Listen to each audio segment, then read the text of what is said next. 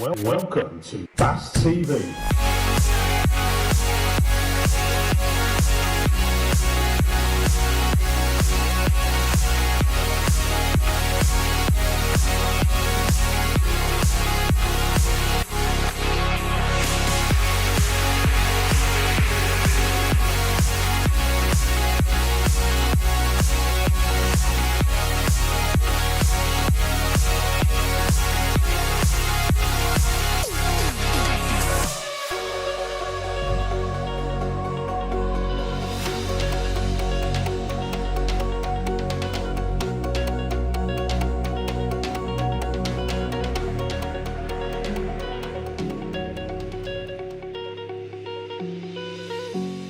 Let's go racing!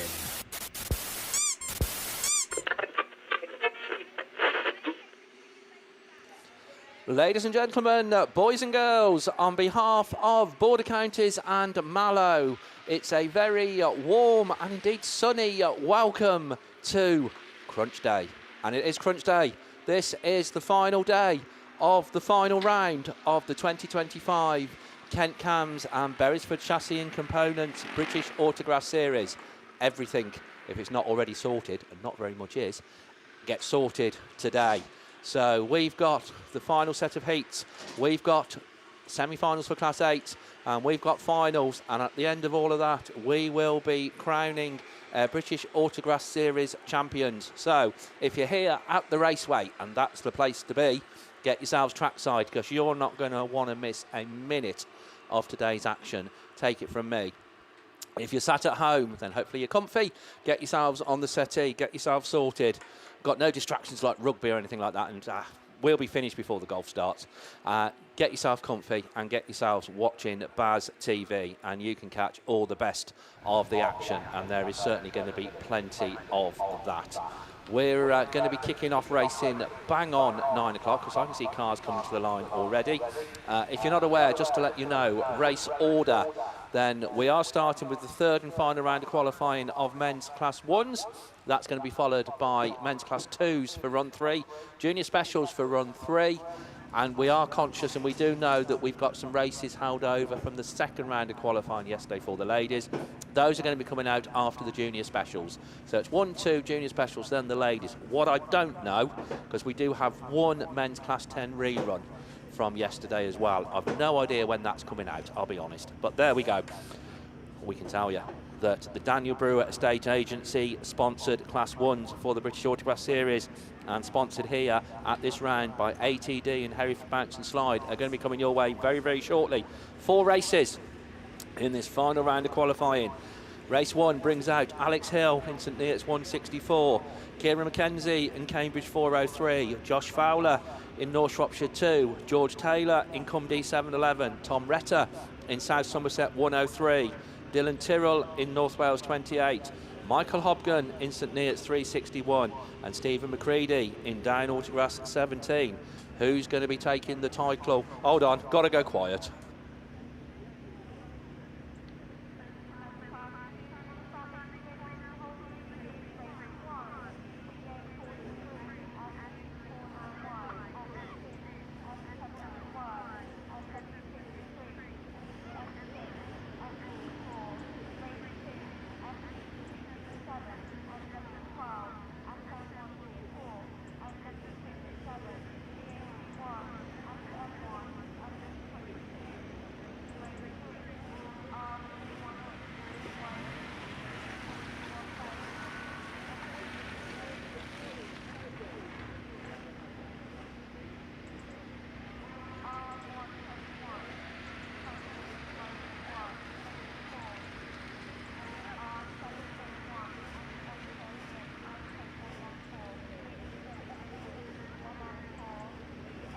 Right, sorry, just trying to sort out admin and stuff as well, and everything going on. Right, what name's going to go on the Class 1 title trophy this year? I tell you what, you can probably, I think you can engrave the surname on the trophy. It's going to be Griffiths. What you can't engrave at the moment is the Christian name. It's either going to be Connor or Kieran. Absolutely everything to play for. I was speaking to Claire early on this morning. Nice to see you, Claire. I haven't seen you for a while. And I'm normally in trouble when Claire comes to see me. And I wasn't really this morning, so we were indicating yesterday favouritism, had she got any, etc., and she's actually adamant, and I know she's absolutely right. She is just in a very nice distress over who's going to win it, and yeah, absolutely no favouritism at all between Kieran and Connor, but one of them's going to take the title, but we shall see. In terms of this first race, then yeah, good point scorers yesterday. George Taylor sits joint 4th, which in effect is joint 2nd, because we've got 3 cars leading the way unbeaten, but George Taylor, Cumby 711, picked up 100 points yesterday, a 1st and a 2nd. You can't moan at that. Josh Fowler currently sits in 6th place on 83 points, and sitting at joint 7th, Stephen McCready in down Autograss 17, Dylan Tyrrell in North Wales 28, and Kieran McKenzie in Cambridge 403. They're all on 81 points, and they're sitting at joint 7th. 6 of them actually on joint 7th. And bear in mind, we're looking for 8 cars straight through to today's Class 1 final. Hey, it's going to be tight. It is going to be tight. The weather forecast is set fair for today. Just full of good news, I really am. We won the rugby. We're hammering them at the golf. What more can you ask for? And we're set for a cracking day here at the final round of the 2025 British Autograss Series. Right, going to put you on standby and whet your appetite here as well. 1 o'clock. Ah, no, I haven't got time to do it. Whoa, that's wetted it even more, isn't it? Right, here we go then, away from the line then. First race of the final day of the 2025 series gets underway. And they climb that bank for the first time. Track work carried out overnight. The track is looking absolutely spot on, it really is.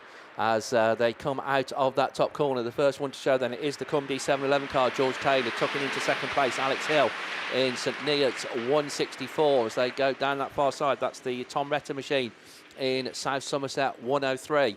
Going down the far side, the Cambridge 403 car of Kieran McKenzie with a little bit to do. As I say, was joint 7th. He'll need to improve up a little bit. I think he's currently running about 6th place in this race. But leading the way is Cumby 711. But not anymore, it's not, because it's St Neots 164 that's taking up the running. Then 711, 103, North Shropshire 2, Cambridge 403, Dylan Tyrrell in the 28. Down Autograss 17 goes through next, Stephen McCready. I think some of those cars are not going to be making the top 8 now. And Michael Hobgon goes through also in St Neots 361. But your race leader coming round once again, Alex Hill. It is in St Neots 164. Didn't have the best of days yesterday in St Neots 164. But leading this one and leading it well. South Somerset 103 now, Tom Retter up into 2nd place. Cumby 711, George Taylor might just be enough as he runs in 3rd, but he's under quite strong challenge from Josh Fowler in North Shropshire 2. The first checkered flag of the day being held aloft. And coming round for the final time to take that checkered flag and take a very good win is Alex Hill in St Neots 164. Tom Retter, South Somerset 103 in 2nd. George Taylor 3rd in 711. Josh Fowler, North Shropshire 2. Then Kieran McKenzie in 403. Stephen McCready in down Autograss 17. Michael Hobgon in 361. And Dylan Tyrrell in North Wales 28. So that just completes race 1. I say race 1 of 4 races. Now I see Shuki on the finish line as well. I don't know if Shuki can hear. Yeah, there we go. Good morning, finish line team. How are we this morning?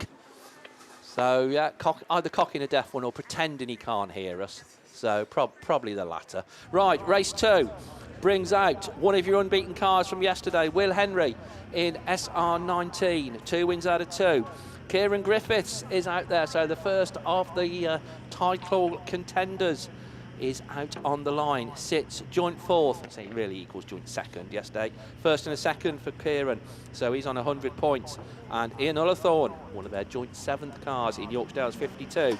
They're joined by Nick Stepney in Carmarthen 5, Ryan Polly in Cambridge 136, Ben Tasker in Scunthorpe 701, Jake Hemmersley in IK 31, and Dave Owen in North Wales 97. So that is the lineup as they go into that first bend and come back round towards us for the first time and bring the field past us. It is, no surprise, Kieran Griffiths in 7 Valley 31, Ullathorne runs 2nd in 52, SR19 Will Henry in that 3rd place slot. So Will very much in with a shout of a BAS trophy as they go down that far side. Dave Owen in North Wales 97. Some first bend problems on that one, but no problems at all at the minute for Kieran Griffiths in Severn Valley 31. He's looking to keep the pressure on the brother Connor as he comes past us. YD52, SR19, the Cambridge 136 car then of Ryan Polly it is in that fourth place slot. Good close battle going on at the rear of the field between Nick Stepney in Carmarthen 5 and Ben Tasker in Scunthorpe 701. Dave Owen playing catch up in North Wales 97, but the one that they're certainly not catching because he's pulling away all the time is Kieran Griffiths. Severn Valley 31 comes round. Another lap successfully completed. Ian Ullathorne under strong challenge now from Will Henry. That's the battle for second. Cambridge 136. Jake Hemmersley comes next in IK 31. And 701 now racing ahead of Nick Stepney in Carmarthen 5, but all eyes on the far side of the circuit from where we are in a very elevated commentary position, and that's where we pick up Kieran Griffiths coming round. 55 points. See you in the final, Kieran. Everything's still on course for Severn Valley 31, and he knows it. Will Henry second in SR19, Yorksdale's 52. In third, Cambridge 136, IK 31. Then comes the 701 car of Ben Tasker, finishing just ahead of Nick Stepney in Carmarthen 5 and Dave Owen in North Wales 97. Race 3 then brings out some very competitive cars, but didn't trouble the scorers quite as much as they normally would yesterday. Mark Stone in IK1, Ben Barrell in Cumdy 83, Dave Hadley in Severn Valley 1, Chris Dyer in Evesham 28, Paul Ray in Border Counties 150, Lewis Clayton in Spalding 6, Daniel Ball in Pennine 137, and Mark Stevenson in North Wales 20. Right, we whetted your appetite with 1 o'clock. Shall we tell you what's happening at 1 o'clock? It's lunchtime, it's Sunday. No, right, 1 o'clock, we will be announcing next year's dates and venues for the 2026 British Autograss Series. So they've been confirmed, agreed, so we will be announcing venues for 2026, 1 o'clock. Stand by your diaries. Right, but stand by your track or sit by your tellies at the minute, because the penultimate race in the final round of qualifying of the Daniel Brewer Estate Agency and ATD and Hereford Banks and Slide sponsored Class 1s have left the line and are coming back round towards us. And leading the way then, it is the Severn Valley 1 car of Dave Hadley, Evesham 28 in that second place slot. That's Chris Dyer at the wheel of Evesham 28, but going through on the inside then, Mark Stone in the Invicta Kent 1 car. Problems for Chris Dyer as he pulls off back to the pits, I think it is. So the low morning sun is just making that top bend a little bit difficult, but for us anyway, we'll pick them out as they come past. But we've got a very, very clear race leader in the shape of Dave Hadley in Severn Valley 1. IK1 then races ahead of the North Wales 20 car, Mark Stevenson at the wheel of that one. Paul Ray we saw going through then in Border Counties 150. On the inside is Ben Barrell in the Cumdy 83 car, but very, very clear race leader, certainly by Class 1 standards, is Dave Hadley as he climbs the bank once again and comes back round towards us, back round towards that yellow flag with the black cross. 1 to go for Severn Valley 1. 1 to go then for Mark Stone in IK1, still under strong challenge from North Wales 20. Cumdy 83 racing ahead of the Daniel Ball Pennine 137 machine. But the problems there, I think, for C83. But no problems at all for Dave Hadley in Severn Valley 1 as he comes round once again, a 4th and a 7th yesterday. So I don't think he's going to have done enough to make the final, but a good heat win nonetheless for Severn Valley 1. Takes the win. Second place goes to North Wales 20, just ahead of Mark Stone in the Victor Kemp 1. Then comes the Pennine 137 car and Border Counties 150 as the rest of them come across the line.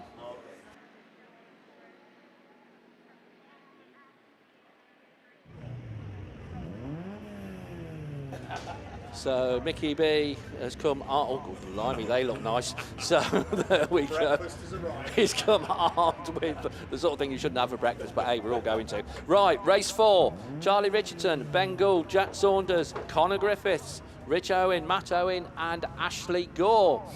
So Connor Griffiths, Tyre 16, unbeaten yesterday. Absolutely after the title, and in very much with a shout of the title. He'll have seen Connor, he will have gained some points on Connor yesterday. He will in Kieran, sorry, he will have seen Kieran take a win earlier on. if it's any help, Connor, I tell you, you're going to be all right because Lewis is here. So Tyre 16, you're all right. So yeah, the Tyre mascot is sat to my left because he will be taking through Class 2 next. And we had the scenario that I think virtually every time yesterday when I handed over to Lewis, it was following a Tyre victory in the previous race. No pressure. So yeah, no, Connor, you're all right. So, and you're the only Tyre car out there. So yeah, hey, it's all good. And so Claire, you can look, right, and you can look and see them away from the line.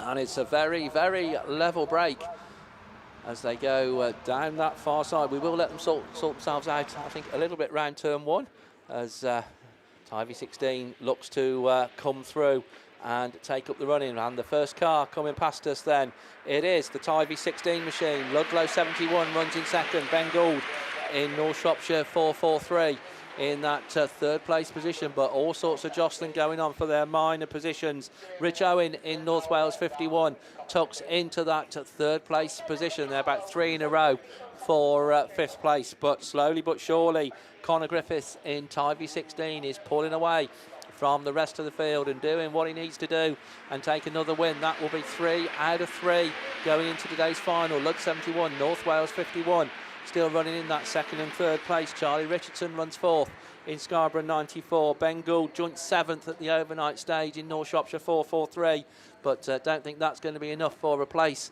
in today's Class 1 final as a race leader once again comes round, and this time to take that yellow flag with the black cross. 1 to go for Tyre 16 at Conor Griffiths. Ludlow 71, North Wales 51, Scarborough 94 and North Shropshire 443.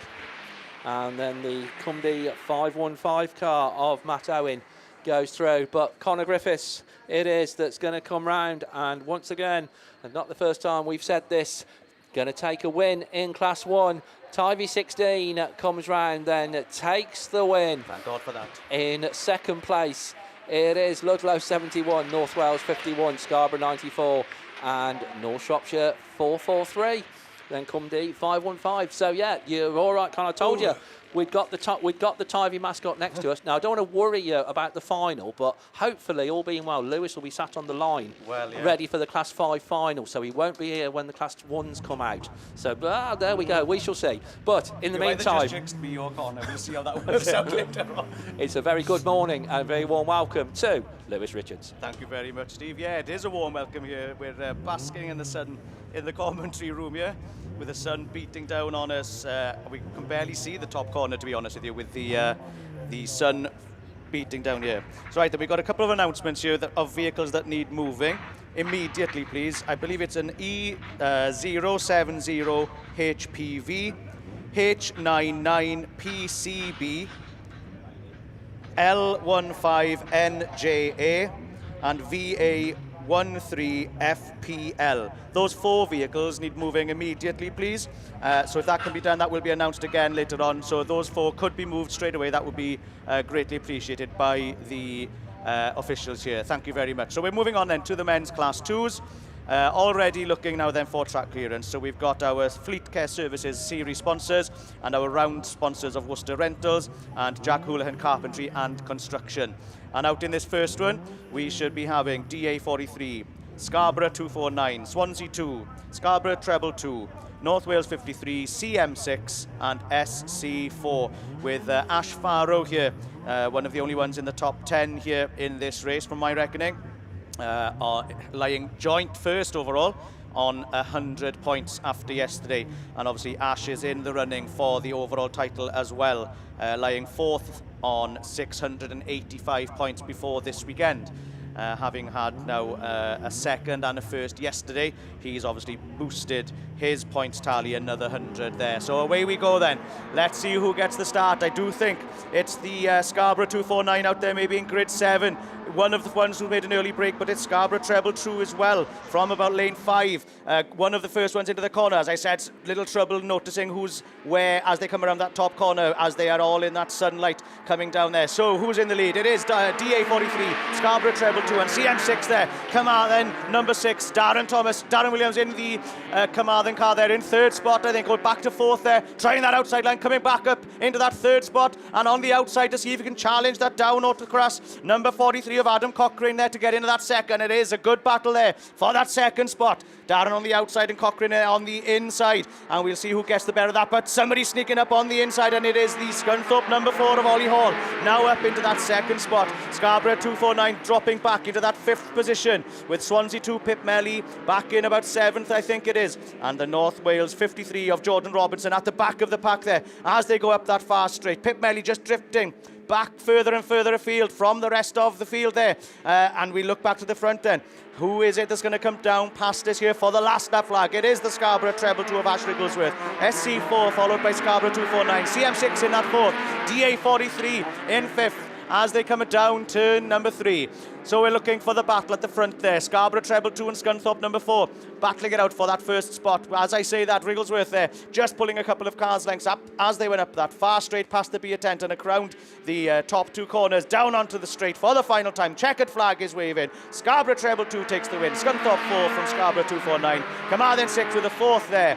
DA43 in 5th, North Wales 53 next over, and Pip Melly unfortunately at the back of the pack there in the Swansea number 2. But that takes us through our first race then for the 3rd heats of the men's class 2s.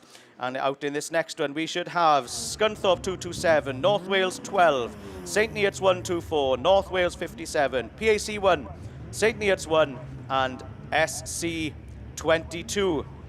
So in this one we've got a few cars there, but just around about the top 8 we've got Dan Robbins in the SN1 in 11th overall overnight. Chris Hall in the Scarborough 227 in 10th. Ryan Rowlands in 5th. PAC1 Ryan Smith in 5th and Josh Julian in 4th. So there's a few contenders here for the final.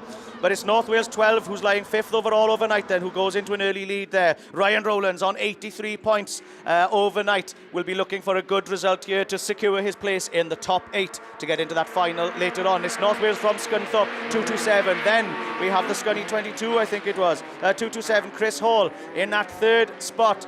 And I can see a battle there for the 4th. I think it's the St Neots number 1, Dan Robbins on the inside. Can't quite make out the number of the guy who's on the outside there. We'll catch them as they come past us the next time.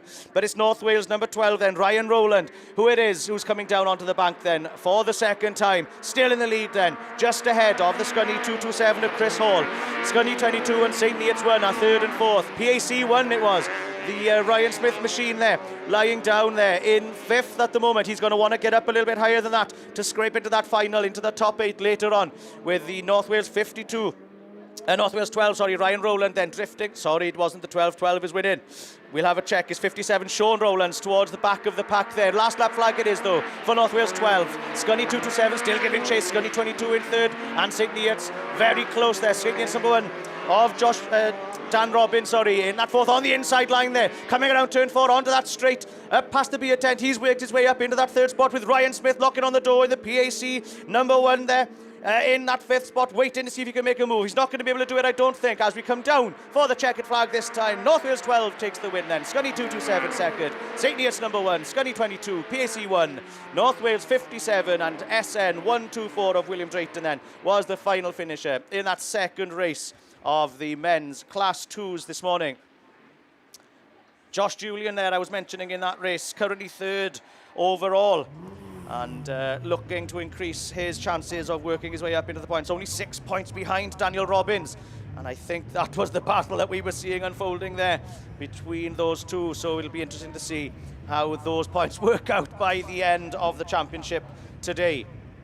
Race 3 then. We should have Tim Pole, Brad Ellison, Jay Orberton, Craig Conway, Seb Fackrell, Tim Harbour and Jack Hodgson. Again, another 4 cars in this race in the top 10. We've got Jack Hodgson, who's in 9th on 76 points, having had a 5th and a 1st yesterday. Tim Harbour and Seb Fackrell in the P20 and R171, both in 7th position on 81 points yesterday, after a 2nd and a 3rd each yesterday. And then the only one in this race on a race win from yesterday is York 16. That is Brad Ellison. Brad on 100 points again on a second and a first from yesterday's efforts. It looks like we've got an empty grid down in lane 1 possibly. So I'm not sure if Jack Hodgson is out there in the YD1, but I'm sure I can see YD1 from here. But there seems to be a gap on the inside, so I'm not sure. 1, 2, 3, 4, 5, 6 cars I can see out in this one. So obviously 1, 2, 3, 4, 5, 6, 7. There's definitely one car missing from that lineup from what I can see up here in commentary and looking down on the cameras as well. I'm sure I can only count 6. If I'm wrong, I'm sure somebody will let me know. But yeah, we'll see them as they come off the line as well. So yeah, again, Brad Ellison then in top position, joint first with Brad Ellison, Ash Lillington and Ash Farrow, all on first and seconds from yesterday, lying on 100 points after heats 1 and 2 yesterday. So all to play for. Here we go then, the bungee has already lifted and it's a very even break off the bungee. Just 1 or 2 then breaking away, and it is YD1 who I mentioned just now. Jack Hodgson currently 9th, so he knows he's going to need a good solid result here just to secure his place in the final. But it is Ellison who snuck up, I think, on the inside into that first spot, coming down the bank then onto the straight for the first time. It is Ellison in York 16. YD1 Hodgson in second. Harbour in the pen out 200. Somebody reversing down around the bottom corner. I'm not sure that's the fastest way to get round there, but we shall see. Hopefully they can get out of the way enough for this race to continue. Yellow flags flying down on that bottom corner. Then is still Ellison though who's in the lead and hotly pursued by Jack Hodgson and in the Yorkshire Dales number 1, and I think it was Harbour still in that 3rd spot as they came around the top there in the pen out 200. Who's in that 4th spot? It's the Scunthorpe 156 of Jay Albrighton and the Radford 171 in 5th. 171 is Seb Fackrell there. Oh no, Seb having problems down on that bottom corner and looks like he's pulling off the track, unfortunately. But we can see then it is still the same positions as they come around the top corner. Thankfully, the car of, who do we have here? Radford 318, Tim Pole got going after quite some spectacular reversing around the bottom corner here. But it is still Ellison in the lead then from YD1, P200. Scunthorpe 156 still in that 4th spot. And obviously we've got the Radford 318 way down on the pack there on the far side going up into turn number 1. Ellison it is then still in the lead, leading away from Yorkshire Dales number 1, P200, and the Radford 171 I think it is on that far side in that 4th spot. Oh no, Radford it was who pulled off. We'll double check now. Last lap flag for the Radford 318, but it's your race win then for Ellison in the York 16. YD1 takes second, P200 and the Scunny 156, sorry, that's Jay Albrighton, takes that 4th position with the Radford 318 there on that far side. Going to finish this race to get valuable 5th place points, which will help their position, I'm sure, in the overall standings. I'm not sure that will get them into the final. I'm pretty certain it won't, but it's great to have some more points on your points tally at the end of the day. So that was Radford 318 then, your 5th place car for the 3rd race of the men's class 2s. Race number 4 then should be down there ready to go. We should have Jamie Lane, Ashley Lillington, Carl Brooks, Joe Brick, Darren Aiken, Corey Paisley and Tom Creed. Now only one car in this race who's in the top 10 from my workings out this morning, and we had already gone. That car is Ashley Lillington in the South Somerset number 38. Keep an eye on that car. He's going to want to keep going on his points there to see if he can get into that final. I'm sure he's going to need a result here of any kind to get him into the final, laying on 100 points. Bit of a spin on the top there. Couldn't quite make out who that was even on the camera screen here.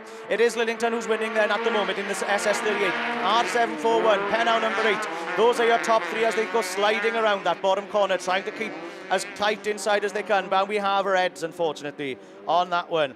We'll see if we can have a listen. I think there might be a jump start, so a start line infringement there, based on the news coming over the radios. I'll wait for confirmation on that before announcing it properly. Yeah, so unfortunately then, that race, the first one of today, I think Steve got through the Class 1s quite sweetly.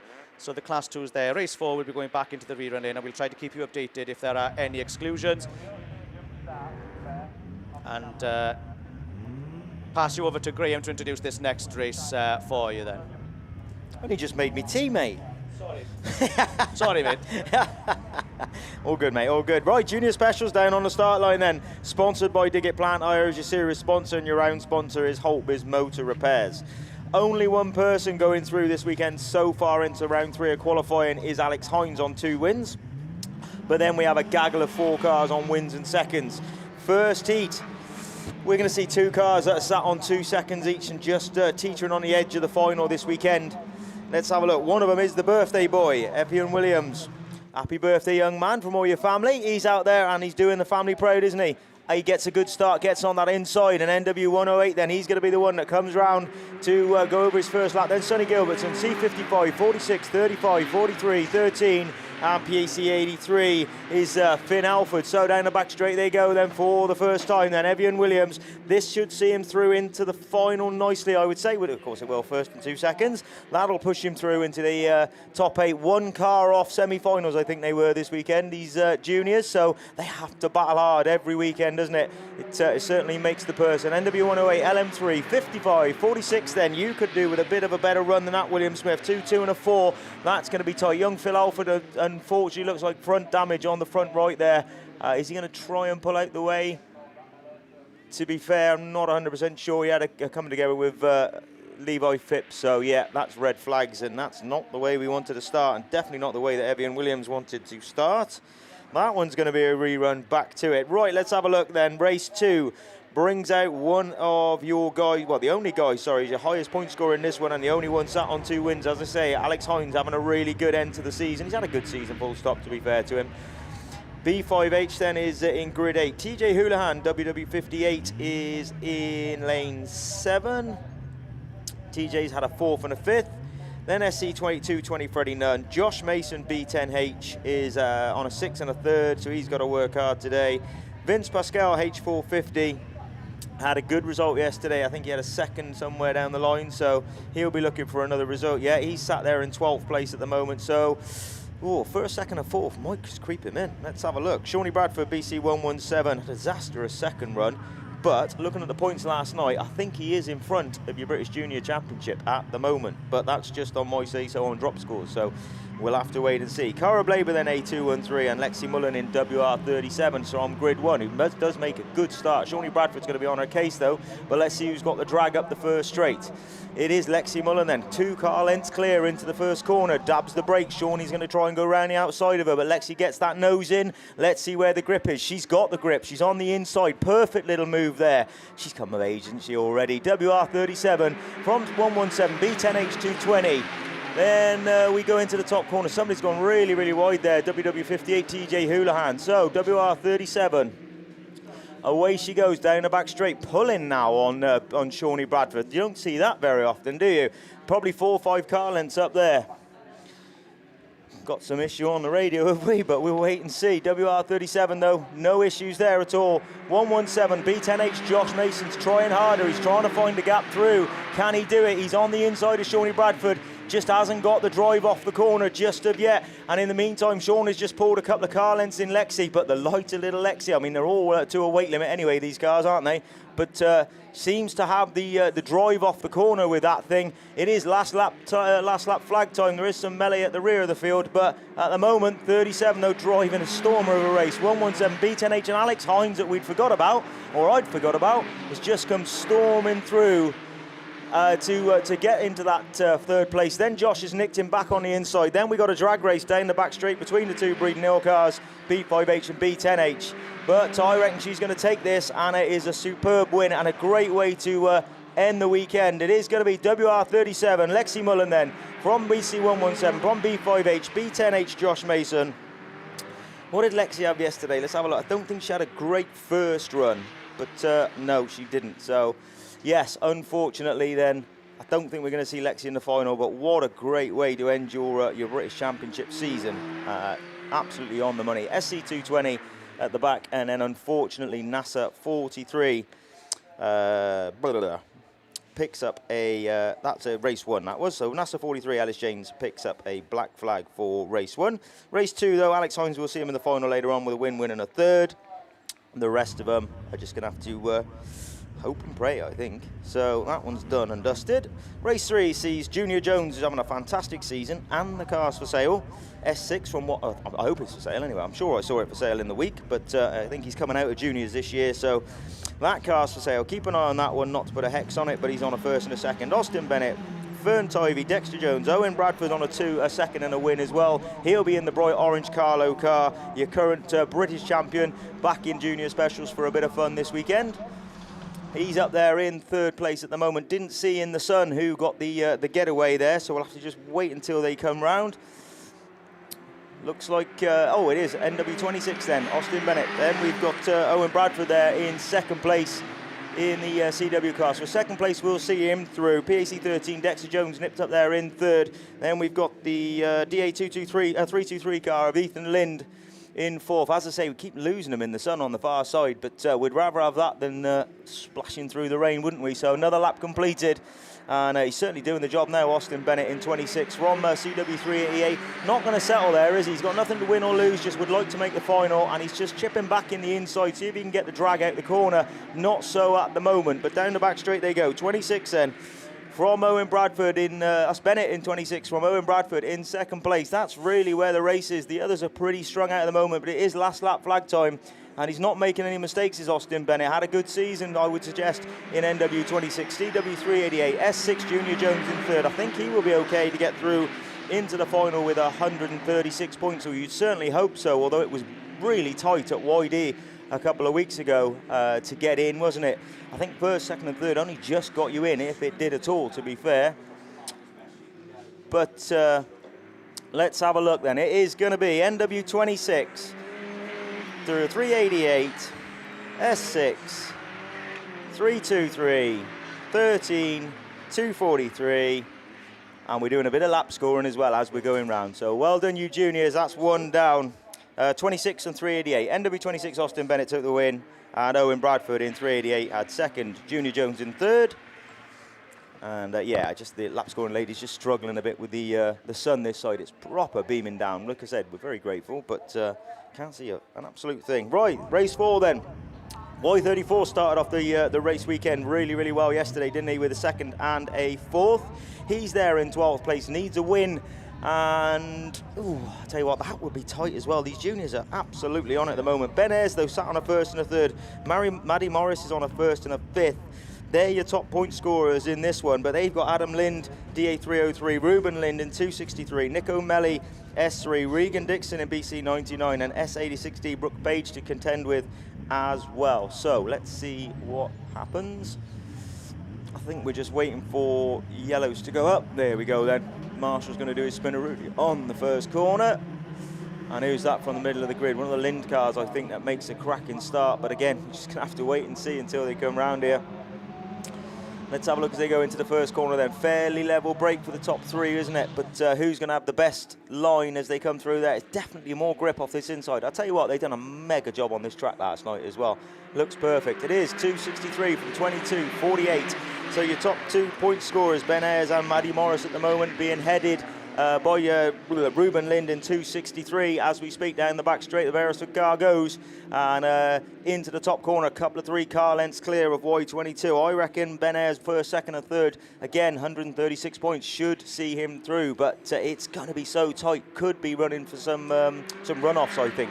263, 22, 48, 34 Alex Jesse, 86 Brooke Page, and then DA303 Adam Lind, BC99 and S3 Nick O'Malley.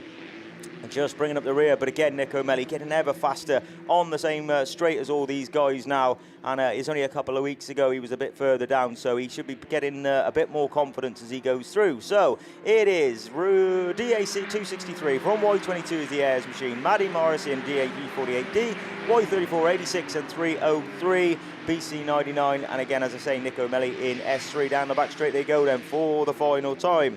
263 Ruben Lind. Oh, to be fair, had a cracking start, got a couple of car lengths out the gate, and I tell you what, he's just held it and drove absolutely superbly well. 263 then, he's going to take a win to go back to Ireland with. Y22 Tom Ayres, I think we'll see you in the final later on, but we'll have to wait and see. 48, 34, Brooke Page in SC86, BC99, DA303, and young Nick O'Malley S3. as they go over. Well done. Race 5 then. This is a cracker. George Johnson, who's absolutely on fire at the moment, coming out of lane 8 again in SC343. YD 541, Charlie Clark getting ever faster. Kai Cooper ever faster. Rosie Russell sat on a second and a win at the moment, and one of the fastest ladies in the sport, joined by another one of the fastest ladies in the sport, Lucy Conway in SC125, WW404, Ellie Kelly. James Smart sat on a win and a third as well overnight. He could do with the top 2. And again, that'll be 3 cars already that'll be on 136 points. So let's see if one of them can pull the win out the bag here. DA96 on lane 1. Revs are rising already. Let's see who makes the start. Not such a good start from the inner grids that time on 2, but 1 makes a mega start there, and 343. So Rosie Russell's in there, 343 round the outside. Kai Cooper's just round the outside of James Smart on 777F. We could do with a top 3 here, to be fair. But let's have a look. IK19's coming through then. 343's just step wide. Then we got DA96, 777F then. James Smart to get his nose in and tucks on that inside. In the meantime, 404's just trying to put their nose through. So it is IK19 then. Rosie Russell, 343. Then we got, I'll have to wait until they come back around. But at the moment, Rosie Russell's, it's hard, mate, isn't it? But it is definitely Rosie Russell, though, that we can see out in front from George Johnson, 343. Then we got the DA96 car from 777F, 404, 125, E3 and 541 just bringing up the rear as we speak. Bottom corner they go then, and up the back straight. Rosie Russell certainly got this one into contention, hasn't she? She's going to be pulling her points back in, so this will be a 1-1-2. This will be good scores to go through into the final with. Same with George Johnson. He's on a first and 2 seconds going to be good. I'll tell you what, 136 points. I could see that being a runoff for the final, I'll be honest with you. But we'll have to wait and see, won't we? So, IK19, 343. Then we have the DA96 of Leon O'Brien there in 3rd place. They're all onto the last lap flag now, going into the sun on the top corner. Let's see what happens. It's going to be Rosie Russell then, IK19. She takes the win, puts herself in the final. 343 we'll see her in the final. 96, 777F, we'll have to wait and see. Lucy Conway in 126, 404 from E3 and 541. Well done, juniors. That's another one down and dusted. 1 rerun to come so far. We're going to move on to race 6. Just noticed on the line that class 10s are coming up for their rerun, so I'll have a quick shuffle of the paperwork while we're waiting. Right then, junior specials, just waiting for the quad to get back to the centre. And then we should be able to get going again. Right then, on the line then, this is race 6, C68, Rex Richard, Tom Ayres in Y23, Millie Jean Meredith in C42, Mason Linehan in MA130, E122 Elliot Grasby, Ben Coffey is your highest point scorer on a 4th and a win, and Lily Rose Pratt is SC76, but she has a stormer out the gate. And I tell you what, she needs this, because I think on drop scores she's been overtaken by Shawnee Bradford, so she could do with this win just to help punt her points up, and then it's going to go down on drops for these guys, I would suggest. But it is SC76 who had a stormer out the gate there, didn't she? Coffey's there behind her in 23. Then Linehan, Y23 is one of the Ayres brothers.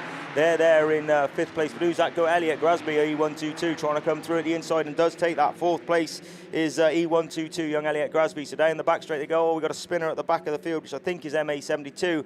But we'll have to wait and see when they come back round. But making no mistakes this time round. She's calmed herself down overnight, and it is Lily Rose Pratt, 76 from Coffey in 23. Linehan, E122 Grasby, Y23, 68, 42. And we have lost the, he's in the MA72, that's over on the far side. In the middle of the track, so another lap completed. This is going to come round for their last lap flag this time. Lily Rose Pratt, this will be 55 points to add to her already decent, well, very, very good score in junior specials. Coffey, so long as he can just stay there, I think he's, I'll tell you what, 1st, 2nd and 4th is going to put him on the same points as James Smart. So that's going to be a tight one. Again, I'm pretty certain we're going to see some runoffs for finalists, I would suggest. But we're going to have to wait and see. So, checkered flag time then. Lily Rose Pratt drove an absolute stormer, gated superbly well out of grid 1, didn't she? So it is Lily Rose Pratt from Ben Coffey, from Mason Linehan in 130, 122 Elliot Grasby. Great run for you, young man. Y23 with C68, 42. So that's Millie Jean Meredith. And that's your lot on that one. Junior Specials done and dusted. Well done. Sponsored by Hope is this weekend, and Dig It is your series sponsor. So well done, you Junior Specials. One rerun to come, as I say, later on. We've got a Class 10 rerun sat on the start line. We're going to get ready for that one. Let's have a look at what we are. This is the race from yesterday, the heat from yesterday, which my paperwork is in, that stuff over there. But Mark Pascal was definitely in this one. This is the one that Lee Seagraves unfortunately had a bump on the Class 10 sheets, had a bump on this first straight, and obviously went off to the ambulance, but was absolutely fine. I think Hornshaw's out on the end as well. Again, the sun, yes, Hornshaw's out there. The sun's getting us. So definitely George is there on grid 1. Mark Pascal's down there as well. Andy Hornshaw. Is Craig Beaumont there? I can't really see at the moment, but we'll have to wait until they come by. We've just got some track work going on, have we, or is it a bit of an issue? Right, we're just having a bit of when I'm cleaning windows going on out the front. That's an old reference, wasn't it? It's like a Mickey B, that was.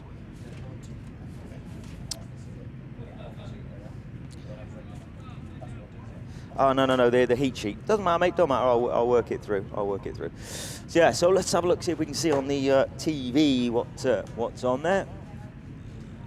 Brandon Young, I think that is. He had a misfire this morning, so hopefully he's managed to get that sorted. Brandon Young's down on 3, Mark Pascal on 5, Andy Hornshaw on 6, I reckon. Nice one, Lewis. Thank you very much. So, should have been prepared, shouldn't I? Thought it was done and dusted, I forgot, didn't I? This is the one where Cole Best, unfortunately, was removed, and looked like Dan Ray must have had engine problems yesterday. So he's not made it. That's fine. So, yeah, well, we have got some time. We have some Class 1 finalists.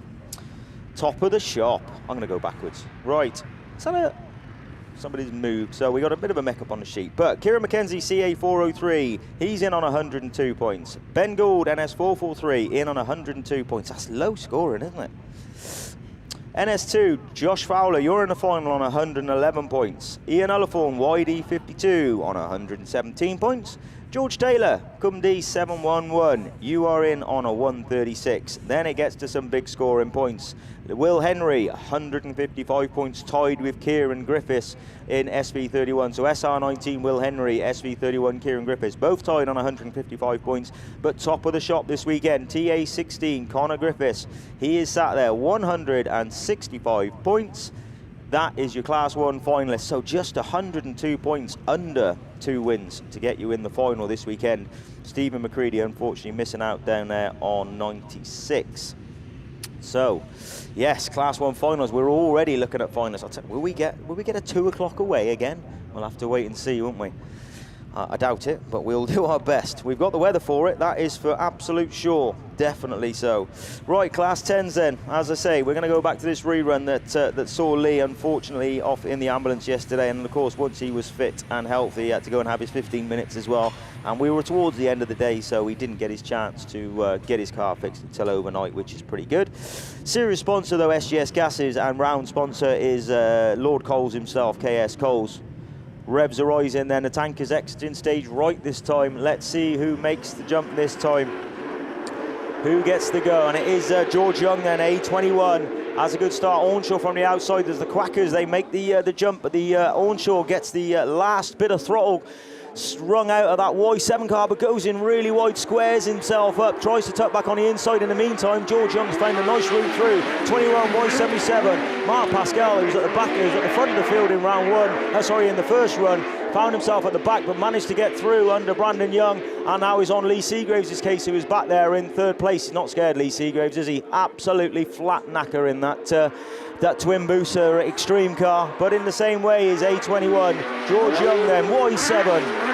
Then we got Mark Pascal come through now on the inside of ARC1. So the little Fireblade machine then, H250, finding his way through. He's only been in the car a couple of meetings. Down the back straight then, who's got the legs? The 2 boosters definitely got the legs down the back straight, but he was quite wide. Let's see if Mark Pascal can make that slightly lighter car. I would suggest a little bit more nimble, but 21 doing the business. From Y7, Andy Hornshaw in 2nd. ARC1 better line that time, down in 1st. Oh, George, where's he went? He went for a burger. He went to see Britain on the old tyre stand, didn't he? Don't forget Max Sports down there.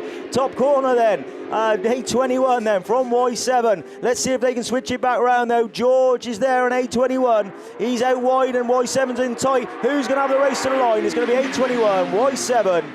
ARC1 from H250, who just can't see a thing by the look of it, Paul Mark. And Evesham 223 bringing up the rear. Ladies class 5, Mickey B, are you ready? He's always ready. He's born ready. Born ready he was. Class 10 done and dusted for round 2. We will see them later on this afternoon in, what's going on here? Wires everywhere. In qualifying 3. In the meantime, class 5, ladies on the line, over to Mickey B. Yeah, well, no time to tell you who's in it, but we're going to call them as they come up this opening straight. Cat Cox gets a cracking start coming out of the inside grid, leads them up into that hill, but oh, hold on a minute, there may be a door open as they come through. We've got Tara Lee Harmon, Gemma Holland, Lynn Olsen, Sarah Chilvers, Kirsty Godfrey. So Cat Cox from Sarah Chilvers, then it's Olsen, and then we go down to Godfrey. There's your 4. Oh, there's one parked on the grass already this morning, Mickey. In that bright morning sunshine. I'll tell you what. And the only morning I've left me sunglasses in the motorhome, and it's terrible. Oh, well, look at this. I'm going to wear the Italian Stallions. Oh, no, I'm going to be posh. Here we go. Oh, look at this. Pronto, mama. Cat Cox. Let's see you go around that turn 3. And now the start get turned. And up she goes. Yorkshire Dales 46. I told you I'm bilingual. It is Sarah Chilvers in that second place. Kirsty Godfrey, Cambridge 10, running in that third place. Down the hill, woohoo, for the first time this morning. Sarah Chilvers, different colours on the car.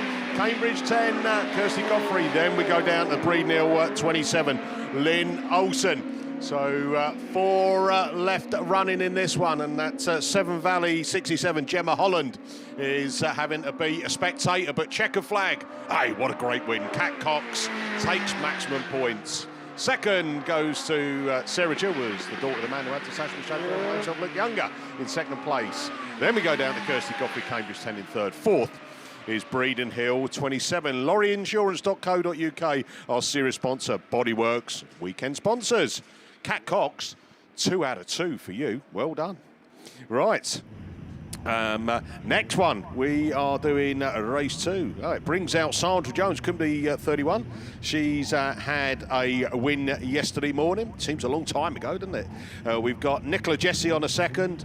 Lucy Wickham-Jones also had a second. And Michelle Ellis on a third. So, hey, this is a competitive one, isn't it? As Michelle Ellis then on the outside line, but Maya just left that door open a little bit as they climb up the hill. Only 4 out in this as well. Could have put them all in together, couldn't they? Oh, well, there was Gemma that was the extra one, wasn't it? Right, it is going to be Sandra Jones then from Michelle Ellis, from Nicola Jesse in the Tango Machine. Oh, no. We've got one rolling down the hill. Go on, keep rolling, keep rolling, keep rolling, keep rolling. Oh, well, listen, that's it. Get the yellow flags out. We don't want any reds around here. Come on, then. Down the hill we go, then. We've got a couple more to go on this one.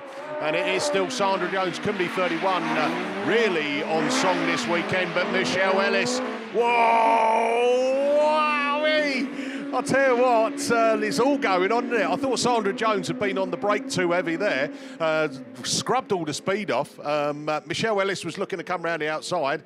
She had a few little wibbly wobblies, and yeah, they're back at it. Sandra Jones still leads it then from Michelle Ellis. From Nicola Jesse, York 44. So where are we doing on the old points? Well, I'll tell you what, coming into this weekend, Michelle Ellis was leading the BASt, but she dropped down to 4th after that first run yesterday. So, wow, we'll see how the points are going to go. But checker flag at the ready, and well done. Sandra Jones, Company 31, takes the win. Second, Michelle Ellis in Strandless in 30. She's happy about that. Punch in the air. York 44, Nicola Jesse. Shimon in the orange Tango Machine. And unfortunately, did not finish coming down that hill. Wow, it's a shame, really, isn't it? But, you know, that's how life goes sometimes. Right, up on the line, I think we are going over Ladies ladies eight. Yeah. class 8. Right, And, yeah. Good luck in the sunshine, Graham. Thank you, mate. Yeah, I need it, mate, I tell you. God, huge, isn't it? Right, ladies class 8 then. First heat, Shona Thomas at lane 8, Ellie Mae Davison in 7, Ellie Hines in 6, Cassie Gunn in 4, Kate Thomas in 3, Claire Beresford in 2, and Melissa Bradshaw in the Cambridge 61 car out of 1. Let's have a look then who makes the jump middle of the grid. Seems to have the way there. Melissa Bradshaw's at the inside though, gets a good secondary, doesn't she? And pulls herself back in though, dips off and dips the front nose in, backs off, dips the front nose in and gets on the inside, but who's that? Taking a really good line there. Let's have a look as they come round then. Oh, B14H it is from CA61, P9, NS55, 87, DA6, and young Shoned at the rear of the field, CM20 at the moment, trying to come through, but drifting out wide, not a lot going on there. Down the back straight they go then. B14H is, of course, Ellie Hines into that top corner. Then Melissa Bradshaw sat there in second place now in TA61 as they come through the sunshine turn, we'll call it. 14 then from 61, P9 Cassie Gunn, and Claire Beresford 55, CM20 87, and DA6 at the rear of the field then. So down the back straight, got plenty of drive and grip out of that B14H car, haven't they? Ellie Hines, absolutely a revelation this year, really come of age. We got a spinner down on the bottom corner. It's going to be last lap flag time, which is out, but it's got to be red, surely. Got to be reds. Yeah, it is red flags. Okay. They had taken the last lap flag, but I don't know. Unfortunately, that's going to be a rerun, including DA6, according to the marshals. But let's wait and see.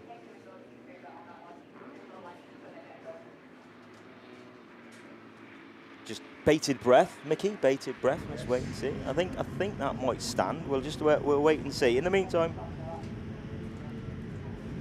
right, there you go. Then that race was staying. So well done, Ellie Hines. You take the win that one. And we'll have to have a look to see how you get on in Heat 3 to see if that pushes you through into the final. In the meantime, though, is this going to be yes sooner? Because I can see they're on the grid 6. So let's have a look then as they go down the start straight. Who's that through the middle? It's just got some great drive.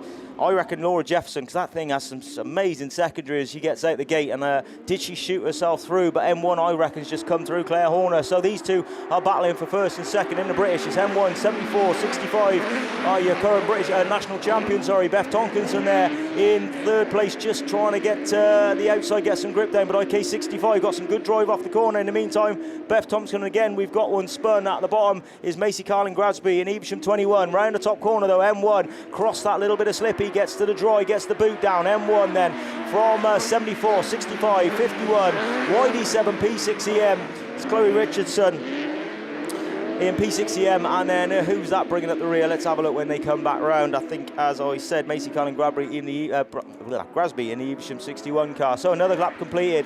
This time is going to be coming around for their last lap flag, and it is M1 then, Claire Horner from 74, from 65, 51. Laura Jefferson's having a good weekend, isn't she? I don't want to put any pressure on her whatsoever, but she could be holding on to her second place trophy. And that's going to be good talking around the dinner table with Jeffo, isn't it? One better than you.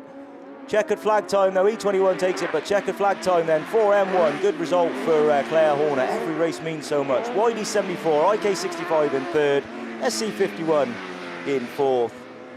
YD7 then, Sue Nichols in fifth. P6EM, Chloe Richardson. And we'll just wait for Macy Carlin Grasby to come through. Okay then, race 3 then sees Nicole O'Brien, MA48, WW192. I was told this yesterday as well. Thank you very much for the lady who told me how this was said, and I can't remember. PAC21 Thierry's. So WW192 is Ashlyn Meager we'll go with. Ruby Emerson, SC199. Kirsten Bartlett, SS2. S2Y Vicky Appleton. Wow, Thierry's. What a start that was. Absolutely nailed it, to be fair to her. Alice Bevans is also out there in PAC2. So let's have a look then. Tia Reese then. She's away in PAC21. SS2, SC199 Ruby just has a little bit of a Robbins racing as they come through there. PAC2 just drifting through. And just watch this bottom corner throughout the racing, because I tell you what, the grip's going off the inside, and when you pitch it in there and it starts to slide out, you've got nowhere to go by the car next to you until you get to that loose. So that's going to be interesting as the day goes on, isn't it? PAC 21 though started absolutely superbly, but just settles into a really nice smooth groove there then. PAC 21 down the back straight, loads of drive off the corner from Kirsten Barler in the, it's not a sister car because it's got a BMW in it, but it's a very similar car there in the Extreme camp. Problems then for the West Waterford car that's pulling off then. PAC 21 then, last lap flag, SS2 from SC 199, PAC 2, S2Y and MA48 we'll say bringing up the rear now. Wow, WW162 is getting going again now then. So top corner we go, and I tell you what a superb drive. Tyre Reese then, had a good chat with her on Friday. She was looking forward to it, just wanted a trophy either way, and she's going the right way about it. PAC 21 takes the win, SS2 from SC 199, PAC 2, MA48, S2Y. And then just bringing up the rear then, it's going to be WW192. Well done ladies, job done. One more run to go, a ladies 8, but in the meantime, is that a Class 2 rerun? Yeah, it certainly looks like it. Right, Lewis, over to you. Looks like we're 2 down. I know, unfortunately, we should be excluding NS4 Darren Aiken for dangerous driving off the start, so he's excluded from this rerun. So by my count, we should have 1, 2, 3, 4, 5, 6 there, but only... Oh, we do have the 6. No, we only have the 5, unfortunately, out there. So we'll have to see who else is missing from this one as they come around then. So earlier on, Lillington was off to a good start after being top point scorer, joint top point scorer on 100 points, and he was leading the race before it was stopped earlier on, so we'll see if he can do the same again, and yes he can.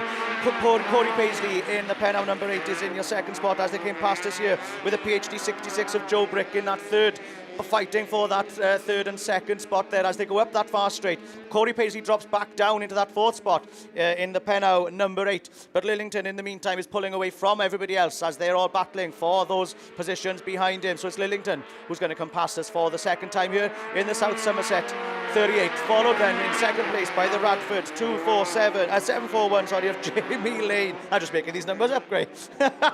Sorry about that, but yeah, it is still Lillington then from Jamie Lane in the Radford 741.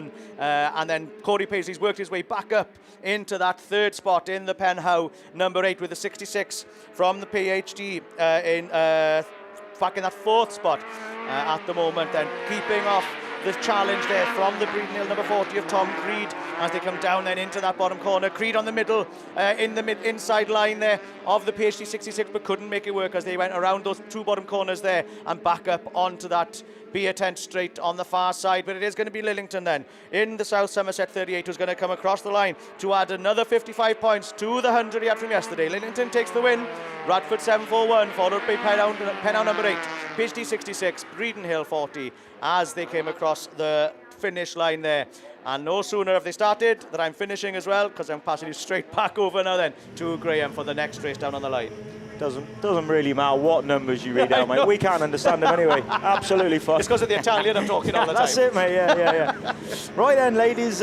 Race 4, your ProLink sponsored Outlaw Engineering sponsored weekend. Let's see. Oh, Jen Houlihan has a flyer out of grid 8. Let's see if she can get the nose in. Shelby Allman, though, equally into out of grid 1. Oh, sorry, yeah, lane 1 gets the flyer into the first corner, but Jen Houlihan, she knows what she needs to do this weekend. 158, she's away then from C10 Sandra Jones. So both of them, I think, took wins. No, Jen had a second.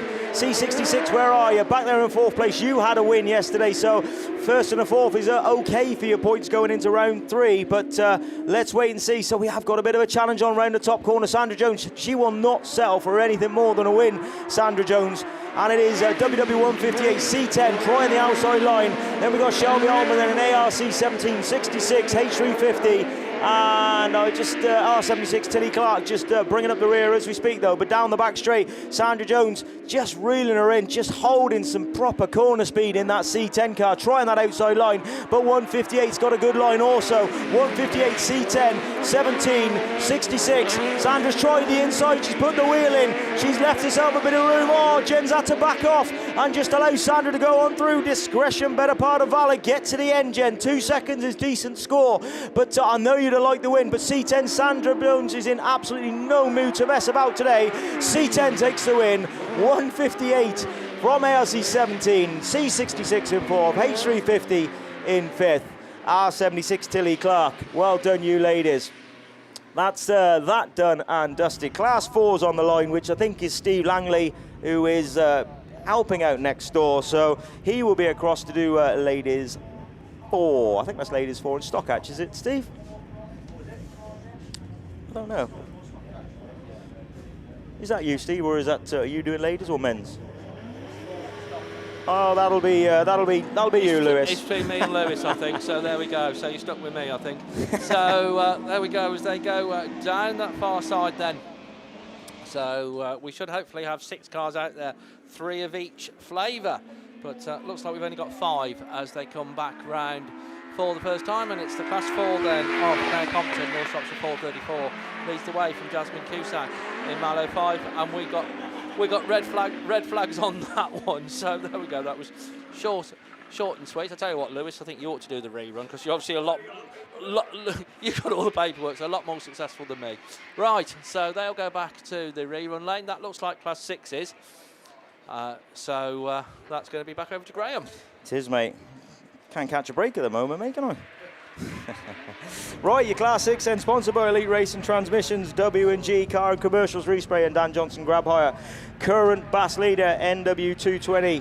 Ellie Bailey sat there in second place. Hannah Thomas, in S16Y at 745 points before the weekend. So let's see how she's got through this weekend. Sophie Lewis in TA36. Heat 2 is going to see Ellie Bailey come out of 8. Hannah Thomas out of 7. Sophie Lewis out of 6. Maddie Tilson out of 5. Chelsea Jones out of 4. Sarah Howard out of 3. And Leanne Hushka, who I think took a win yesterday. Where's my sheet?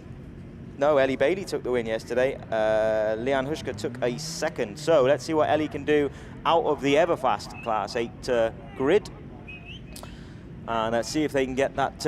It does even out. It's such a long straight. You may have a good start out of grid 8, but by the time you get to the first corner, they're definitely on you. And if you're not had your brave pills overnight and don't stick the left wheel in and hope for the best, they will certainly come underneath you and maybe take you wider than you actually want to go. But just waiting to move that Stockhatch off the track, move them on. In the meantime, like I say, then I'm not sure how the points have gone down. Ellie Bailey's obviously gained another 10 points on Leanne Hushka, but she was already a long way clear. So I think it's going to be down to drop scores on that one. Ellie Bailey trying to cement at least her 2nd place. Hannah Thomas yesterday, who had a 4th in the early heat. Sophie Lewis, though, TA36, she came 3rd yesterday. So them two had a bit of a switch around as for British points. So maybe that one, I think, to be fair, Sophie Lewis just wants to cement her 4th place because she's a long way behind Hannah Thomas in the points. So she'll be picking up a trophy this weekend. I would suggest Sophie Lewis and Hannah Thomas, Ellie Bailey and Leanne Hushka. It's just which way round it's going to be. But a bit of water coming out. And that Class 6 will be away. What we got behind then? I think we might have our Rerunner Junior Specials behind there then, but we'll have to wait and see. Just the Stockhatch just being lifted up. Should have got the forks out, forked it off. Get out the way. Let's get racing. Ellie Bailey, as I say though, right out on that outside, and she's ever fast starting anyway, isn't she? But can she turn it in? Leanne Hushka coming from right on the inside.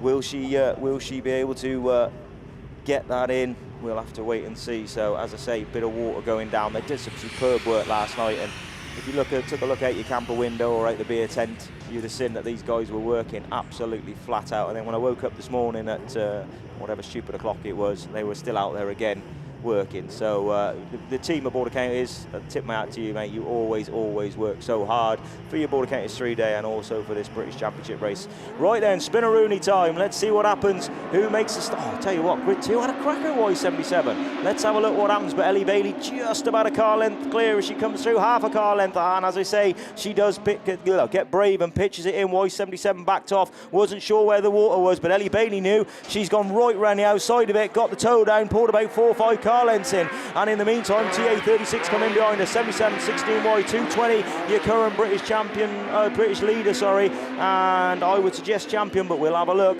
Oh, she's got problems. Oh no, NW220. Hopefully that just jumped out of gear or something, or knocked it out of gear. But Ellie Bailey, no problems up front. She's going to be there. TA36 then. I think that's in second as they come through. It is TA36 then from Y77.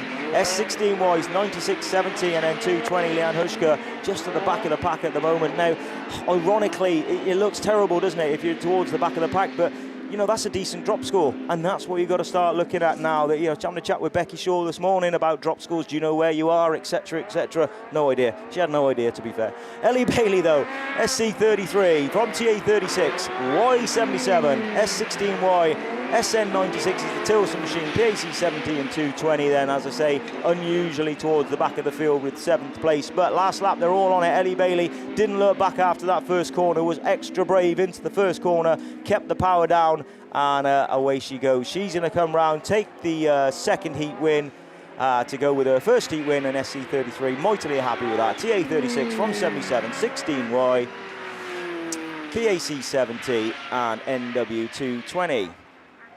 Not 100% sure. Is that Junior Specials on the line, mate, do we think?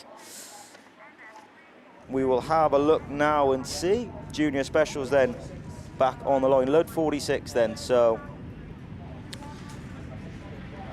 that's okay, mate. Right, we'll go back to, we've got a bit more water coming. We don't want that for juniors, do we? But let's have a look then. So, Junior Specials, this will be our rerun of race 1, excluding Ellis James. This is where the birthday boy, Evian Williams, was out and gone, wasn't he? On a 1-2-2, would have seen him smoke through to the final, you would suggest. But as I say, I'm pretty certain it was 136 points or something stupid like that was the least you needed to get into the final at YD a few weeks ago. These Junior Specials are absolutely on it, to be fair to them.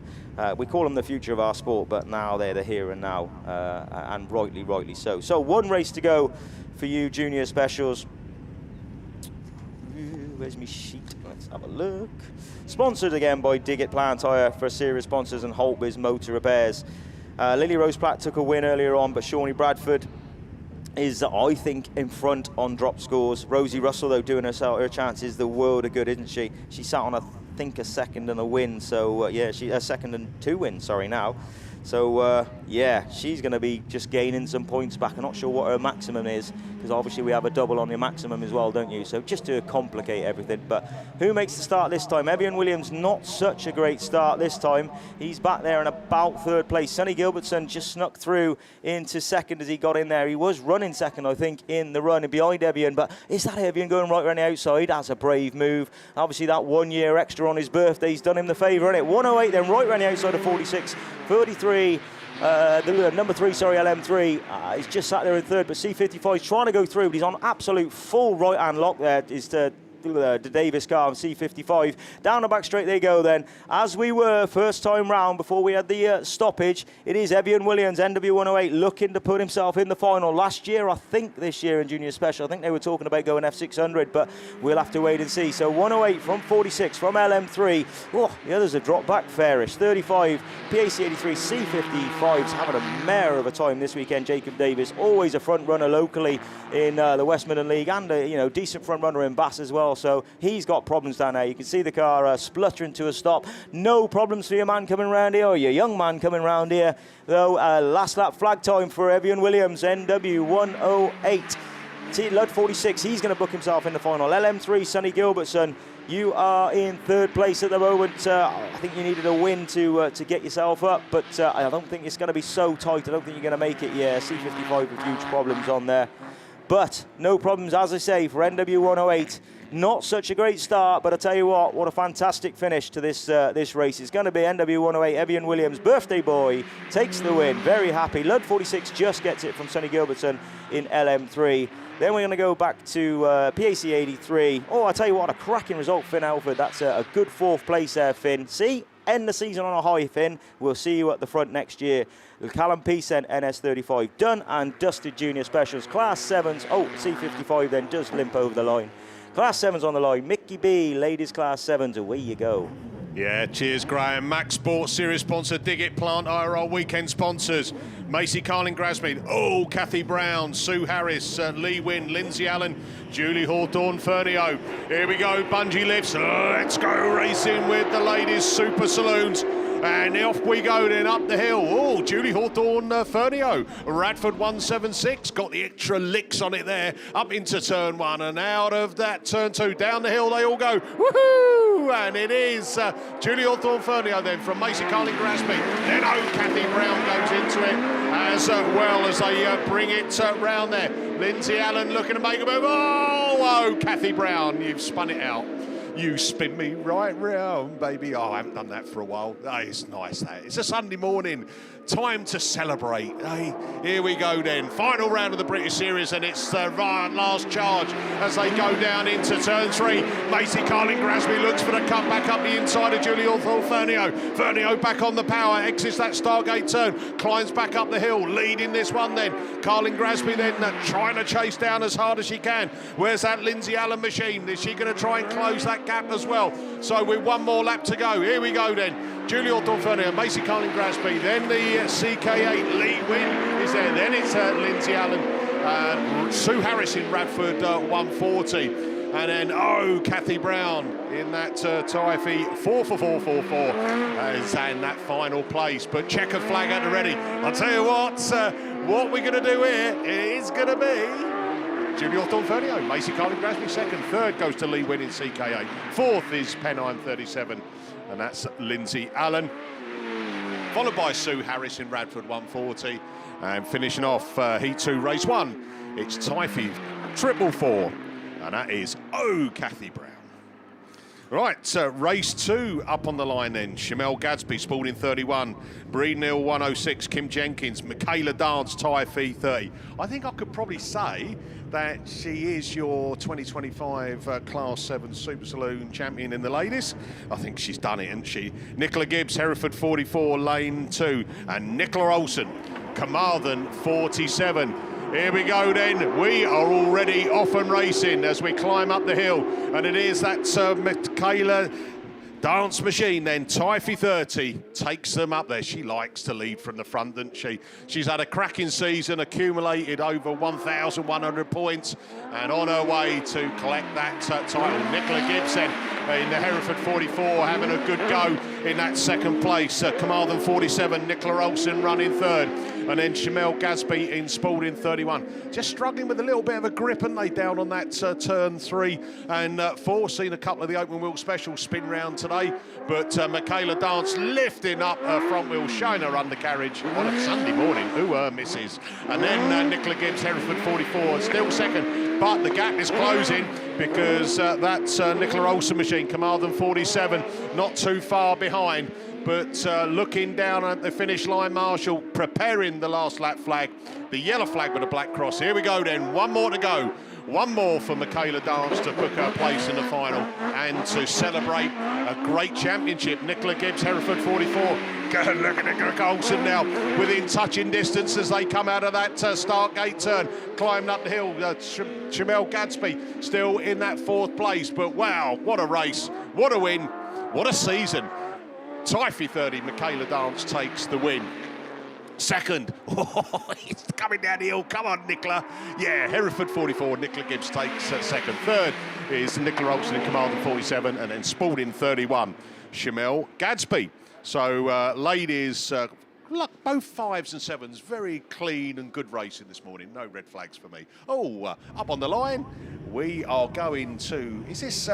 This is Finn's race, but I think he's overslept. F600s, 9s and 10s. Yeah, over to teenagers, isn't it? Teenagers. Right then, let's have a look then. Terry Mumford's obviously walked away with this, hasn't she, in 161F, but it is the Class 10 then, H250 of Jodie Pascal that obviously gets to the bend first. But I'll tell you what, Terry Mumford was right over the Class 9 back end yesterday as I was watching from afar. So let's have a look then. H250 it is then, from 161, your first year F600s, TA56, WR23, 32F, H16, that's your runners and riders then. But it is the Class 10. But I'll tell you what, look at the difference. We've got a 600cc car there in second place, and a 2 litre, we'll suggest then, 2 CBR 1000s there out in front. You'd never tell though, would you? The way these F600s have come on over the last couple of years, I think, is a testament to the sport. H250 though, from 161, TA56 though, your current national champion TA56, just running second there on track in class, and third third on track and second in class as you speak down the back there. Rosemary Glover, I think that is there in second place. And then we've got the 161, the 32F of Lexi Hilton. So, we've got one round on the top bend. Who's that? Smoking the tyres. That's your national champion. 250 though from 161. Then we've got Rosemary Glover then moved up in WR23. TA56 got going again. Lexi Hilton in 32. Down the back straight they go. Terry Mumford's trying. She's absolutely trying, isn't she? Like I said, this is the twin Class 10 versus an F600. It's H250, and I'll tell you what, that Class 10 won the Nationals a few years ago in men's, so tells you it's not a bad car. 250, 161F then. That's your top two. Let's have a look, see who holds on. Is it Rosemary Glover? She does hold on. TA56, 32F, and H16. There we go then. So we're back to Class 4, I think that is on the line, and Stock Hatches, which is the Italian Stallion. Has he gone down to get his car ready? Yeah, so Steve's going to have a run through that one for you again. Let's see if you can get a bit further than last time, Steve, shall we? It's difficult to get any shorter, to be perfectly truthful, isn't it? Let's be perfectly blunt about this. So don't dress it up. Right, so all being well, and we didn't see all these last time, so we should have 6 down there, unless it was stopped because we were missing one. But no, we've only got 5. But we were expecting on the stock hatch front, Amy Holden in Penhow 9, Zara McElroy in Down Autograss 295, and I think it might be Sue Stevens we're missing in Ludlow 64. And on the Class 4 front, Claire Compton in North Shropshire 434, Julie Whittingham in the SR61, and Jasmine Cusack in Mallow 5. So it looks like a little bit, use the term loosely, a little bit of water going. Everything's relative, Mickey. It's all right, you laughing. So anyway, where did that sort of like tin of cake that you brought up this morning come from?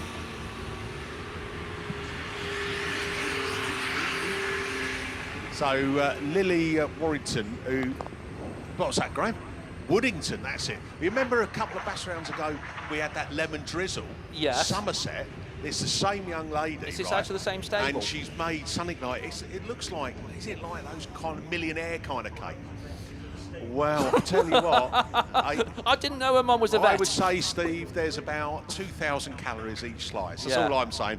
But it looks gorgeous, doesn't it? It looked stunning earlier on. So thank you very much once again. God blimey. But you lot have been here on your own, so is there any left? Is my first question. No one has been allowed in the tin yet. I've been guarding it. Don't worry. Hey, as long as me and you get a slice, then that's all right. That's all that matters. You see, I'm not in commentary. I'm sort of like popping next door to points and lap score and stuff and everything. And yeah, I won't dress it up. I don't trust you lot. I'm not going to dress it up. Well, but Lily, thank you so much. The lemon drizzle cake was absolutely superb, and that looks equally, if not better. So. Right. Is that? So Graham has very kindly just ruled himself out because he reckons that he grabbed some more during the week. So that's all right. So that's one down. Finny, you're looking after your health and your weight and everything. No is not the right answer. So right, we got a noble Finn. I mean, so as if we would. So no, joking apart, we do appreciate it. Thank you very much. Hopefully you're all enjoying in this glorious sunshine this final day. And where are we? Oof. Don't want to build this up to. Yes, I do want to build it up. Block. What we got? 2 hours, 41 minutes, and 56 seconds till we announce date. Well, you know the dates. I think the dates are out there of next year's BASS rounds, but venues. Well, watch out. You'll need to program some new places into your sat navs. Is all I will say. Mickey will be moaning about how much diesel he's got to eat. Well, he always does, doesn't he? But here we go then. Right, Class 4, Claire Compton. In North Shropshire 434 then, the first of the cars and indeed the first of the Class 4s to come out of that top bend.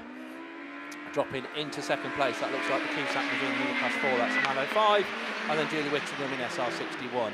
And it's the P9 car then goes through Amy Holden. Sue Stevens is there in Lud 64. The one unfortunately we're missing is Zara McElroy in the Down Autograss 295 stock hatch. But all things fairly comfortable at the minute for Claire Compton as North Shropshire 434 comes out of that top bend and leads back half a length through straight.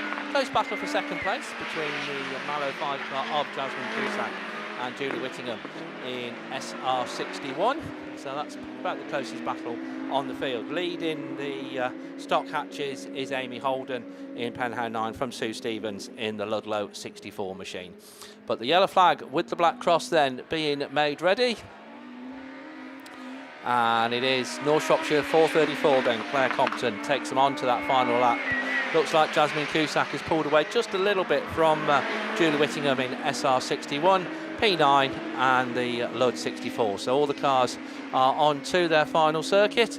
But going down that far side then, your race leader, checkered flag being held aloft. And your race winner is going to be Claire Compton, North Shropshire 434. Comes round for the final time.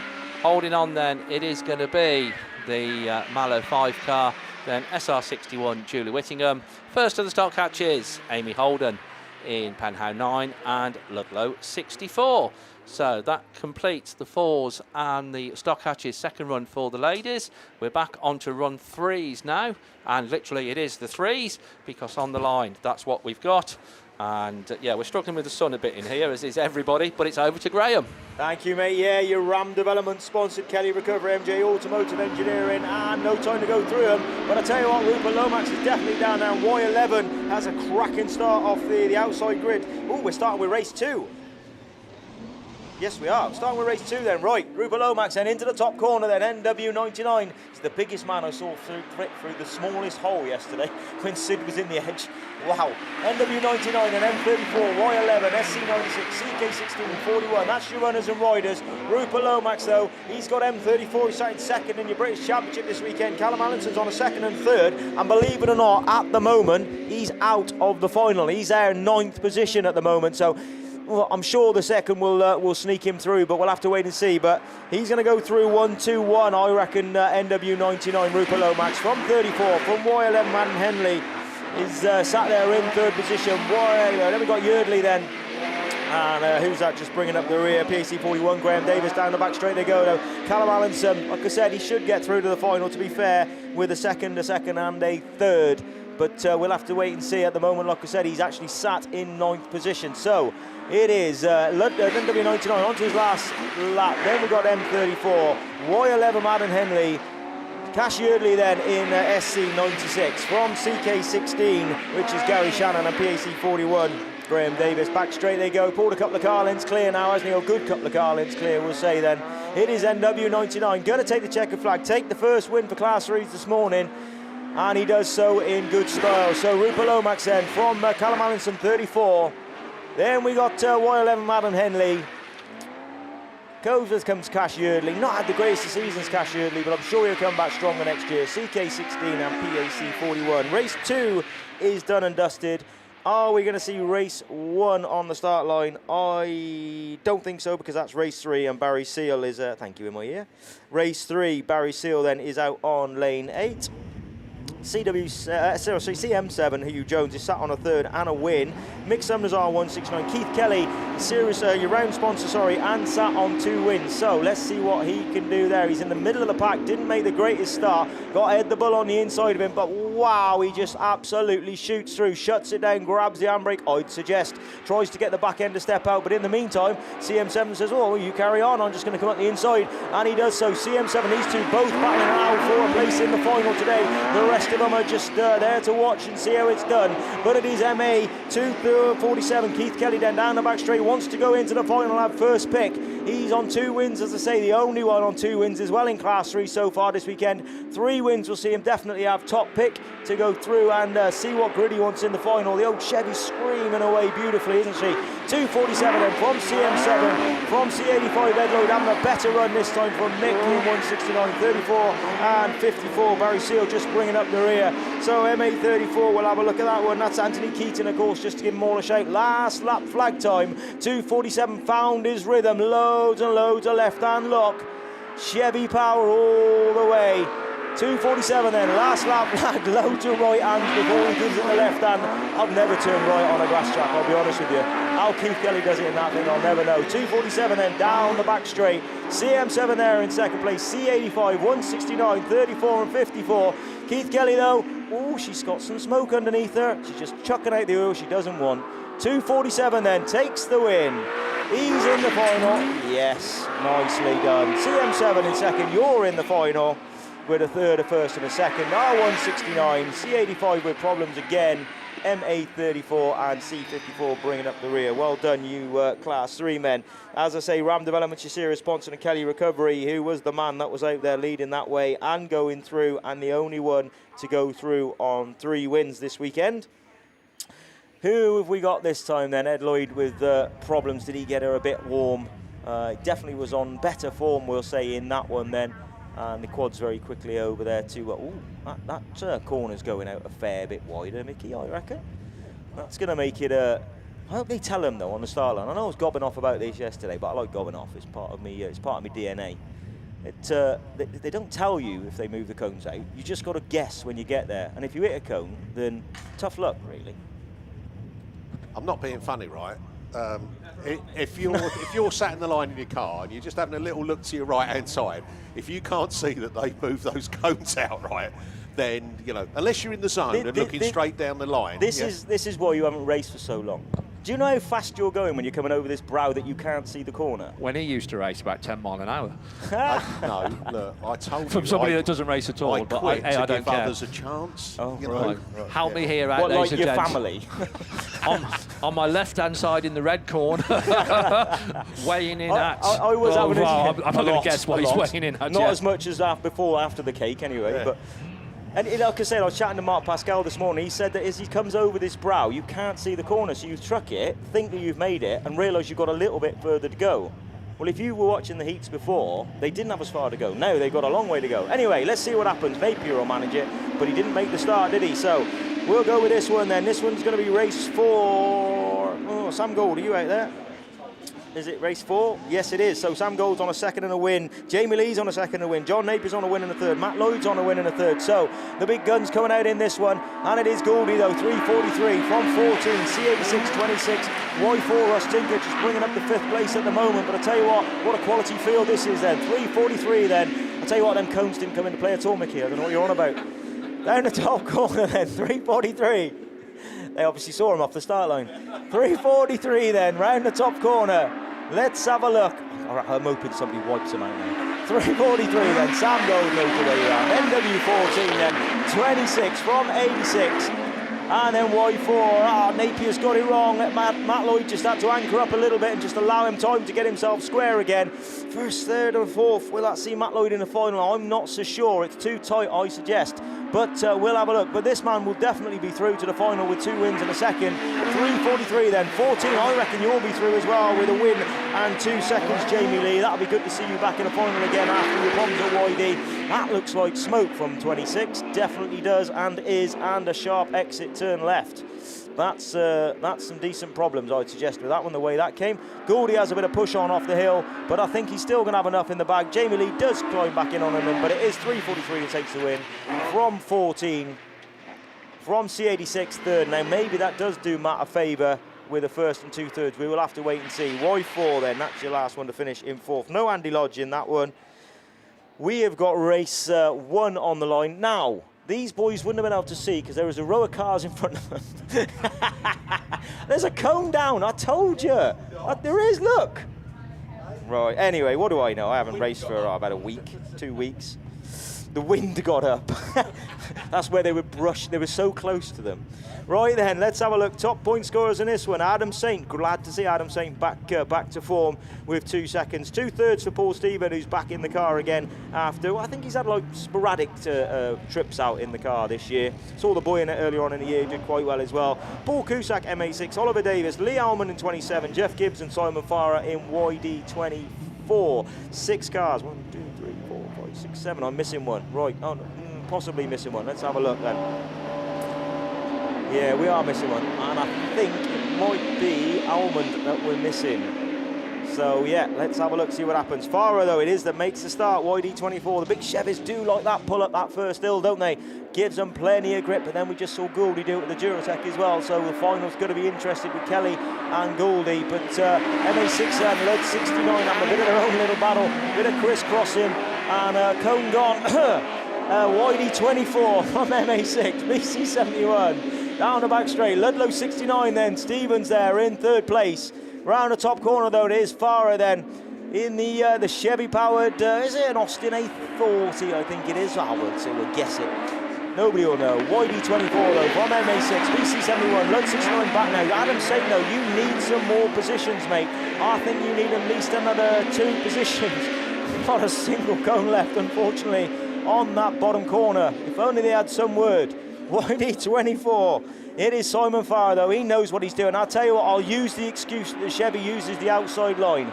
YD24 then, from MA6, Paul Cusack having a great first run. Was Paul Cusack your first ever Irish national champion? I think he was, you know. YD24 though, down the back straight. Paul Cusack can't do much about him. He's got the legs over, he's got the power. We are on the last lap flag. Paul Stevens in the meantime has moved back up into second, but not Oliver Davis, yes it is Oliver Davis, BC71, just showing him his wing as he comes through. So who's that going to be then? Oh, 24 just from Cusack, I think. 69, 71, 546 and H1. I'll double check with lap scoring who we think got that. I think Farah might have just got that from MA6, but I'll tell you what, that was mighty close on the line, and Cusack would have enjoyed that nonetheless. 24 did get it, thank you for that. So 24, I'll tell you what, 546 and Paul Stevens would be your other highest point scorer in that one. I don't think they've done enough to see them in the final. That on the start line is, there's a class 5 on the outside and then a class 2s on the inside. So is this a runoff? We must have a runoff then for class 2. Steve, do you want to do that? Tim Harbour and Chris Hall, or do you want me to do it? Whew, thank you. We'll just wait the 20 minutes for them to put them cones back up on that bottom corner. And it looks like we have a runoff. P200, Tim Harbour, Chris Hall in SC227. Both on 117 points that you needed to get through. We got a bit of time. The ones that did make it through, Josh Julian, 119 points, 121 points for Jack Hodgson in YD1. R741, Jamie Lane's through on 126. Ash Farrow's through on 136 in S249Y.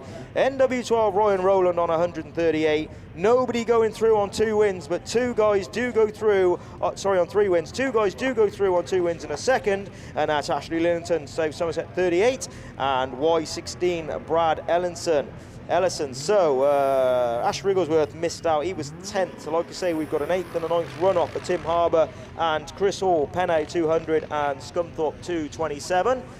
That's the way to do it. Get the cones watered. They're definitely not going to hit them now. I'll tell you what, it makes this track, ironically though, all jokes aside, the track was this big yesterday, but it looked, the grass was taken off very, very quickly on that corner. So all they've done is the exact right thing, and they're working this track exactly the way they should be. So fair play to Border Counties team, lads.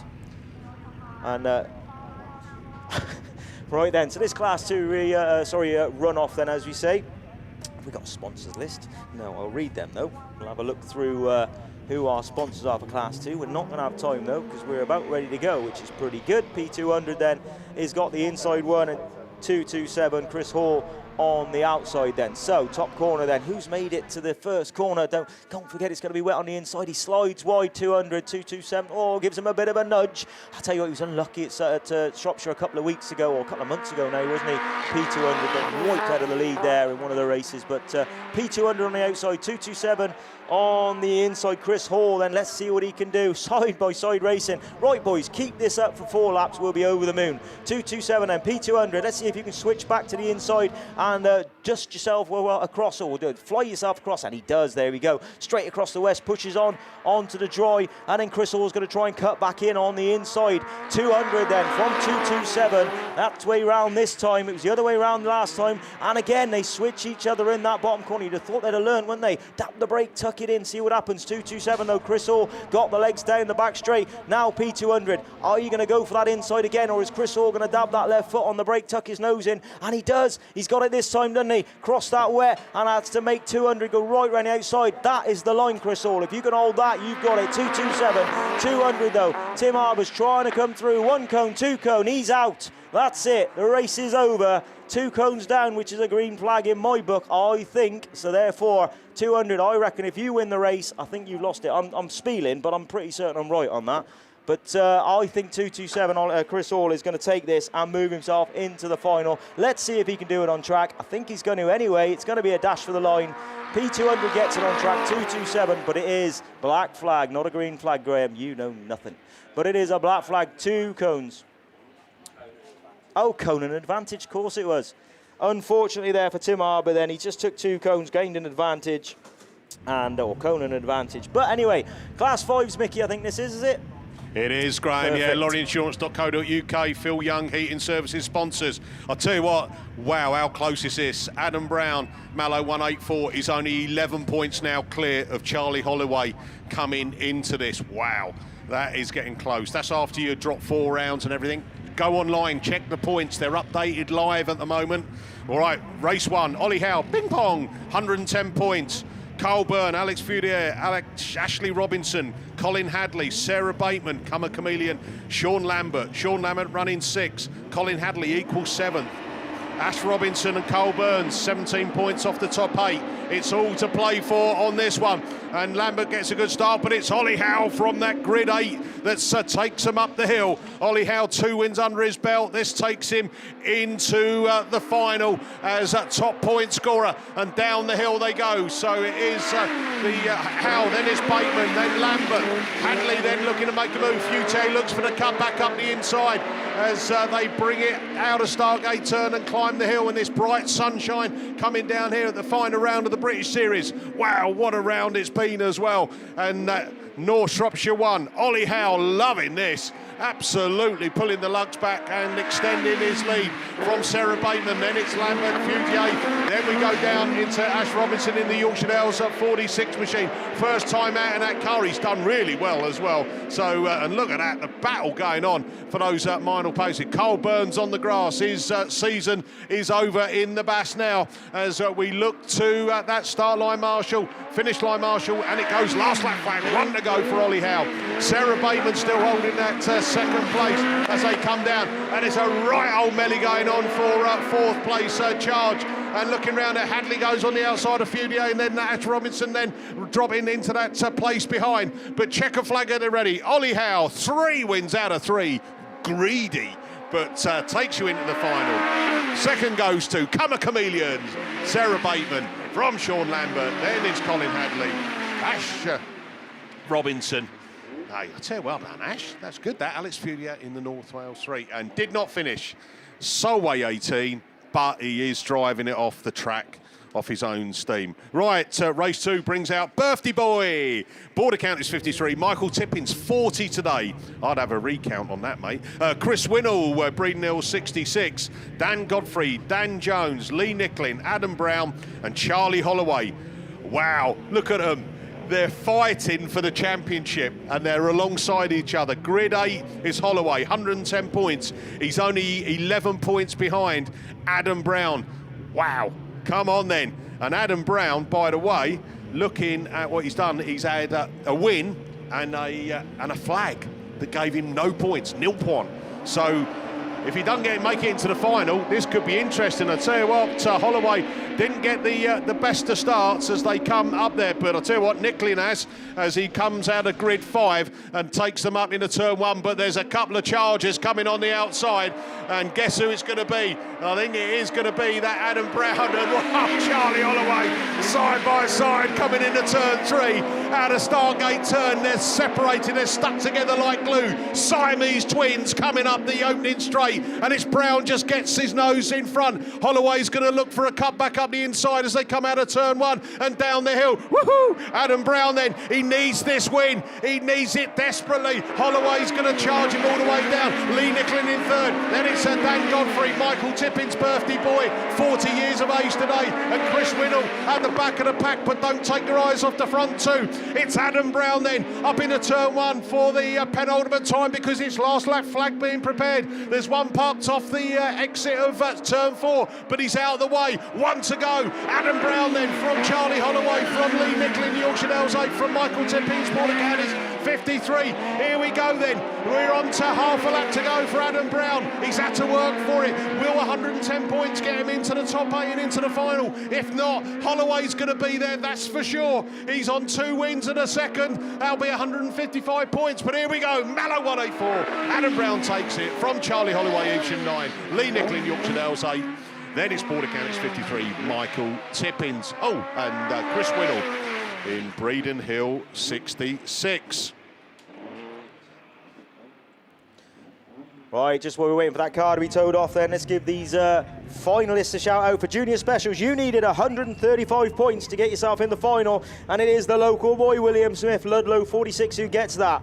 Junior Jones in S6 is in on 136. Ben Ayres, Y22, is in on 136. Birthday boy, Evian Williams, NW108, is on 145. Also on 145, local boy but a foreign car, CW388, Owen Bradford on 145. George Johnson, young man who's flying at the moment, SC343, in on 145. Alex Hines is in B5H on 146. And Rosie Russell, top of the shop, not a maximum but very close, 155 points, IK19. Yeah, thanks very much, Graham. Right, race 3. The Italian Stallion, he's equal 7th. So, top 2, Lewis, and get yourself into the final. John Wilde, Nick Fletcher, Ian Marley, Lee Cox, Mike Burr, Andy Russell. And looking at it, John Wilde looks to have got his form back.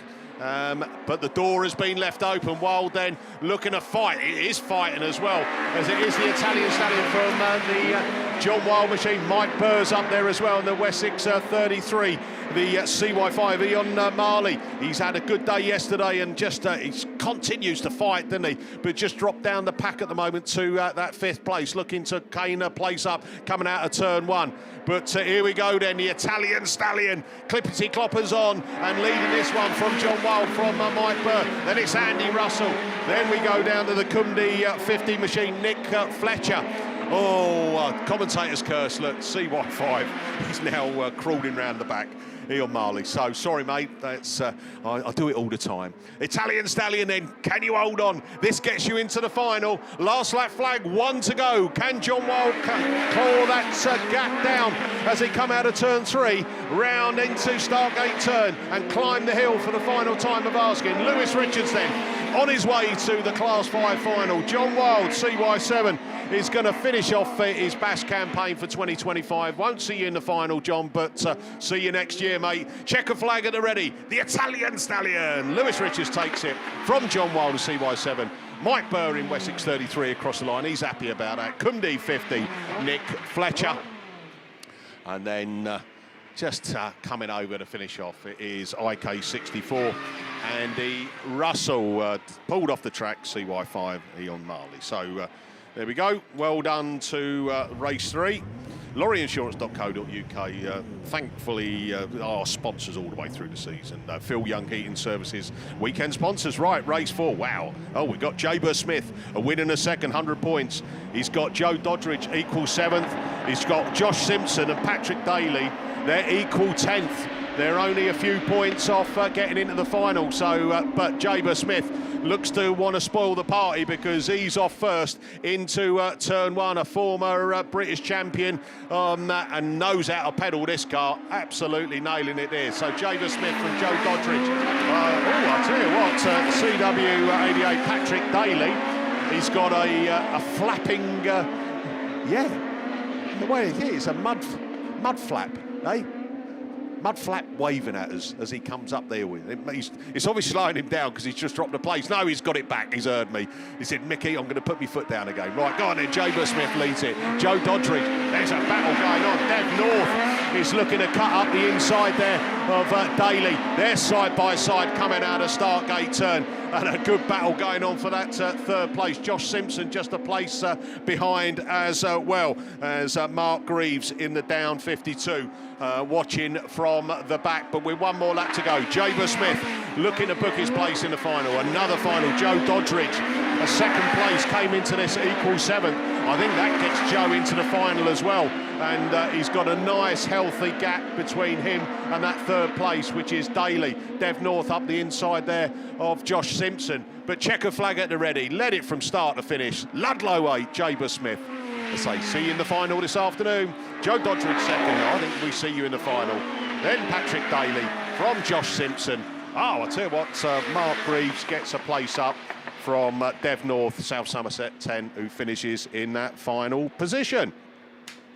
Right, who's your top point scorer in race 5, Mickey? Riley Diper. He's currently 5th on the points.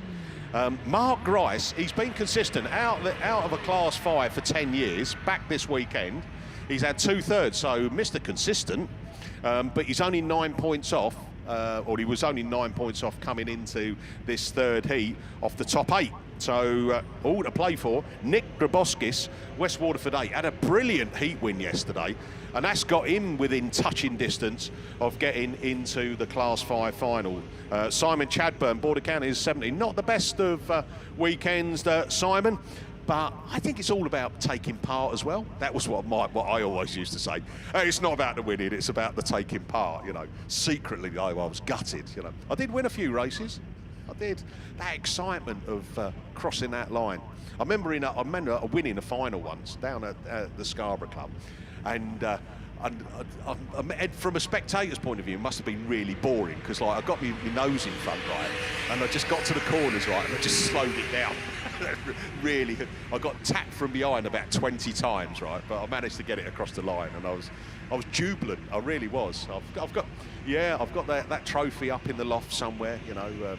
Jilly won't let me bring me trophies down because, like, she says you can't celebrate success. You know, you've got to be neutral. Hey, I'll tell you what. I even like my grandson. I've got 4 grandchildren, two lads, right, and the Charlie, who's now 6. I've got me football trophies down because I used to play football quite a bit. You know, it was okay, you know. But I won a few. I've got a record. I've never lost in a cup final that I played in 5, won 5, and that's it. So I've got my trophies down. Can't do any better than that. I know. Not interested at all. Not interested. Do you want to see Grandad's football trophies? No. Like, oh, you sure? You sure? Do you want to see my Player of the Season award, 1987-88 season? Oh, well. Right, here we go then. I think we're going to have some a bit more water going down on this track. And the forecast today, as we said yesterday, tropical. Yes, that's it. Oh, right. OK, that's it. I can hear a tin opening. Oh. It's not baked beans, that's for sure. Yeah, that's it. That's what I'm going to do. Once I've got my Class 5s done, because the running order, it's been quite helpful for me really this weekend, because like I've got Class 5s and then there's a bit of a break before I get to F600s and then Class 7s. So it means that once I finish these, and these boys are going to be really good and be nice and clean, and they're not going to like crash or spin out. And then I'm going to have a cup of coffee and I'm going to try a piece of that cake from Lily. So that'll be like a bit of breakfast stroke, 11s, that kind of thing. And talking about 11s, we are at 10:46. I think we've had a good start. I heard over the radio, you know, we always say somewhere, if you get around about 17, 18 races in an hour, you're doing okay. I think we hit 20 in the first hour, so that's good. That's good going. Got to keep that going through the rest of the day. Again, and then we can get up. I'm waiting for Steve to. So when you doing the big announcement for where all the other 4 rounds are? 2 hours, 11 minutes. 11 minutes. And we won't bother about the seconds. Right, here we go, bungee lifts. Let's go racing then with the final run of the men's Class 5s. And up the hill they go. And Grundy's going with it as well, isn't he? He's not going to give up. Where's Gricey? He's up in a second. He's normally third. Come on. He said, right, Mickey, I want to see if I can get myself into a final.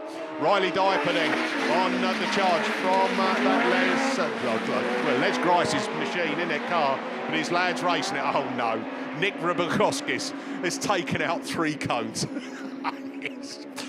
Oh, no, mate. He was only 16 points off getting into the final. He needed a win, really, but that's really done him because I think he's going to see black.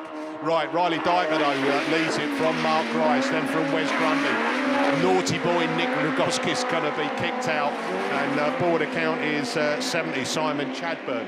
I think he's seen green, so he'll get docked 2 places, which means you're at the back, mate. But Riley Dyker, you were 5th coming into this, 55 points. You're booking your place in the final. And with 1 lap to go, loving life. York 44, Mark Rice then. So he was 9 points off top 8, 45 points. I'll tell you what, that could be tight, actually. Grice, you might actually get in there. If you do it, that'll be, well, fair play to you. You've always been a good lad who could pedal, but coming back after 10 years in the 5 would do, well, yeah, the old man would be super proud. Right, here we go then. Check the flag. Riley Dyker takes the win. Forrester Dean 255. York 44, the Orange Tango, Mark Grice. LM4, Wes Grundy in 3rd. And then Nick Rogoskis is going to go, well, there's always next year, I know. And you've done well, mate. Don't put yourself down. Border count is 70. Simon Chadburn brings it over the line. So the Class 5s, all 5 runs through with 6 in the boxes. Over to Graham to see if you can do the same. Men's Class 8s. Well, I've cheated on this one, mate. I'm doing 4 races and Finn's doing 5, so. Quick shout out though, I gotta say a shout out to my favourite little person watching at home, Charlie and Emily. You can't see me on the screen, but we are waving at you. So Charlie and Emily, a big shout out to you guys watching at home. Charlie, wave, wave, wave, wave, wave. Hopefully you're waving. And a happy birthday to Pete King, the hardest working man in Pennow. Happy birthday for tomorrow from Sam and all the family over there. Hard work, well, dealing with Sam, full stop, let alone the rest of Pennow, but no offence, Sam. Class 8 then, we're away. Big wheelies from the centre of the grid. Ash Howard then, he's high on a 2nd and a 1st and gets the, I think that's him that gets the run away. Oh, cap on, sunglasses on, I still can't see through that sun, but it is coming round on it though. But it's, oh, we got problems towards the back now, we've got suspension damage on the front. That one, I think, got to go to a rerun because he cannot move. So let's have a look. It is Ash Howard though. Oh, come on then, let's get these reds out, marshals. There you go then. So that one's going to go to a rerun. That's not a great way to start. Not sure who that was, but that race saw Harry Russell on a 2nd and a win. Jordan Candy in the top 17 on a 4th and a 2nd. I say top 17 because they're joint. 3rd and a 2nd was Jamie Meehan, he's in at the moment, and a 2nd and a win for Ash Howard, he's in at the moment. Only 3 people sat on 2 wins at the moment. Reece Wyeth, Darren Mullen and YD7, who we will see a little bit later on. In fact, we will see Reece Wyeth next. So next run then, ARC 17, he's in the top 17 at the moment. Alex Hoare, R411, the dad of the Charlie at home, so he'll definitely be watching. Russ Shepherd on a 1st and a 3rd, and your current BAS leader. Reece Wyeth is your man. It's the lane 5. He's right next to him. He'll want to go through the heats unscathed, not want to get in Russ's way, or Russ not want to tangle with him. So WS19 on 2 wins. Aaron Long, WW192. James Bowe, ever fast starting. James Bowe in P90M. Adam Jones, who took a win yesterday morning, and a bit of a disastrous run in the 2nd run. And Phil Talbot is SL2.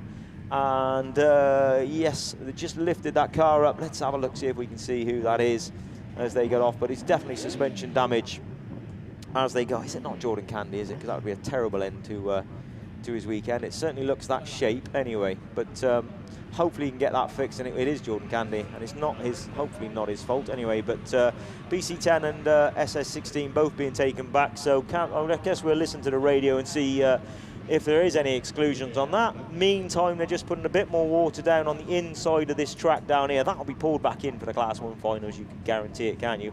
I would suggest.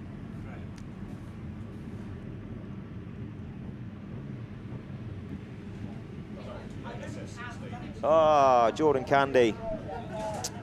Jordan Candy is cause of the stoppage. So that's 1 out of the semi-finals that we will say. He was just on the teetering on the edge, needed a good run and a good result through. Unfortunately, you are out of the semi-final now for sure. ARC, race 2 then, ARC 17, 411, SS3, WS19, 192, P90M, B69 and SL2. Revs are rising, now the yellows go up. Oh, they're excited on the start line, aren't they? Right, who makes the start? Let's have a look. From the middle of the pack, P9EM. Who's that on the outside win though? Alex Hall, Russ Shepherd. Right, these are in the semis as we speak. They've just got to get through. And you don't need all the points to get to the semis, but then you've got to try and get through that semi. That's the problem. But here's your current BAS leader from R411, 69, 17, P9. Oh, Rhys Wyeth's back there, and WS19. I reckon he's probably still done enough. 2 wins and a 5th. We'll see him through into the semi, I'd suggest, but he'd be happy just to get another couple of places. But in the meantime, SS3 is away and gone, isn't he? A good few car lengths clear now of Alex Hall. So the booster-powered car with his legs are stretching from Alex Hall in the Jigsaw Pow. Loosely Jigsaw Pow in second place then. Just gone on the outside, or trying to go at the inside then, LC17, trying to get the inside of Jonesy there in PC, whatever number he is, can't remember. Way gone, 69 of course it is. Should remember that. Last lap flag time though, Russ Shepherd gonna book himself a spot in that semi-final with 2 wins and a 3rd. 4:11, 69, 17 and Rhys Wyeth 19. Pretty certain Rhys is still gonna be okay, you know, on 131. Yeah, of course he is. It's down the back straight to go then. SS3 then gonna take this win and book himself a spot, and he's learned his way around the track again, ready for that semi-final in a couple of hours time, you'd suggest. 3 from 4:11, he'll be in the semi. 69, 17, 19, 9, and the muddy one. Didn't get the last one, guys, sorry. SL2, though, was your final finisher. So, 1 down, another couple of races to go. Highest point scorers in the next one is Mitch Wells on a win and a 2nd. Dan McKenzie on 2 seconds. Mike Barker's there in Evesham 25. Callum Barker, after a win and a non-finish yesterday, is there in S55. DA69, Eamon O'Brien. Max Lewis in R71, and Chris Pope, former British champion SP8, is there as well. So, let's see. Dan McKenzie should... Oh, somebody had a flyer from the centre of the grid. And he tried to back off to let him go, and then Max Lewis ran into the back of him with no choice whatsoever. So I reckon there might be an issue there, but we'll have to wait and see.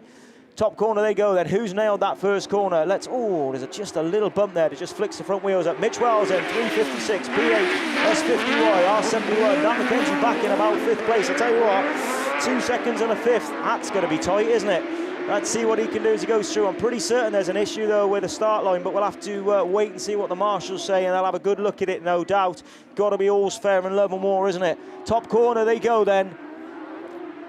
Yeah, they're looking now. E356 though, SP8, 50, 71. Love DA69, CA44 back in 6th place. DA4, come on, Dan McKenzie, you need another couple of places. Mark Barker then, down the back straight they go. Is this the last lap flag time? Seems long races today. Have we gone on an extra lap? Feels like we might have pulled an extra lap out the bag, but we'll have to wait and see. So it is 356 then, Mitch Wells from SP8 then. 50Y having a good run in 3rd, 71. Then we got DA69, CA44 back in 6th. And then Mark Barker bringing it the rear, down the back, front wheels are waving all over the place. Maximum grip, maximum attack. We're going to see him through into a semi-final. Evesham 356 on a win and a 2nd and a win. 356 then, Mitch Wells through to a semi-final. SP8 then, S50Y in 3rd, L71 in 4th, DA69 in 5th, CA44 in 6th. That's going to be tight. Evesham 25. Yeah, DA69 black flag for start line. So that moves Dan McKenzie up to 5th. So 2nd, 5th. That's going to be tight as well, isn't it? 90 and 21. Oh, 111. One person that should see his way... I'm not saying anything, actually. So we got Y36, YD7, TA57, WR20, 142, 666, and Lurd 5. Who makes the jump out of start in the middle? It is Lewis Middleton with them ever fast starting shocks on the back of his. But let's see if he can just calm himself down and find his way round. WR20, your former British champion. He was national champion, wasn't he, last year? Sorry, WR20, TA57 there in 2nd, but young Lewis Middleton leading the 2 guys. Oh, he's just got it squared, and Liam Nichols managed to go round him as well, so he caught it. Well done, Lewis, though. WR20, so top corner then. He's gone through TA57 then. He's moved himself into 1st place. Already sat on a 3rd and a win, so another win would definitely see him through into the semi. TA57 from YD7, from WS666. Lewis has gone missing again. Not sure. Oh, he's at the back of the pack. Just trying a little bit too hard, you would suggest. TA57 though, from YD7. There he is, WR20. Top corner they go then. Just settled themselves right down now, haven't they? But I tell you what, Neil Nichols won't stop trying. 57 from YD7, then 666. 142 Neil Tivey, winner of your first bash round, wasn't he? I think it was at Scunthorpe, back there in 4th place at the moment, trying to gain another position on Craig Power down the back straight. Booster versus Jigsaw, but no worries about your leader. Home-built car up at Andy Ornshaw's place is going to take a win here. So it is TA57, YD7 in second place, Liam Nichols. We're going to see WW142 does get third from 666. From 36. Right, that's me done and dusted. I have a rerun to come back to shortly if I get back from sorting the little girlie out. In the meantime, Finn's going to run you through the rest of the Class 8s. Good luck, Finn. Yeah, thanks, Graham. Good morning, everyone. Welcome to Border Counties, obviously a joint meeting hosted by Border Counties and Mallow. I'm going to take you through the rest of the men's 8s, which is race 5, 6, 7, 8, and 9. So, in the first half, we saw Rush Shepherd take a win, which is very key in terms of the championship. He just needs to hang on with a few more. Reece White, I think, will get in. I'm not sure. 2 wins and I think it was a 5th he had. But anyway, Cam Mills, he needs good points in Cumdu 19. Ben Herman, Radford 207. Howard Thomas in Down Autograss 6. Colin Linehan in Mallow 13. Michael Tinker-Abbott in York 45. Nathan Batch in Border Counties 60. And Nigel Batch in Border Counties 81. But it is Mills in Cumdu 19 who comes round and past commentary. Oh, they're all trying to sort themselves out. All a little bit too sideways, a little bit too understeery. But it's 19 from 13.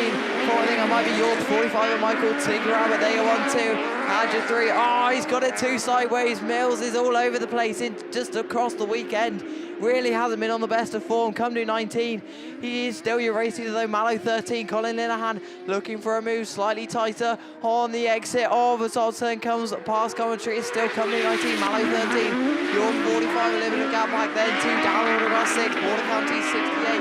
But your race leader is still Cumdu 19. Cameron Mills just needs to extend himself now. A win is good points in the overall standings, but he's looking behind, not forward. He just really needs to hang on to second place in the standings. I think his dad, Steve Mills, is actually in second at the moment, but last flag time is 19:13 and 45. There you 1-2. Andy 3. Michael Tinker-Abbott always needing good points for the standings, but he's out of the run for a trophy position. Your race leader though is Cumdu 19 into the top. So we go with Cameron Mills. It's all very points and confusing and whatever, but Cumdu 19 will definitely take the win. He's done all he can in the 30. From Mallow 13, Colin Linehan. York 45 of Michael Tinker-Abbott. Down Autograss 6 of Howard Thomas. Border Counties 68 and Border Counties 81. So race is complete. We look down for race 6. We see Bryn Powell a win and a 3rd. Steve Mills a win and a 4th. He's basically second or somewhere close. And I think if he makes it to the final, then he will be second. Gethin Lewis, Reagan Coles, Will Evans, Connor Jones, and Jason Richardson. We're away and racing with race 6 of your men's at Class 8. Down into stone we go with Border Counties 40. Gethin Lewis, they're going 3 wide all the way through. I think they're just about sorting themselves. Oh, we've got one wheelie in and contact for the first couple of positions, but it is going to be Ludford, Bryn Powell, Steve Mills. Here come new number 10. And Border Counties 40 of Gethin Lewis. Mills is wide. Bryn Powell comes back up the inside. In London number 4, it's going to be drag race all the way down that far side. Powell gets the lead from Cumdu 10. Steve Mills has to slot back into what is second place. We then go back to Gethin Lewis in Border Counties 40. But your top 2, it goes side by side. No, we're not. Powell, Parrott running outside in 4 from 10, from 40, from 7, from North Wales. Oh my goodness, they've had contact at the front of the field. What are they all doing? What is going on at the front of the field? It's not the front anymore because Mills is at the back of the pack. Absolute carnage. Bryn Powell's there as well, but it is going to be red flags. That was absolute carnage. Last our flag time was almost out. That was absolute pandemonium. The moment I looked away from the front 2 in the field, who is that? There's someone down the far side. I think, not sure who that is. I might be Typhy 7 actually. Yeah, it is Will Evans with a wheel off on that far side, which is obviously... So, race 6 will go to the rerun lane. we'll have to see, because that was absolute carnage. There was just Mills and Brent Powell came together and everyone just backed up right into the back of them. So we'll listen out for any exclusions or whatever. Race 7, though, brings out Daz Mullen. 2 wins out of 2. He's been on fire this weekend. White Rose 38. Stroud District 5, Scott Aldridge, someone who's been very, very quick throughout this year on a 3rd and a 2nd. So a semi-good result will get you into the final a little bit, or into the semi-final, should I say, a little bit later on. Emily Gale in Scunthorpe 20, Rich Cooper in Evesham number 2. I think we're hearing, ooh, Steve Mills. Ooh, dearie me. A win and a 4th, and he's out. A black flag. He will not be coming out in the rerun. That is huge. Both of the Mills now aren't going to make it into the semis, aren't going to make it into the finals. So this battle for 2nd is now wide open. I said it was a 5-car fight for 3rd. It's now a 6-car fight for 2nd, and 2 of them are basically out of it. So this is all to play for in the 7th. Spears, Emily Gill, Scott Aldridge, Daz Mullen, Rich Cooper, Owen Lloydell, Ollie Ball, and William Batch. We're away racing with race 7. Orby Men's Car says White Rose 38 into turn 1 we go with Daz Mullen, Scott Aldridge in Stroud District 5 looking round the outside. What a move that would be. Yeah, it is indeed. Stroud District number 5 gets past Scott Aldridge is into the lead. White Rose 38, Border County 17, Scunthorpe 20, and White Rose at 44 will catch the rest of them as they come past. Daz Mullen, you don't need anything else. 2 wins the 2nd is easily enough to get you into the semi-final a little bit later on, but he's got to be thinking about the BAStv standings, but he's done everything he can until this point. He's had some really, really, really good results throughout this weekend. He's been almost unstoppable, but so has been this man throughout this season. Scott Aldridge has been on fire, the same as Daz Mullen, just not just this round, but throughout the season so far. Stroud District 5, White Rose 38, they are gone from the rest of the field. Evesham 2 in that 5th place for the moment. Last that flag time though, as they come past commentary, it's going to be Stroud District 5. Oh, White Rose 38 looking up the inside. He doesn't need this, but Daz Mullen 3 wins out of 3. That will do you very nicely, but whoa, powers it right on the outside. That was very, very close to the front of the field, but Scott Aldridge will hang on. White Rose 38 and Border Counties at 17. We're going to look back to the front though. It's going to be a dash to the line. Stroud District 5, White Rose 38. Who's going to get it? It's going to be Scott Aldridge in Stroud District number 5 from White Rose 38 of Daz Mullen. BC 17, Scunthorpe 20, Evesham number 2, White Rose 44, and Owen Lloydell in Scunthorpe 128 did not get a mention. And that is going to be a race complete. We got 2 races left to go, and then we're going to move on to semi-finals a little bit later on. Abby J. Bennett in Forest 8, Adam Alderton in South Somerset 27, Amber Powell in Love 99, Josie Tonkinson in Scunthorpe 52, Shane Houlihan in West Waterford 252, Kate Lockwood in Scunthorpe 191, and Dan Thomas is the only person in this race really with a hope of getting into the final on a 2nd and a 3rd in PhD 47. He's in grid 2. We're away and racing with Dan Thomas in PhD 47. Gets the best of the breaks down in someone and he needs it. Amber Powell in Lud 99, I think, in that 2nd place, if I'm not wrong. But it is going to be PhD 47, swings it round the 1st corner and moves past commentary. It is PhD 47, your race leader from Forest 8, South Somerset 27. And oh, Shane Houlihan, that was a real send it into the bottom turn. He might have been a little bit too sideways and he falls back a couple of places. PhD 47, he's under pressure though. From his 2nd place finisher for the moment, Forest 8, should I say, or RBJ Bennett. Really under pressure is Dan Thomas, but he's going to hang on for the moment in PhD 47 with a couple of laps left to go. Forest 8, South Somerset 27, West Waterford 252, Alan Power in Lud 99, and Scunthorpe 52. Joseph Donker said he's a bit wide. Here's Dan Thomas, that allows Forest 8 back up the inside. They're going to battle it out for this race in PhD 47. It's going to hang around the outside. No, he is. He's just going to have to slot back into 2nd place because Forest 8's your race leader with 1 lap left to go. It's Abby J. Bennett from Dan Thomas in PhD 47. He doesn't need this. Does Dan Thomas in this battle for 2nd place in the standings. West Waterford 252. As I say, that PhD 47 comes back up the inside. Dan Thomas moves up back into the race lead. Abby J. Bennett a little bit too sideways on the exit of the bottom turn as they come round. Checkered flag time. Who's it going to be? It's going to be Dan Thomas in PhD 47 from Forest 8. Shane Houlihan in West Waterford 2 at 52. Amber Power in Lud 99. Josie Donkinson in Scunthorpe 52. And that is race complete because we don't have Kate Lockwood or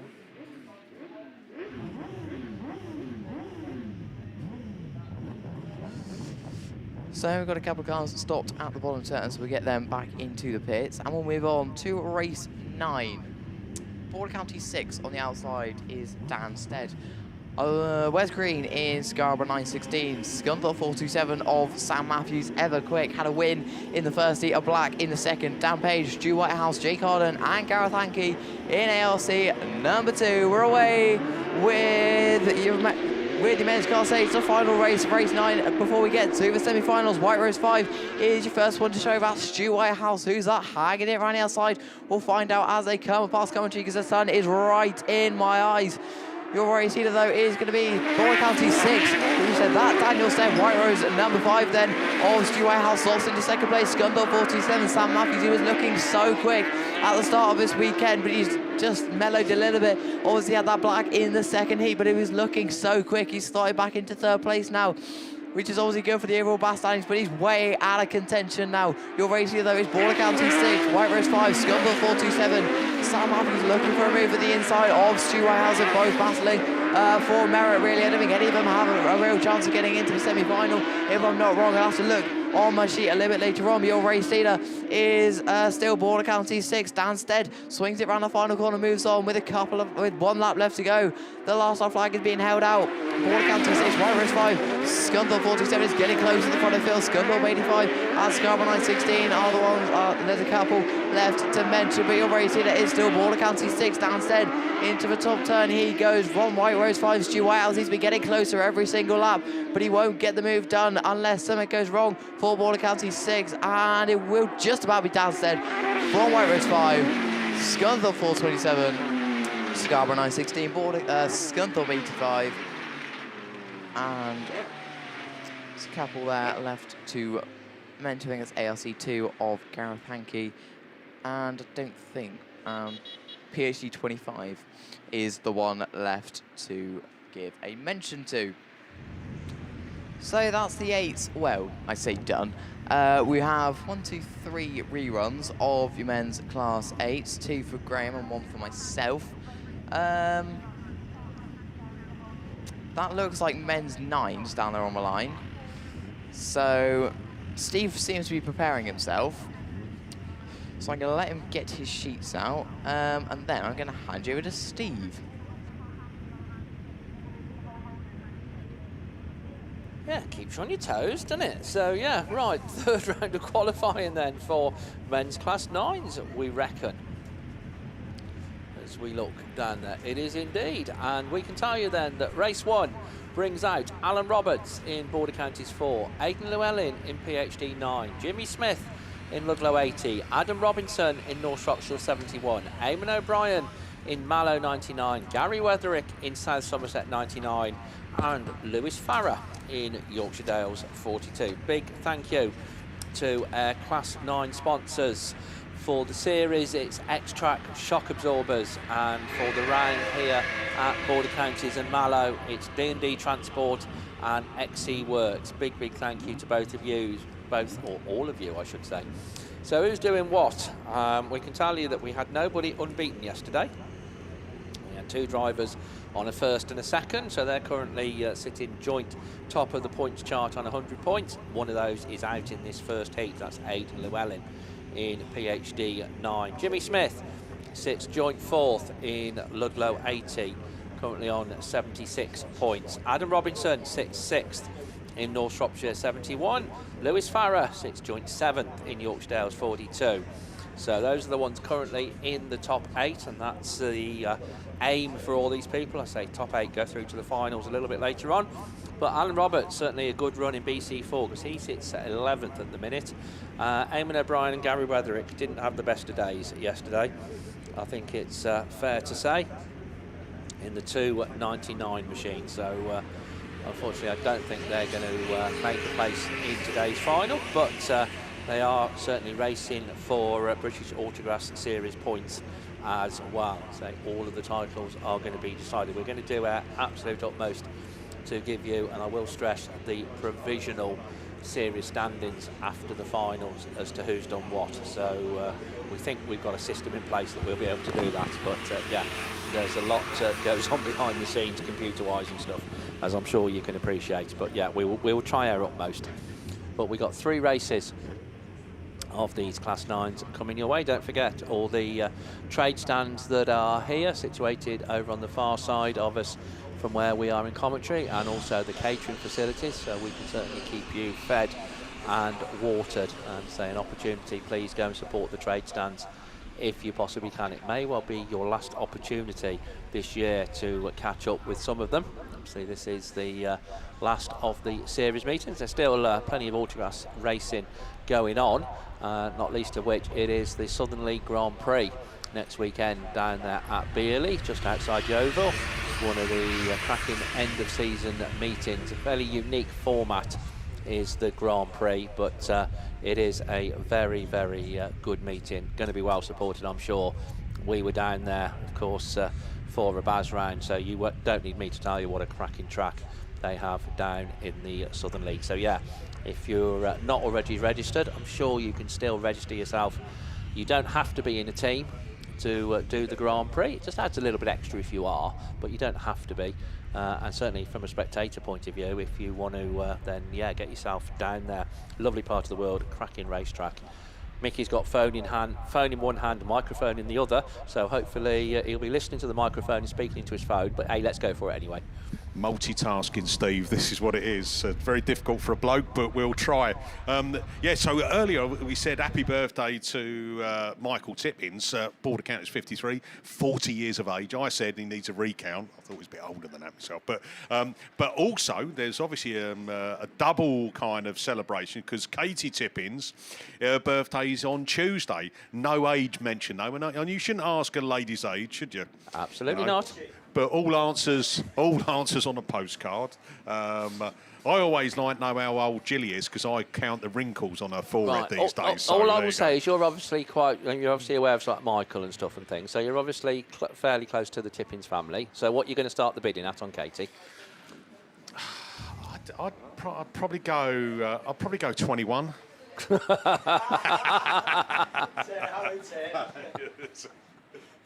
Oh, there we go. Watch out, Keir Starmer. We've got a diplomat in the making. So, sorry, Mickey, I didn't mean to insult you to that degree.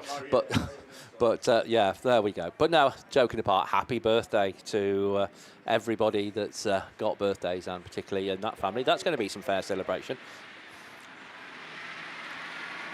If we hadn't already got some, I'd say, well, that warrants some cake round to commentary, but we do have, and we've tried it now as well, I have to say, and God blimey, Lily, it is stunning. It really is stunning. So thank you very, very much indeed. So thoroughly enjoyed that with a cup of coffee earlier on. So very nice indeed it was. We've managed to keep Graham away from it as well. So yeah, it's a win-win. So a little bit of water still going around on the top part of the circuit. I think we're up to date with the final. Have the Class 3 finalists been read out? Does anybody know yet?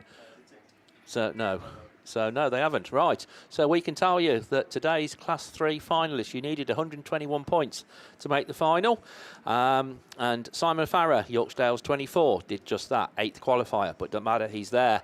126 points for Callum Allinson in Mountain 34. 127 points. Matt Lloyd is there in Cumdy 86. Hugh Jones getting quicker and quicker in this Class 3, and he's there on 136 points in Carmarthen 7.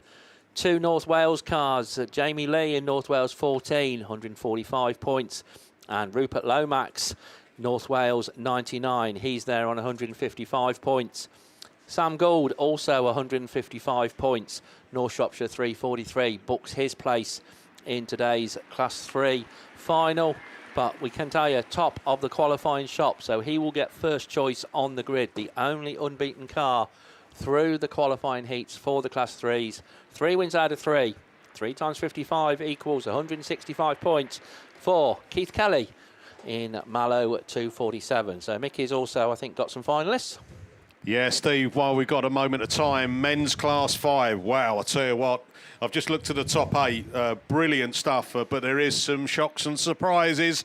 Right, top of the shop, Ollie Howe, ping pong, unbeaten this weekend. 3 wins out of 3, gives him 165 points. Charlie Holloway, Evesham 9, 155 points, 2 wins and a second. The same as Jaber Smith, Ludlow 8. Fourth place after picking up another win was Riley Diper in Forest Dean 255, 146 points. 136 points, the Italian stallion made it through. Tyre 451 with that final heat win. Well done, Lewis. CW37, Sean Lambert, 126 points. The same amount of points as Joe Doddridge in Forest Dean at 15. And the final place in the men's Class 5 final, the final one of our Bass Series 2025. And it is York 44, Mark Grice. So after 10 years out, he's managed to, with that second in that third heat, to get himself into the final. Finishing in ninth, just outside the final, is Adam Brown. Wow. And I think what we're working on Shoes and Socks Off, and Steve giving us the heads up, is that Charlie Holloway, Evesham 9, make sure you finish the final, and I think that may well give you the 2025 Class 5 Championship. Wow, what a weekend. He came into it second, and there's been a change at the top. That's what round 5 is all about, you know, sorting out who's going to become your champions. Right, over to Steve. Thank you very much there, Mickey. So, yeah, Class 9, it is, as previous listed and advised, revving up down there on the start line as soon as we've got to track clearance. And I think track clearance is what we've got. 3 races coming your way. And as they blast away from the line down the far side and sort themselves out round turn 1 and back towards us. So race leader, as they come past us, it is the Ludlow 80 car of Jimmy Smith under quite strong challenge from Adam Robinson in North Shropshire 71. Aidan Llewellyn looking to come up through the field, I think, in the PhD 9 machine down that far side. But Jimmy Smith joint 4th at the overnight stage, so certainly a heat win is very much going to book him a place in the final. But he's not going to get that in this one because red flags come out on that. So I would imagine we had a start line infringement. So yeah, we're just waiting for confirmation.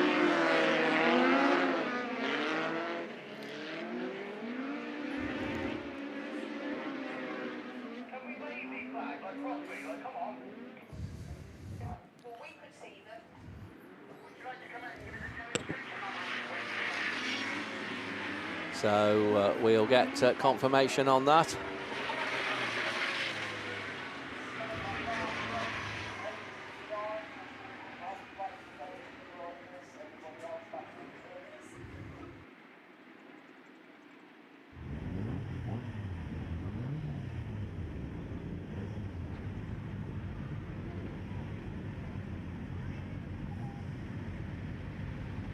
So we are hearing then Aidan Llewellyn, PhD 9, unfortunately picks up a black flag for start line infringement. I think in the, I say good old days, there's nothing good about it, but in the olden days, I think it used to be called crossover, but for whatever reason, it's not called crossover anymore.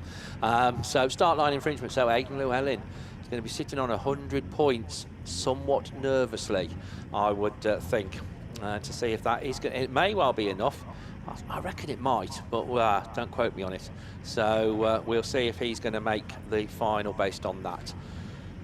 7 cars that are looking to stop him are down there on the line in race 2. Michael Bailey in TA31, Lee Waldron in 4F, Matty Jones in Swansea 8, Neil Tivey in Mountain 62, Sam Pinches in Radford 35, Thomas Lloyd in Tivey 42, and Aaron Richardson in Pennine 5. So best of the point scorers, Lee Waldron sits in 3rd place on 90 points in 4F. Aaron Richardson sits joint 4th in 76 points in the Pennine 5 car. Sam Pinches joint 7th. Michael Bailey sits 9th. Neil Tivey sits 10th. So everything to play for in this one. All 7 cars are there. All 7 cars then get away from the line. As they come back round towards us on a very wide line on that top part of the circuit, I think trying to avoid the water that's been put down near the cones. It is Mountain 62 that's the first one to go. Neil Tivey Aaron Richardson in P95 in that second place slot, but going through then Matty Jones, I think that is, in the Swansea 8 machine. But your race leader looking to very much stamp his authority on this one as he comes out of that top part of the circuit once again and comes back. It's Neil Tivey in Mountain 62, Matty Jones in Swansea 8, P95 in that third place 4F. Then the Radford 35 car goes through. Will that be enough for Sam Pinches? I reckon it might if he holds on to it, but yeah, it's all change and change about for the lower positions, but not at the head of affairs as our race leader comes round once again. Neil Tivey, this I'm sure will book him a place in the final, Mountain 62. Matty Jones, Swansea 8, P95 in that third place slot. Then comes the Radford machine powering through. Lee Waldron 4F down towards the back of the pack this time round, so yeah, he's going to have to wait and see if he's going to have done enough in that one, but certainly Neil Tivey, we'll see you in the final, I'm fairly sure. Mountain 62 takes the win. Matty Jones, Swansea 8, then comes the P95 car of Jason Richardson, then Radford 35, Sam Pinches, Tivey 42, Thomas Lloyd finishing just ahead of Lee Waldron in 4F as they make that dash to the line. So that was race 2. Race 3 down there on the line brings out one of our joint leaders after 2 rounds, Andy Hornshaw in York 78. Andy in lane 1. So he's sitting on 100 points. He will have seen Aidan Llewellyn unfortunately being excluded from race 1. So a good point score should get him through as top point scorer, which will give him first pick on that grid. He's joined by Zach Mills in Ludlow 12, Lee Seagreaves in ARC3, uncharacteristically down towards the lower part of the points chart. Didn't have the best of days yesterday. Ben Wilson should be there in Scarborough 40. Max Holtby in Scunthorpe 6. Marcus Mills in Ludlow 3. And James Heselton in Scunthorpe 75.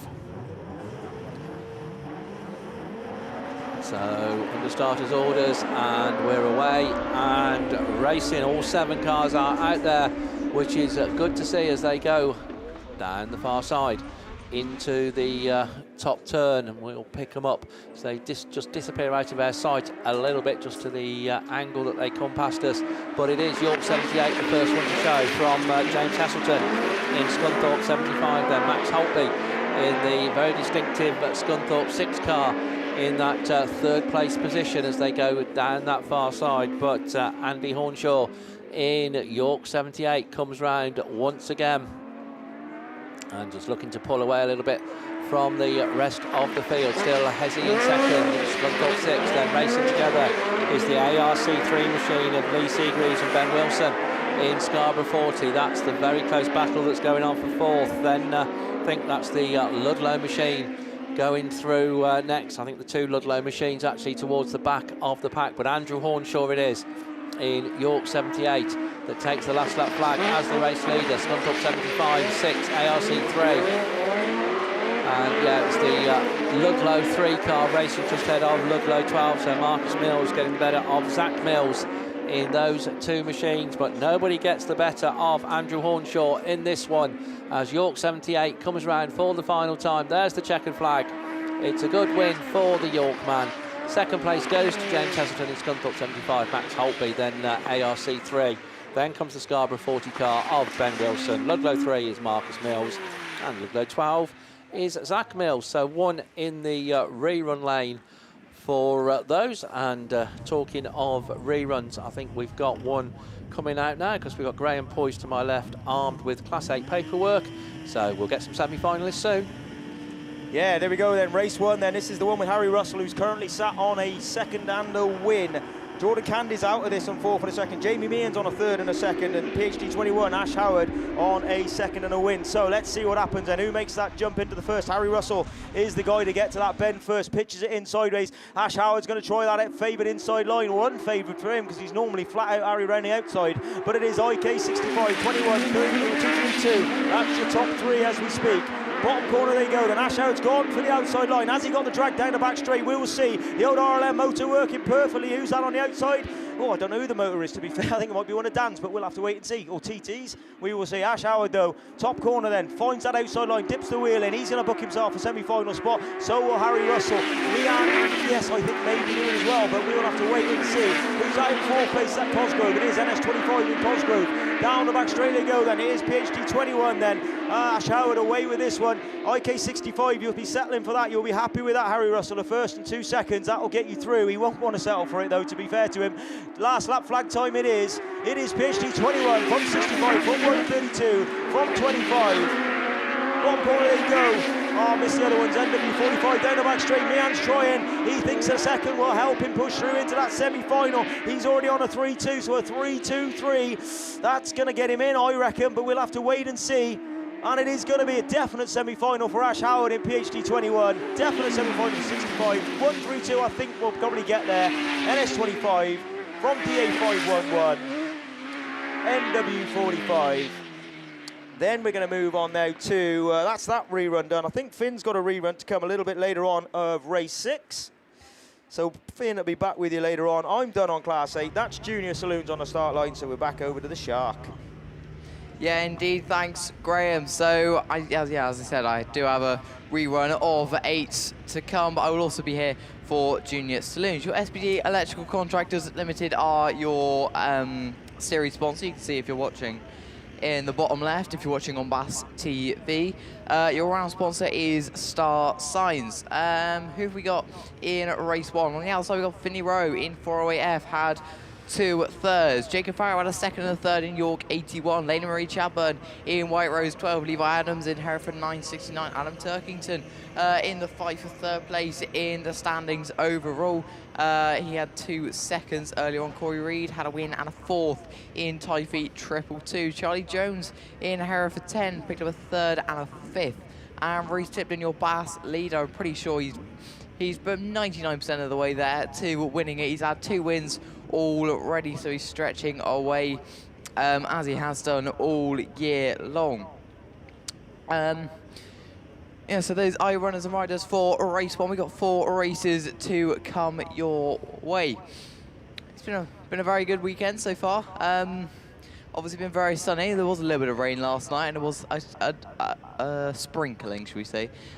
Nothing really. About halfway through yesterday, but it's all been very good. A brilliant job done by the Border Counties team to put on a very good. Well, I'll say that Border Counties and Mallow. It's a joint meeting, isn't it? So it's a very good job by both of them to do what they have done so far. They were out most of last night with all 3 at Bowser's, going and sprinkling a little bit of water, which did make it quite muddy this morning. I was watching all the junior specials come in. I was like, holy moly!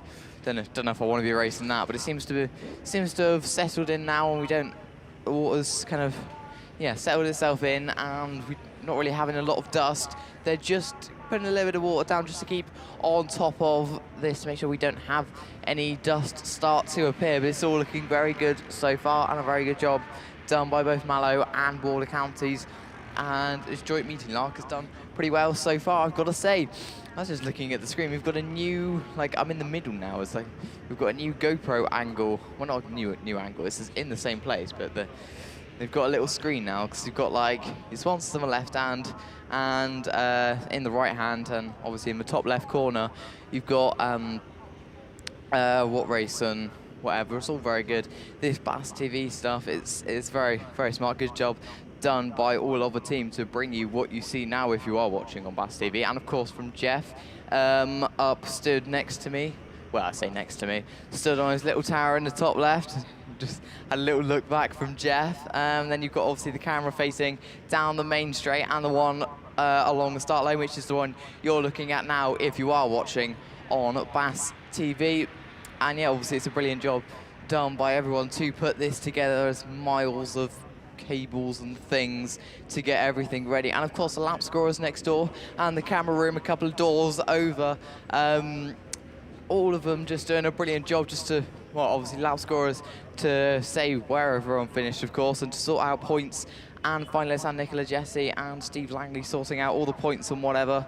Next door, printing out all the sheets as and when are needed, and the camera helping the marshals with making all those decisions. Another perk of using BAStv is that the camera can then help with marshalling decisions, can use the cameras to go back and go, you know, this is what happens, this is what we saw, and then they can go, oh, Cameron, what do you think? And then they can go back and go, well, you know, this happened, and whatever. So it is, obviously, yeah, very good job done by the team and whatever. So, as I said, Finney Rowe, Jacob Farrow, Laneway Chadburn, Levi Adams, Adam Turkington, Corey Reid, Charlie Jones, and Reece Tipton. Mickey's got something to say. Yeah, could the parents of White Rose 18 go down into the holding lanes, please? Thank you. The parents, guardians of White Rose 18 into holding lanes. Thank you. Little public service announcement there. So race 1 is away. Oh my goodness, we're on 2 wheels with Farrow in York 81, but Lud 1 is away already. Reece Tipton looking to make it 3 out of 3. Sorry. Race wins though. Corey Reid's got something to say about that. Had a win out of 4th yesterday. Another win would do you very nicely, get you into the final. I'm not sure if you're in. I don't think you're in the hunt for a trophy position. Adam Turkington in Eastern 48 has another best of rounds at the moment. We have got red flags on that one. So we just listen out to the radio because there's some deliberating going on. I'm going to find myself a pen, which I have now found, and then we're going to go rerun.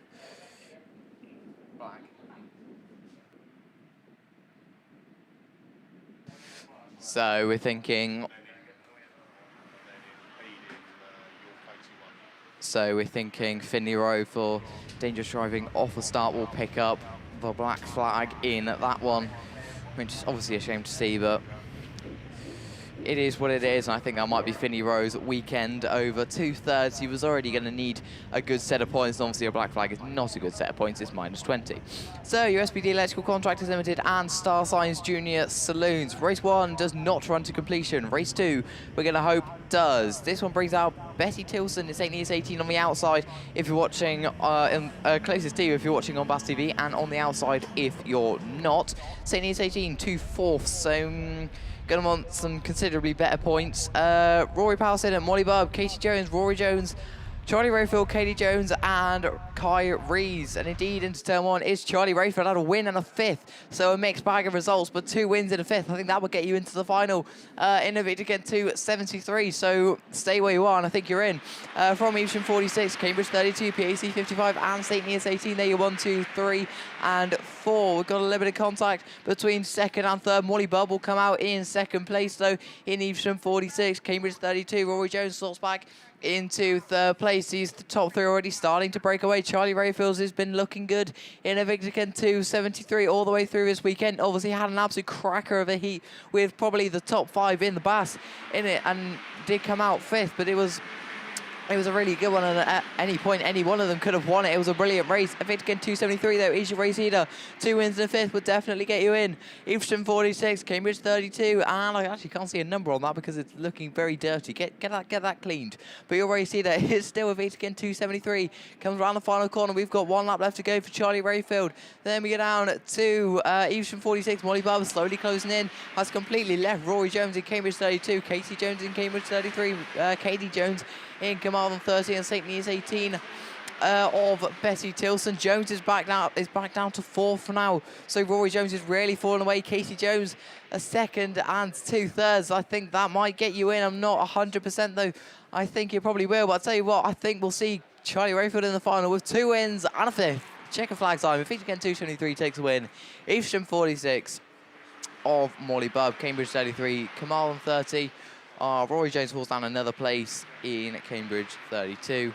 St. Neots 18, PAC 33, and Carlo 175 of Rory Powell-Sinnott. So race 2 will run to completion. We've obviously got the rerun of race 1 to come. Freddie Farrow and York 72 second in the BASt at the moment. A win and a second. He's your national champion as well. Harvey Padgett in White Rose 220. Charlie DeCrow in PUC 181 had a second and a sixth. Grace Williams had a win and a second in Cambridge 142. Keris Barnett in Camden 515. Elliot Coles in Lodge 110. Tyler Davies had 2 fourths in Type 60. Had a bit of a buffer, I think, for fourth place, but he's going to be looking back as we're down into turn 1. PAC 181 is going to be your race leader side by side with Freddie Farrow in York 72. Tyler Davies trying to get involved as Grace Williams comes up the inside in Cambridge 142. A good move. I'll tell you what, 3 fourths, Type 60. We're not going to see you in the final a little bit later on. I mean, a win would be tight. Oh, I'll tell you what, he just made 2 moves in one. Farrow's down to 4th in York 72. A win, a second and 4th. That'll still be good enough. But your race leader, Cambridge 142. 2 wins and a second. That's definitely a good set of results. Not just in the overall BASt standings, just to get into the final a bit later on. You're going to be second pick, I think, if Reece Tipton takes his win in the rerun. Cambridge 142, Type 60. Tyler Davies is up to second. He really needs good points here. This is good points, but I don't know. I just don't know. We're going to have to work out in terms of points and whatever. But your race leader is Cambridge 142. Last half flag time, Grace Williams comes around the final corner and moves on. She's got 1 lap left to go to pick up 55 points. Then we go down to Type 60 of Tyler Davies, York 72 of Freddie Farrow, Love 110, PSC 181, and Camden 515 of Keris Barnett. But your race leader is still in Cambridge 142. Down the far side we go with Grace Williams with just a couple of corners left to go. Rounds the final corner, checkered flag time. What a win this will be. York 72's up the inside. Freddie Farrow is going to take second place away from Davies, so it's going to be a third, but it's going to be a win for Cambridge 142. York 72 picks up 2 seconds and a third and 2 fourths. So I don't think we're going to see Tyler Davies in the final. Love 110, PEC 181, come do 515. And that is race 3 running to completion. Race 4 brings out Blake Crowther in White Rose 18, a win and a 4th. So we're going to want to see what he's going to need. He's going to want some good results to get himself into the final a little bit later on. Come to 82, Ellie Mae Powell, Amar O'Brien in down Autograss 23, Zach Southgate in South Somerset 50 from my neck of the woods. A real mixed bag for Archie Stevenson in a pick to get 133. He's in the hunt.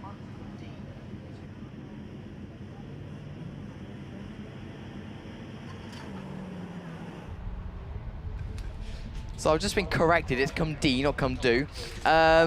Archie Stevenson, Lily Thomas, and Frankie Taylor is the one left to mention. White Rose 18, Blake Crowther. Into town we go with a White Rose 18, if it's to get 133. Archie Stevenson looking for a good result. He kind of needs a good result if he wants to get into the final. He is going to have 2 wins, but the 6th place is very, very few points. If it's to get 133, though, easy race leader, White Rose 18, and Coventry 171, and South Somerset 50 looking up the inside of Frankie Taylor. As Frank Taylor had a 2nd and a 5th, going to want a good result. I'm not sure if 4th will get you in, I'm afraid. But your race leader is still a fit to get 133. Comes round the final corner and past Coventry, moves on with a couple of laps left to go from White Rose 18. Blake Arthur still keeping him absolutely honest.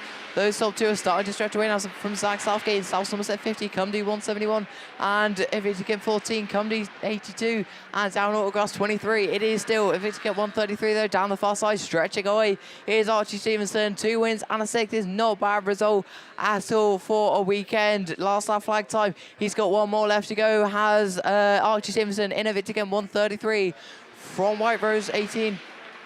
And Cumdy 171, South Somerset 50, they're going to go side by side. I've said it again, it's Cumdy 171 up the inside of South Somerset number 50. I think Zach Southgate's going to fall back into 1, 2, 3, 4th place. Lily Thomas still trying to get involved in the victory again, 14. But your race leader and race winner as he comes around the final corner is going to be Archie Stevenson in a victory get 133. He's going to take the win from White Rose 18 or Blake Crowther. Cumdy 171 from South Somerset 50, a victory get 14. Cumdy 82. And down Autograss 23. So we've got 1 rerun of Junior Saloons to come. I'm going to stay on the mic because I've got a rerun of 8. And I'm pretty sure that's Junior F600s behind, which it is. So I'm going to stay on for the next couple of races. We have still got a rerun of Junior Saloons to come. So we'll get them down into the holding lane. So I'll have to stand around here for a bit. but this is the rerun of race 6. Jason Richardson, pen 9-6. Bryn Powell in Lud 4. Steve Mills is out of it. In come do 10. So winner the third for Bryn Powell. Getting Lewis, Reagan Coles, Will Evans, and Connor Jones in ALC 15. We are racing ALC 15, a huge wheelie off the line. Bryn Powell in Lud 4, around the outside, but it is Border Counties 40. Geffen Lewis, easy early race leader. Powell goes round the outside, sticks his foot in Lud number 4. As they come past commentary, it's going to be Border Counties 40 because someone who's messed it up a little bit, but it is Border Counties 40, Lud 4, ALC 15. Issue 1, 2, and 3. I'll tell you what, Connor Jones up the inside in ALC 15. Did not see that one coming. Geffen Lewis ran the outside in Border Counties 40. As he got the power, they're going to be side by side into the top 10. Border Counties 40 and ALC 15. Connor Jones now in the battle for this race lead. Can he do a slide job up the inside? What a move that is from Connor Jones. ALC 15 now takes the lead. Tugs it up on the inside. Border Counties 40. Geffen Lewis, who's hanging it around the outside, is Bryn Powell in Lud number 4, but he's falling down places. He'll get the move back up the inside of Reagan Coles, back up into third place. But your race leader, as he comes around the final corner, is Connor Jones. But I'll say that Border Counties 40, what a move! A slide job from Gethin Lewis, gets himself back up into the race lead. Jones slides it on the inside. Last lap flag time is ALC 15. Border Counties 40. He's gonna slide it around the outside. Has he got the power down the back track? I don't think he does. Jones is gonna hang on to it. Checker flag time, into the final corner they go. ALC 15 rounds the final corner. Border Counties 40 with no answer. It's Connor Jones in ALC 15. Border Counties 40. Lud number 4. And WS 96 sorry, of Reagan Coles. That was a heck of a race, I'm going to be honest. That was brilliant. So I think we missed someone in there, but I'm going to fiddle around with my paperwork and move on to Junior F600s, your BB Group and Spar Motors sponsored Junior F600s, as you see on the bottom left of your screen. If you're watching on BAStv, Corey Manford, Dana Grosby, James McCallan, Dara Reardon, Yago Evans, Levi Phipps, Sky Pascal, and Denver Whitehouse. Down in cell we go with Evesham 1. Oh my goodness, that was so late from Yago Evans in Typhy 6. Late as you like on the brakes. I think it might be Mumford. Oh, whoa, no, he's overcooked it. Yago Evans, he's off in the corner. Mallow 1 is your race leader. Then where's Mumford?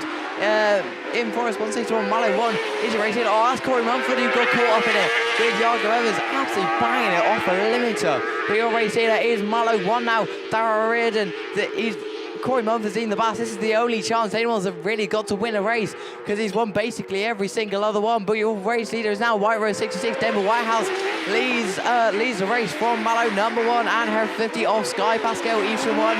Who's that sliding a move? It's down Autograss 55. Jesus. Forest 161 on the limiter. But your race leader is still White Rose 66. Round the final corner comes Denver Whitehouse. Swings it past commentary with 1 lap left to go. Mallow 1 looking back up the inside though. Can Dara Reardon find a move? Not for the moment. White Rose 66 though. Mallow 1. Oh, has she gone too wide? I think Dara might have got the move. Denver's going to power running outside, but I think Mallow 1 might have just got the power down. So Mallow 1, she new race leader, Dara Reardon. As Forest 161 is making moves, moving himself up the field, but it's too little, too late. Checker flag time is going to be Mallow 1. Dara Reardon, will it? Yes, it will be. Mallow 1 takes a win from White Rose 66.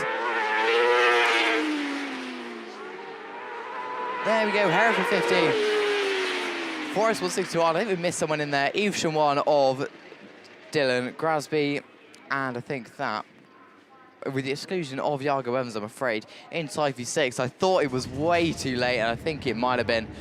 So I can see my rerun behind, but for the moment, we're on Class 9 machinery, and Steve's preparing stuff, so I'm going to hand you over to Steve. Thank you very much then, Finn. So yeah, it is rerun of race 1 of the Class 9s, unfortunately without Aidan Llewellyn in PhD 9, so that would have left us, I would have anticipated 6, but not quite sure whether we've got that, but we'll pick them out as they come past. Alan Roberts we can see then on the outside in lane 8 in the Border Counties 4 car. Jimmy Smith is there in Ludlow 80. Adam Robinson is there in North Shropshire 71.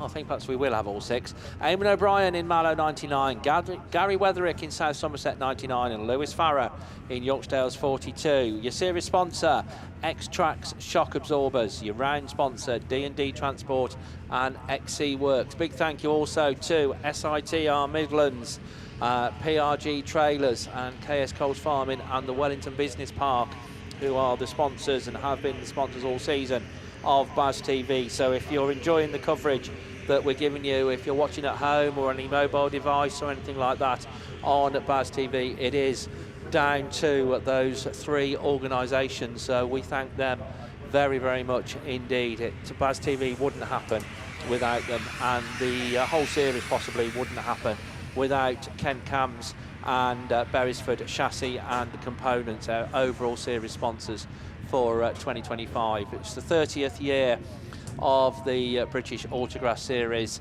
and Kent Cams have been involved, of course, since day one as a sponsor, so we do thank them very, very much indeed. And Beresford Chassis and Components, in the form of the late great Jeff Beresford, obviously one of the founder members of BAS, been informed or been involved right since day one as well, and still so sorely missed. Right, here we go then, Class 9s it is, away from the line in this rerun as they come round that top bend. Then from the outside, Alan Roberts trying to go right round in Border County 4, but it's North Shropshire 71 that is the first one to show. Adam Robinson leads the field into that start line turn for the very first time. I think that's Gary Weatherick running in that second place slot in South Somerset 99. Eamon O'Brien, the one with a bit to do at the minute in the Mallow 99 car, but Adam Robinson 6th at the overnight stage, so heat win equals place in final. South Somerset 99, then Jimmy Smith and Ludlow 80 joint 4th. I think that'll be good enough for the Ludlow 80 machine. Alan Roberts in Border Counties 4 trying to gain a little bit of ground on the cars in front of him, but it's all getting a little bit more spread out now as our race leader comes round once again. That race leader, Adam Robinson, onto his last lap in 71. South Somerset 99, Ludlow 80, YD 42. Simon Farrer goes through next, the Border Counties 4 car, and then Eamon O'Brien in Mallow 99. But got it all sorted, and certainly booking his place in the final is Adam Robinson as North Shropshire 71 comes round once again. South Somerset 99, Ludlow 80, Yorkshire Dales 42, Border Counties 4, and Mallow 99.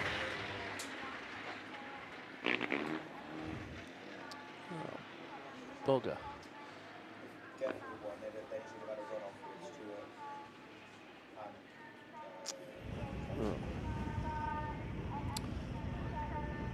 Right, so that completes that. So that's Class 9s. We can calculate finalists. I think we got juniors on the line. They'll be coming next. And what I will say is, hot off the press, Graham has got semi-finalists for Class 8, but we haven't got time to do them now, so it's over to Finn. Yeah, so we're away and racing with the rerun of race 1. Down and so on we go with Reece Tipton in Lud, number 1, your leader in the BAS. 2 wins out of 2, unbeaten so far. Corey Regal, something to say about that, identical to what happened before we had the red flag. Time for Triple 2 back up the inside. York 81, Jacob Farrow looking to make a move. They're going to be 3 wide all the way down this back straight.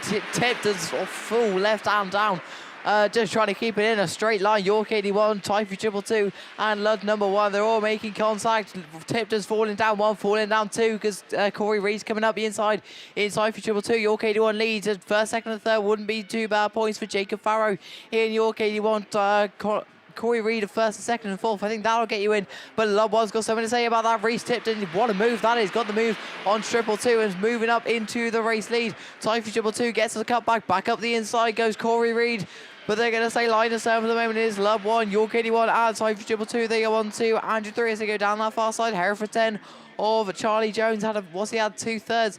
So 2/3 and fourth, I'm not sure. No, a third and fourth and fifth, sorry. That's not going to get you in. Last of flag time though, it's Lud 1, York 81, Tyre Triple 2, Hereford 10, Evesham 48. Oh my goodness. Adam Turkington, he's had 2 seconds. This just isn't what he needs. He's, what is he, 1, 2, 3, 4, 5th place. That's not good enough. Or well, it might get him into the final, but in the overall BAS standings, that's not good enough. Checkered flag time though. Lud number 1 as he comes round the final corner. Reece Tipton's going to take the win. From who's it going to be? It's going to be York 81, Tyre Triple 2, Hereford 10, and Adam Turkington in Evesham 48. He got himself into this position here where he's had good enough points to get himself in the hunt for what is, I think, 3rd place in the standings, but he just really hasn't had the best of weekends last weekend and is still not entirely going his way. Obviously, it's not terrible. I think he might get into the points a little bit later on, but we will see. Graham's preparing himself. Oh no, he's got some finalists, so we're going to go through the finalists of the 8s. Semi-final time then it is. Class 8 semi-finalist. Oh, this one hurts. Stuart Whitehouse and Abby J. Bennett missed out by 2 points. Dan McKenzie, though, that black flag for the lad in front of you has helped you out the world of good. You are on 111 points and you get through into a semi-final. Jamie Meehan, West Waterford 132. Wow, Class 4 is away. When did that water bowser go? That was out quick. Not sure who's on Class 4, but I may as well carry on through it tonight. This is men's Class 4. Right, okay. So men's Class 4 then. Let's have a look who's coming around here. Dolt Thomason, I think it is. He's away there in S8Y from NS434, SS272, MA5, S92Y, WR1. As they go down then, S80Y, Dolt Thomason. Tried to interview him on Friday night. He was absolutely having none of it. So down the back straight he goes, and I think, I didn't see his first 2 heats, because he sat on 2 wins, not 100% sure where the sheets are. We'll have a look in a second, but I'll tell you what, he's doing the business this time, isn't he, in S8, the ex-Henley car. So it is, as we say, Dolt Thomas in the ex-Henley car that's pulling away now a little bit from NS434. Oh no, he's just got the drive on the outside as Ben Gould then, your national champion, of course, Ben Gould and Atro doing it for the mini pickup. They're in 3rd place. So S8Y then, coming around this time for his last lap flag. It is S8Y even, NS434. SS272, MA5, Dolt Thomas is sat on 2 wins. This is going to do his double the world of good if he isn't already on one. And, I'll tell you what, it was tight for Class 4s. So we'll have to wait and see what happens towards the end, won't we? But it is S8Y, NS434. As they come around, checker flag time, S8Y, NS434 in second. Colin Attrell in SS272, MA5 is Cusack, S92Y. is Katie Benson, and WR1 is Tony Clarkson. So nobody's coming forward to carry on with Class 4, so I'll carry on with Class 4, I guess. And we will tease you a little bit more on, actually the semi-finalist is gone, so I'm not sure why the semi-finalist sheet has gone for Class 8, so we'll have a look at that shortly. But on the meantime, we've got David O'Leary, Paul Birrell, Graham Whittington, Kieran Stevens and Andy Whittingham there on race 2. Oh, that was 100% a jump start from BC32, and he didn't stop, so I'm guessing it's going to be a black flag, but we'll have to wait and see. In the meantime, though, SR50, Andy Whittingham then just gets there in the second place. Hopefully the old 106 will understand his mistake, exit stage left and allow the racers to carry on behind him and not get in the way, which he is doing. So it's SR50, BC32, SN261, CW144 and SR61 Graham Whittington bringing up the rear, but SR50 it is, the old mini pickup flying down the back straight as they go then. BC32 is definitely on a black flag. I would suggest Kean Stevens, yeah, he's on a black flag, so hopefully, like I said, he'll just get out of the way and allow the race to continue the way it should do. I mean, he did jump by an absolute country mile, didn't he? So SR50 from SN261, CW144, SR61, another lap completed. Yeah, coming round now, this will be on to their last lap flag then. Andy Whittingham doing the job, isn't he, with the mini pickup. We're going to probably see him through into the final. We certainly are, because he's on a win and a third already. And we'll move on to 2 wins and a third as they come through. So SR50 then, last lap flag, SN261, CW144, BC32 is just out for some giggles, SR61 then in 4th place. Down the back straight they go, final time, SR50 stretches away from the micro, doesn't he, in SN261, Paul Birrell.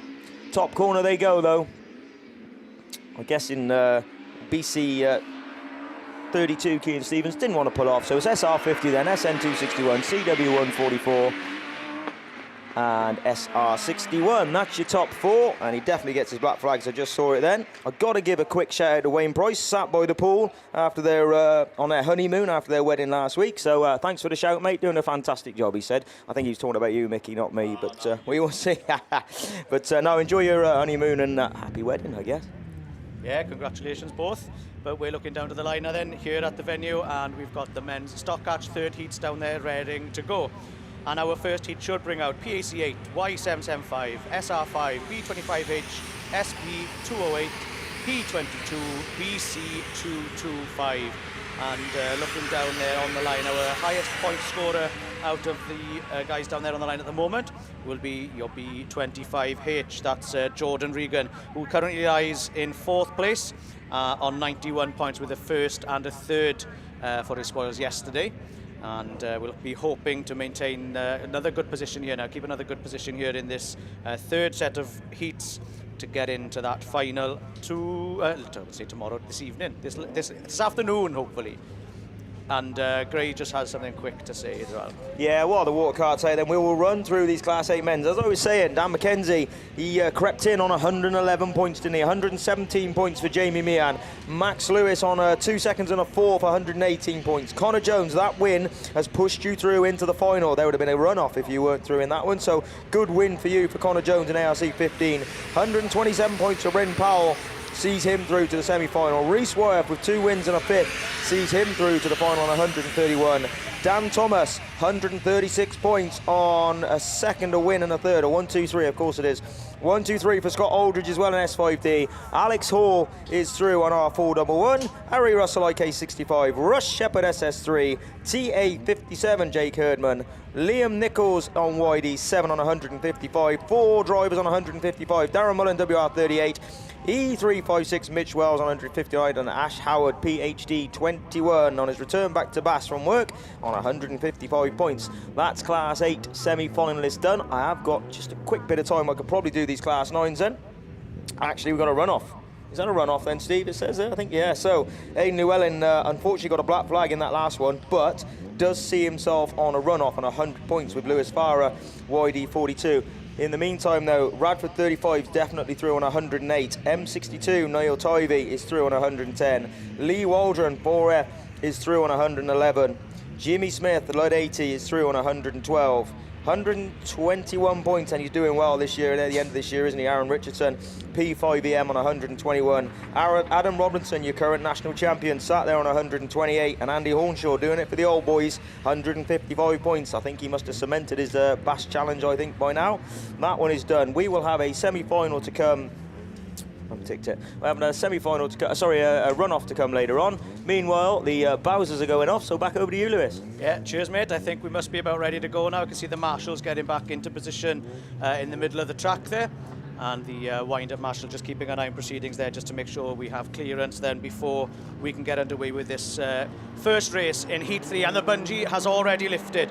A good start there on the outside for PAC number 8. That's Tim Gardner having a great start actually from grid 8 in the lead there as they head up into turn number 1 with the pen out 22, I think, of Alan Hawkins there, who came out of grid 2 just nudging ahead. Oh, a bit of a bump there as he was coming around the corner, which has allowed Tim Gardner maybe to get on that dryer line on the outside, and he's coming down, and then neck and neck between those 3. BC 225 it is though on the inside.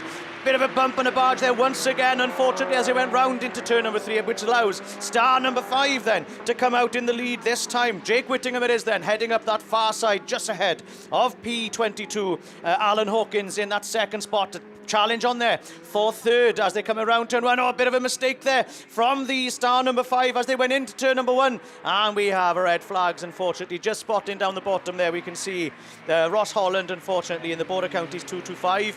Just on stop around that bottom corner, and it looks like, unfortunately, due to him being the cause of the stoppage, I'm guessing that he'll be excluded from that rerun, which hopefully will allow the others to get sorted. Tim Gardner, I think, is a bit unlucky there going into that bottom corner, so hopefully he can get that car back into ship shape, ready for that rerun a little bit later on. So race number 2 then, this should be a good one.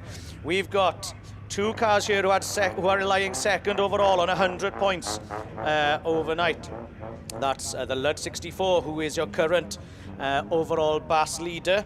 He's got there in grid number 8, and then in grid number 7 it's Michael Aiken, who is also on second place overall overnight on 100 points. But we also have Josh Holden in the Penhow number 9, and they are grid 8, 6 and 5, so they're pretty much right next to each other as well.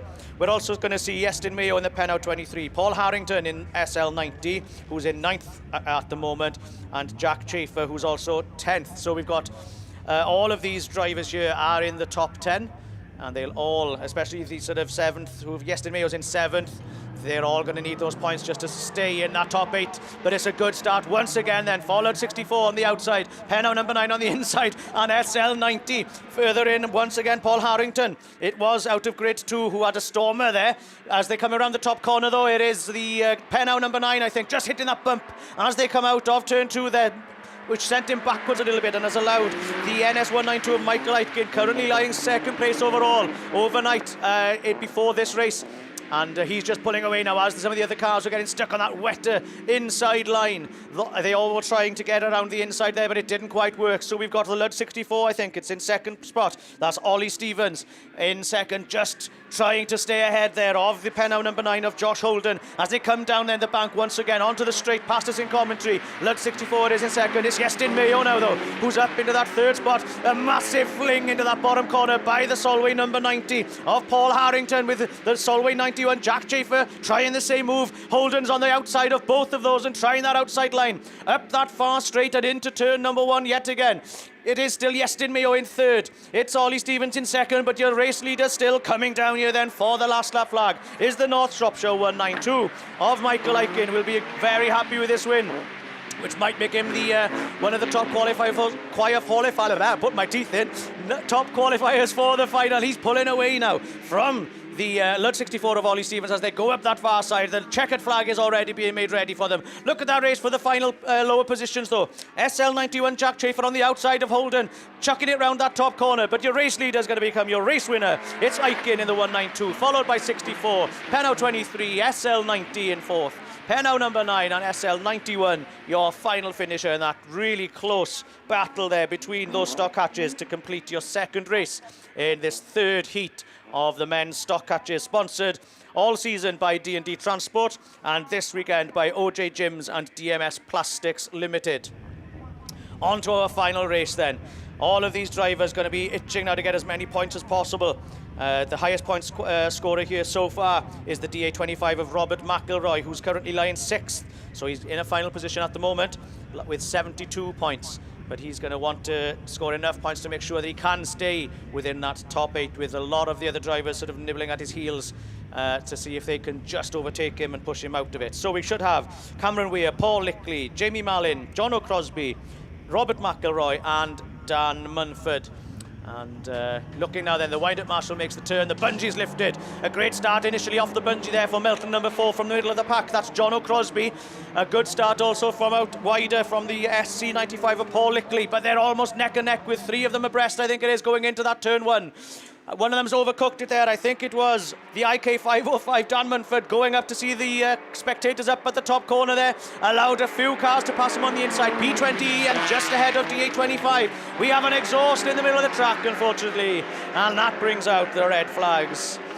So, whoa, drivers, keep an eye on the flags. Unfortunately, a bit of an incident down the bottom corner there. Maybe the drivers, some of them seeing the reds and starting to slow down, and causing a bit of mayhem down there. Unfortunately, somebody's lost their exhaust on the exit of turn 2 here, and I'm assuming that they will be the reason that this race has had to stop, so they'll be excluded from the rerun. I'll await to hear confirmation of that, but looking down to the line, I think we've got the men's class 6s lining up there ready to go, and for the 6s, it's over to Mr. Graham Bennett. Thank you, mate. So, men's class 6s. Down on the line, as we say, series sponsors Elite Racing Transmissions, round sponsors W&G Car and Commercial, Reese Brays and Dan Johnson Grab Hire. I can see Paul Bailey out there on grid 8. Well, I'm guessing it's Paul Bailey with the purple and yellow cars. I haven't got my sheets with me for this one, so we'll have to wait and see. Right then, revs are rising, yellows are going up then. Let's see what we can do in this heat then.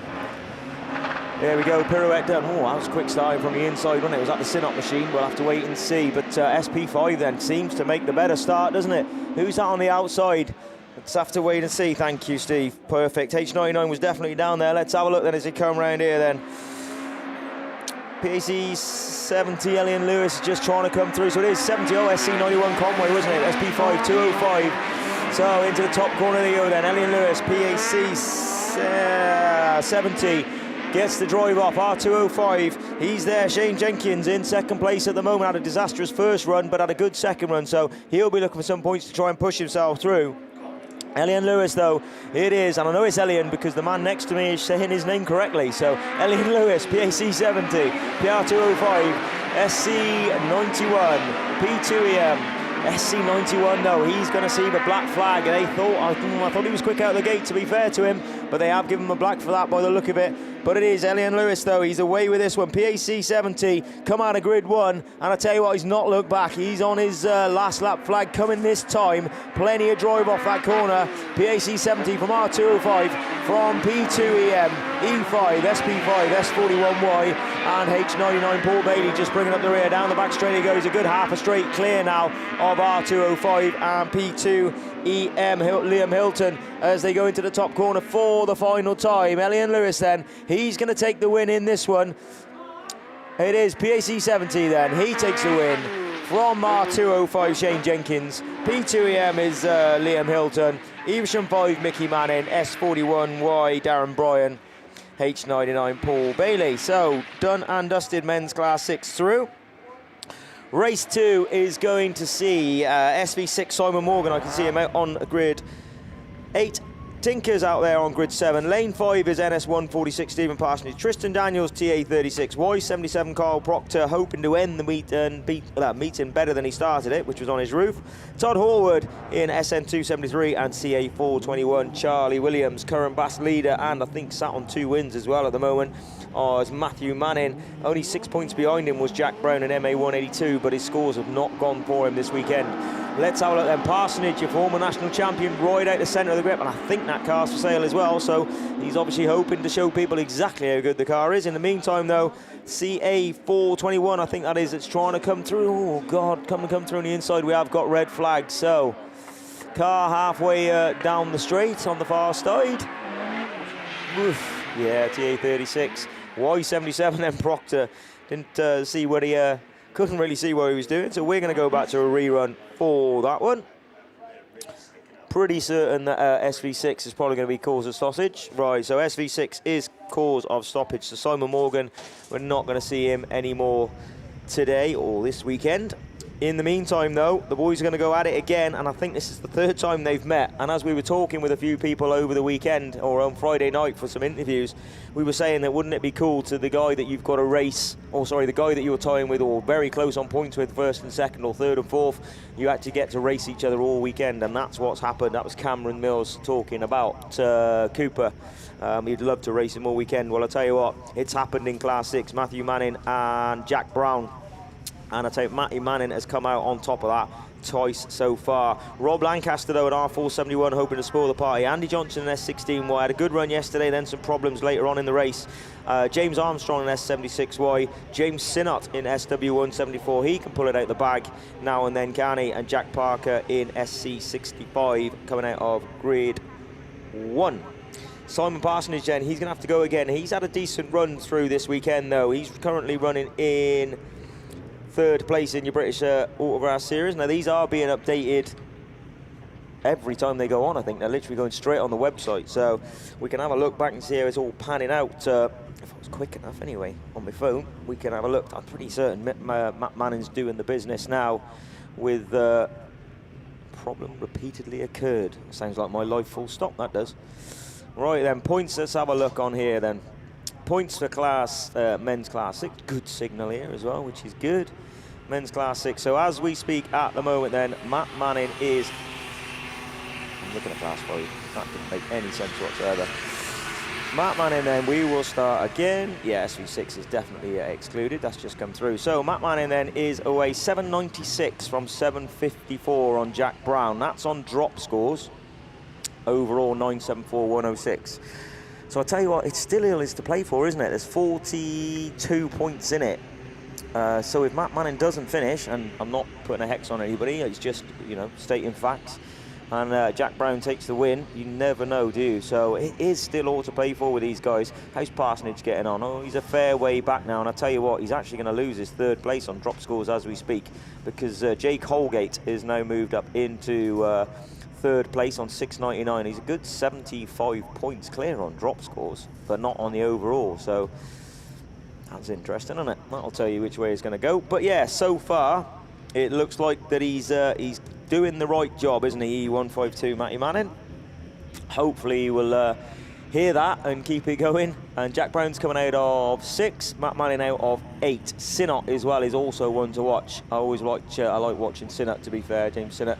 I think he's a top driver in Class 6. He's coming out of grid 3. I'll tell you what, he was really fast starting yesterday, was SC65. I'm not sure, I haven't seen him a lot this year. The car looks familiar, but I think that's new to him, so forgive me if I'm wrong. I'm not the Tim Jones of Class 6, unfortunately. All the best, Tim, by the way. Hopefully you're watching. We'll eat the cake for you until you get back next year. He'll be happy. He won't be happy with that. He'll come back and he'll be on celery and all that next year, won't he? No. Right then, come on, let's get these races going. Yellows are going up then. Let's see what Matt Manning can do. That supercharged Honda sat under the front of that. I'm pretty certain it's a supercharged Honda still sat under the front of that E152 car. Right, we got some yellows, but not a lot of yellows. What are we waiting for? Ah, Mr. Bentley's out there giving some bits and pieces out in his Jeep. Get him to the centre. We want to get on. Not sure we're going to get our 2 o'clock finish, Mickey, though, I'll be honest with you. We're not going to beat YD.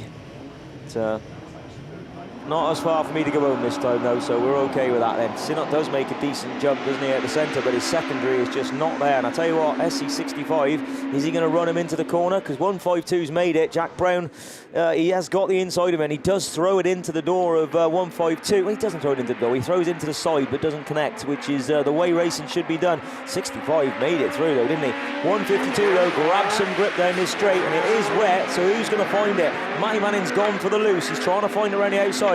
They're all scrabbling for grip on that slippy inside, and in the meantime Jack Brown says, right, I'm coming through. He's going to move up to 3rd place with Sinnott there in 2nd place. So this is doing the world of good, isn't it, for Matt Manning? He's going to go through, well, I'm not going to say he's going to go through, but he's looking to go through on 3 wins into the final this afternoon. As I say, it is still all to play for. Gone too wide, or not too wide, but he's favouring that outside line as he comes off, but they're just getting a bit more grip coming in. That's pushed him right wide with understeer coming off that corner, but he manages to get to that grip, and look at that car grip up as it goes down that back straight. Pulls at least 6, 7, 8, 9, 10 car lengths on everybody as he comes up. Jack Brown then, in the meantime, found a way around the outside to move up into 4th place. They're trying to come across the wet whilst Manning's trying to go to that outside, and I'll tell you what, it's getting closer. 65 is trying to find a way through. Jack Brown, what a move that was. Can he get the grip though as he comes through? He actually sliced through the middle of 65 and 55, got at the inside of 152. Who's got the power down the straight? Oh, that's smoky.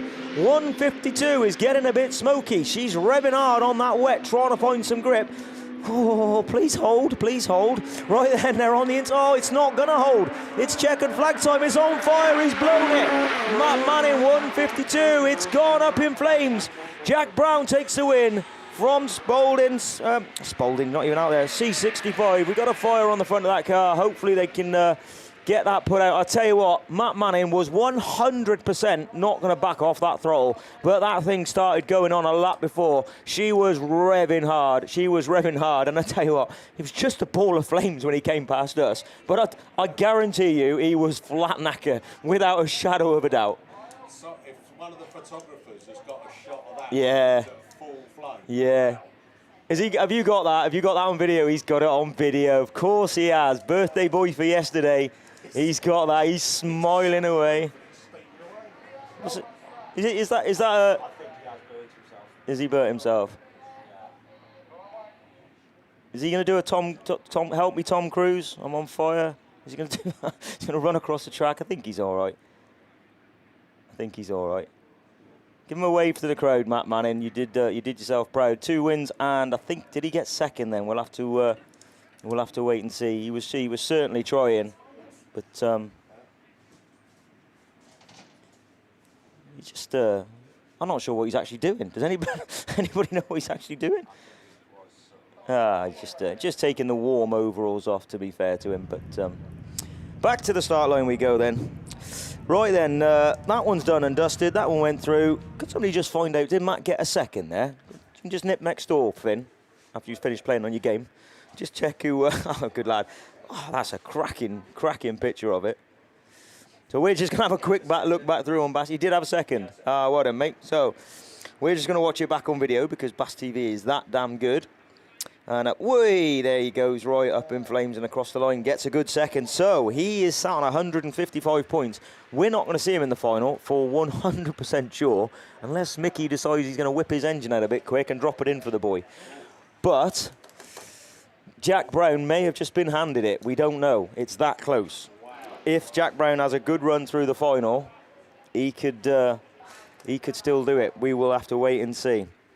Right, luck of the Irish, as they say, but he has got to get through that final and get through. Class 4 men finalists very quickly. Graham Whitterton, SR61, gets through. SS272, Colin Attrell, 93 points. Paul Birrell, SN261 on 109. Also on 109 points for CW144, David O'Leary.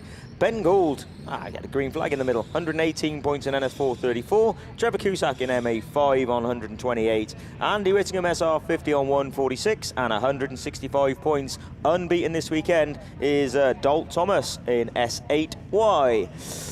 Right, then ambulance back into position on the top corner. Hopefully Matt is okay. I'm sure he was. He's a tough lad. He'll be just counting the singed hairs on his legs, I guess. But yeah, Imac, yes. Yeah, they do pay a fortune to have their legs whacked, some of these people, don't they? But we will see. I'll tell you what, they've used some fire extinguishers this weekend, mate. And these big tracks, I was chatting to Lance yesterday, they certainly produce some big moments, don't they? And they work at these engines so hard. So very good, very good. Right, okay, as we say then, last heat then, we've got a rerun to come, but PAC7 Adrian Lewis, Andrew Lewis, PhD 85, SV7 Paul Regan, Jay Colgate is currently third, Matt Scarfield in 22, P89 EM, Nick Williams and Richard Jones in SS279. Jaggers on the inside then, let's see if he puts the nose in, but 22.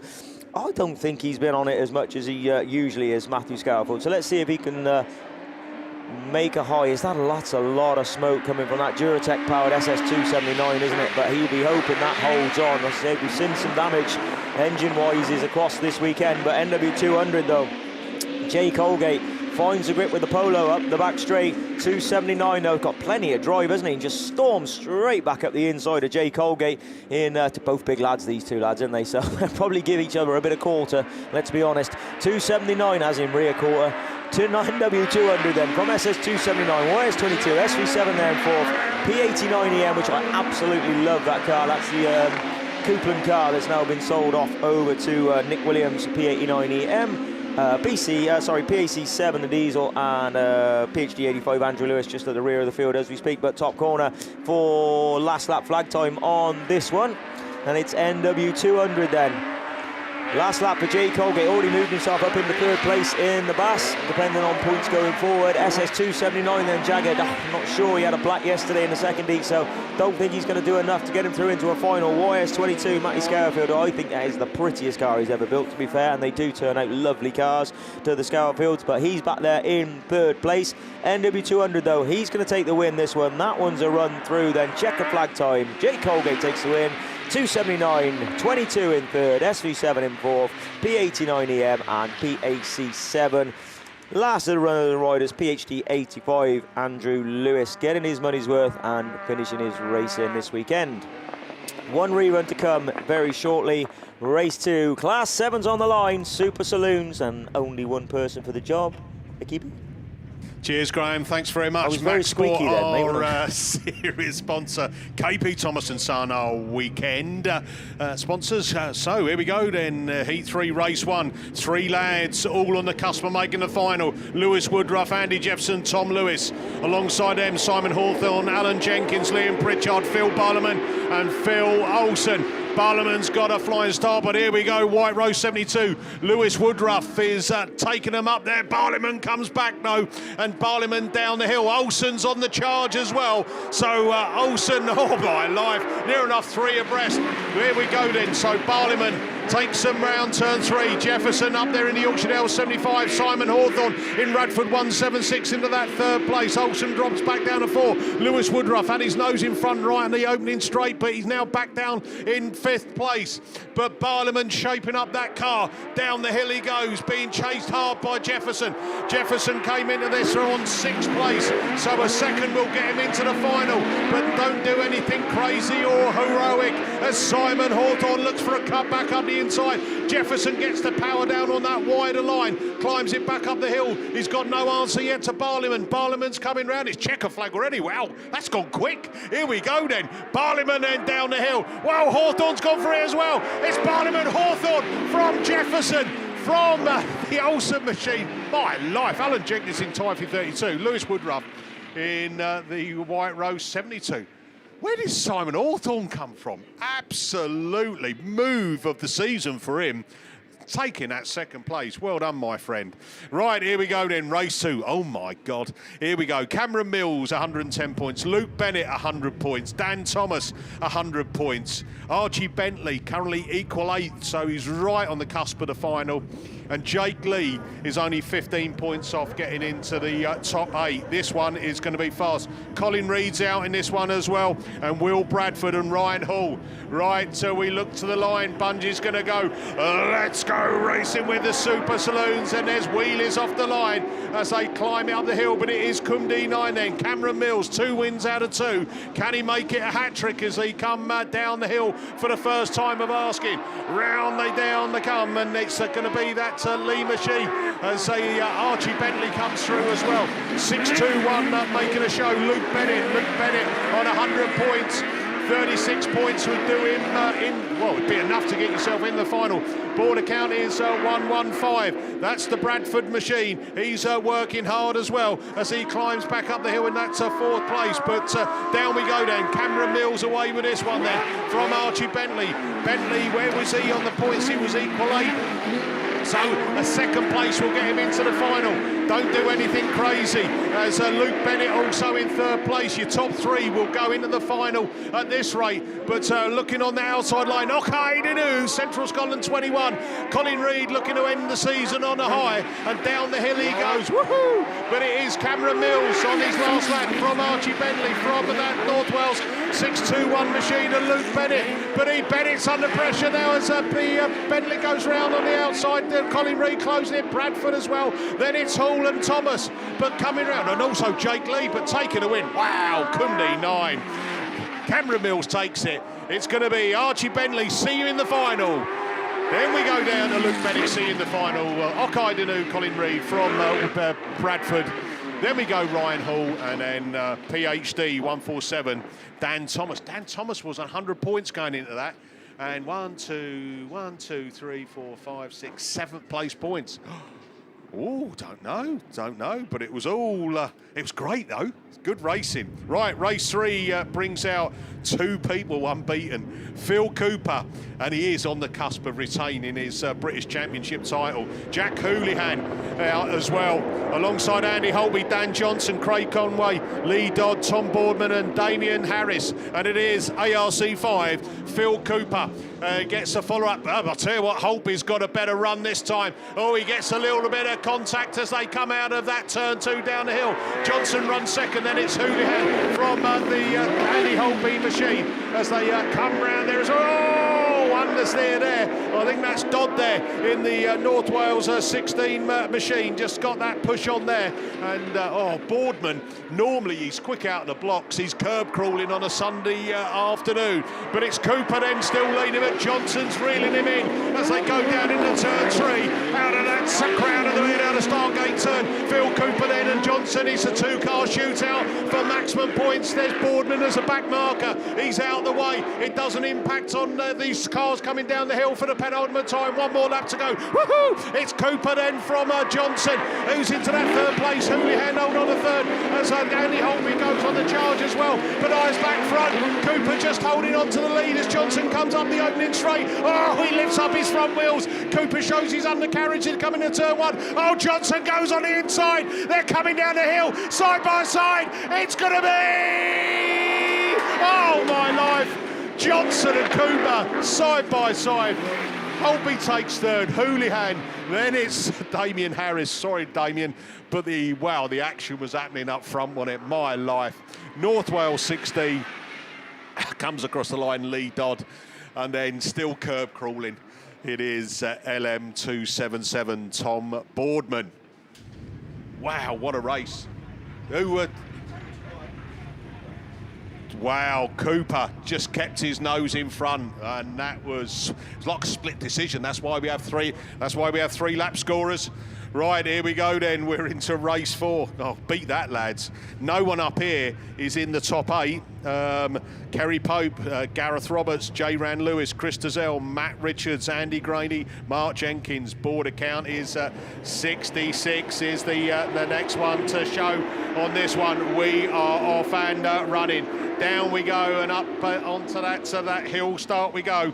Who's going to be the ones that go through? I think it is the 66 machine as they go down. There's all argy-bargy going on. But Matt Richards then in the Radford 555 machine. J. Ran Lewis is running in that third place, the 66, looking to go for a wide line. Andy Graney looks for the cutback up on the inside. Graney moves it up into there. Then we go Kerry Pope. Kerry Pope's going to be sandwiched. Then she's left reeling. Oh, no. Border County 66 got, well, he's been, bezagged. Oh, my life. Richards then still leading from Graney. Kerry Pope now looking for the cutback as well. A tighter line coming out of turn 3. Just has to settle for that. J. Ran Lewis in 4th place. And 66 has got it going again, but a long way down the pack as they keep working hard, keep going. So Ian Lewis in the 66, 1 lap to go then for Matt Richards, followed by Andy Graney. J. Ran Lewis under 3rd, Kerry Pope in the Sprung 82 in 4th. 5th place is that North Wales 76 machine, the Gareth Roberts. And then the Ian Lewis machine in Border County. Oh, Kerry Pope's on the grass. Oh, no. You don't want that, do you? No. Matt Richards throws it round turn 2. Near enough lost it. Colds onto it. Takes the win. 2nd is Pennine 8. 3rd is J. Ran Lewis in PAC 47. 4th place goes to Gareth Roberts in North Wales 76. Down 919, Chris Dazelle. And that final place is Border County 66. Ian Lewis. So Class 7s all the way through. Beat that, Steve. And breathe. So there we go. Super Saloons never ever failing to disappoint, and this final round absolutely no exception to that. Right, Class 9 then. We are reverting to. This is the runoff. Aidan Llewellyn in PhD 9. Lewis Farrer in Yorksdale's 42. It's a straight shootout for a place in the final to join Andrew Hornshaw in York 78, Adam Robinson in North Shropshire 71, Aaron Richardson in Pennine 5, Jimmy Smith in Ludlow 80, Lee Waldron in 4F, Neil Tivey in Mountain 62, and Sam Pinches in Radford 35. So runoffs only 2 cars, but normally very, very close, because obviously the competitors absolutely tying on points, so we know for a fact that they are very close as they get away down that far side and round the top bend. So one on a little bit of a wider line, one looking for the cutback, but the one that comes out of it the best is Aidan Llewellyn in PhD 9 from Lewis Farrer in Yorksdale's 42. But it is the Llewellyn machine down the far side, but Yorksdale's 42 looking then up the inside, but the PhD 9 car just manages to put a few yards between himself and the chasing machine as they come round once again. Aidan Llewellyn it is in PhD 9. Just pulled away. Problems there for Simon Farrer in Yorksdale's 42. Pulls into the middle of the track. So, yeah, checkered flag time. Then may as well go straight out. So, yeah, unfortunate there for Lewis Farrer in Yorksdale's 42. But Aidan Llewellyn then we'll be seeing PhD 9 in today's Class 9 final. So that's that one sorted out. Stock hatches are on the line. So what's this then, Lewis? Three stock hatch races and 2 reruns. Yeah, 2 out of 3 ain't bad. That's not something like that they say, isn't it? Oh no, it's the other way around though, isn't it? Only one finished, unfortunately. That's right, yeah. So good luck with these. Thank you, mate. Yeah, we've got, I can see there, the Tim Gardner machine, PAC number 8 out in grid number 8. So this is race number 1. I'm glad to see Tim back out there after a bit of bumping and barging that went on in that first attempt of this race. So in the rerun, we should see PAC 8 Tim Gardner, Y775 Ben Doyle working from the outside in here, obviously. So Tim in grid 8 and Ben in grid 7. Then we should have Jake Whittingham in the SR number 5 in grid 6. Jordan Regan, Breeden Hill 25 in grid 4. SP208 Ian Smith in lane 3. Alan Hawkins in pen out 22 having a great race in that very first run of this race, this heat, coming out of grid 2, and unfortunately by what I have written down here, I think the BC 225 machine of Ross Holland will no longer be taking part in this race. He was the exclusion, as the race had to be stopped when he was on stop on that bottom corner. So other than that, 1, 2, 3, 4, 5, 6 out there on the line, which is what there should be. So it's just the Ross Holland machine then who we don't have coming out in this rerun. It was a good race up until that point. Lots of chopping and changing with the positions out on track, and they will all be aware of that and wanting to make another good start. Again, we can see here 3 drivers within the top 10 coming out in this race. Jake Whittingham currently lying 5th overall overnight, and Jordan Regan in the Breeden Hill 25 laying 4th, and the Alan Hawkins car P22 in 7th. Knocking on the door though, Tim Gardner in 11th place on 56 points. So a good result here, could sneak him in to that top 8. We have the, what do we have here? Yeah, 73 car in 5th place before the second. He's on a 4th and a second, was on 73 points. So yeah, it's quite close there really, with only the 3 races as well. A good result here. If Tim can get a win, another 55 added on there, he'll be on 111. And that will definitely be knocking on the door, I would have thought, to get into the final a little bit later on. And a similar story there with the Ross Holland, unfortunately obviously not out in this rerun. He was down in 14th, and the Ben Doyle machine down in 16th. I would suggest that maybe the Ben Doyle car doesn't have that much chance of getting into the final, but you never know. Let's double check here then. The Ben Doyle car, Y775. Where are we? Down in 16th, as I said, on 36 points. So even with a 55 up to, what would that be? 87, I think. And that would be, yeah, I think if to get in the final with 87, you've got to be extremely lucky. But with only 3 races, you never know. But it's quite unlikely, unfortunately, for the 775 machine there to get into the finals today. But plenty of other drivers in the second rerun as well, who will be trying their best to get into that final. Rob Doyle in the DA25 will be trying to stay there. He's in 6th at the moment after the first 2 heats. He's on 72 points there, down in 6th place. So obviously still in, he's already in the top 8. Just needs to have a good result then to sort of stay in that position. I reckon a good 30 points maybe around that mark would cement his place in the final. So if you can get a third or maybe even a 4th, he should be okay. But that, don't take my word for it, that's not the prediction or a premonition. We'll have to see what happens at the points. A bit of an early move there, I think, from the SP208, I think it was, on the inside in a grid number 3. Again, Tim Gardner, though, had a storming start out from grid number 8.